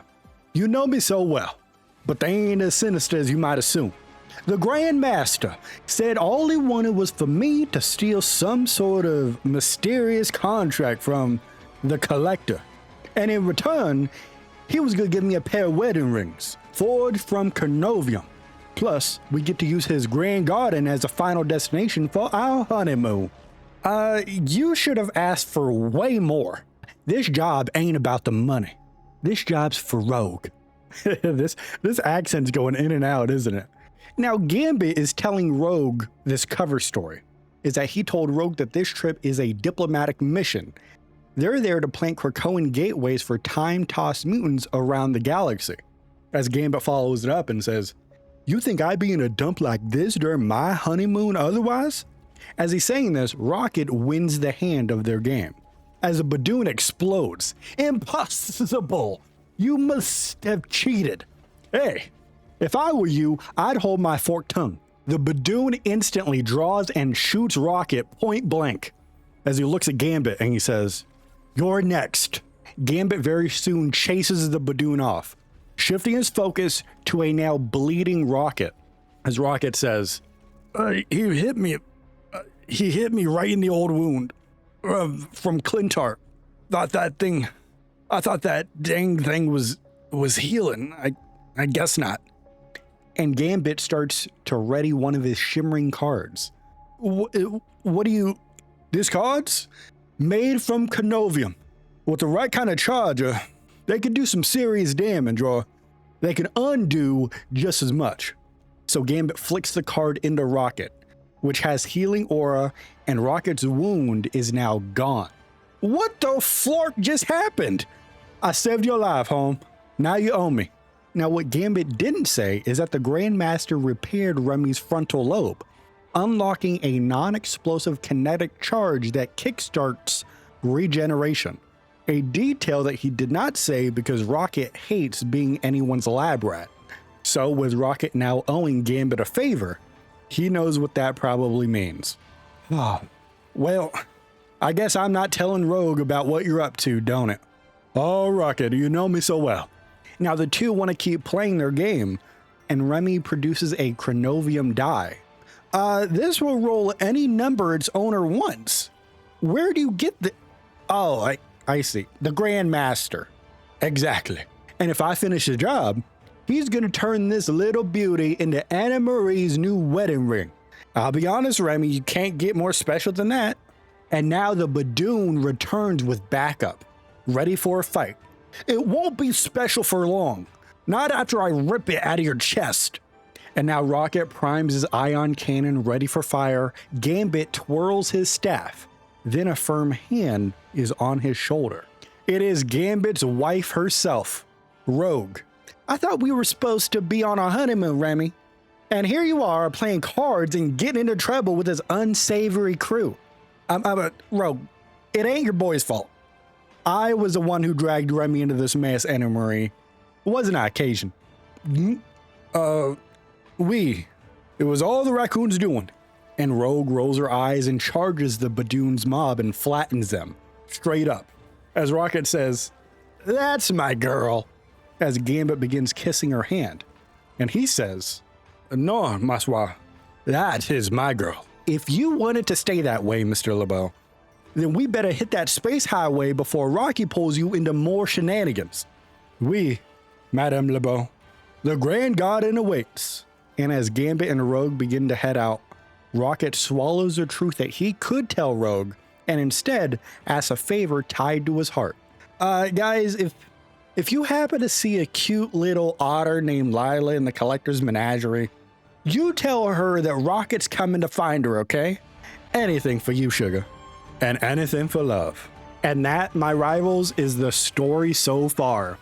And again, that Gambit accent was coming and going, but I like that story a lot. I really do. I did not expect Rogue to pop up in the story. I thought we wouldn't see or hear from her until she's introduced, but that's really cool. I like how Gambit is working with the Grandmaster, but he's keeping that from Rogue a little bit. So that's very interesting, especially considering Grandmaster is tied to the tournament for last season. So things may start to collide sooner or later. I don't know if it's later in this season. I don't know if it's going to be the next season, but things are starting to connect in a way that I wasn't anticipating this soon after introducing these ideas. So that's very cool. I like this story a lot.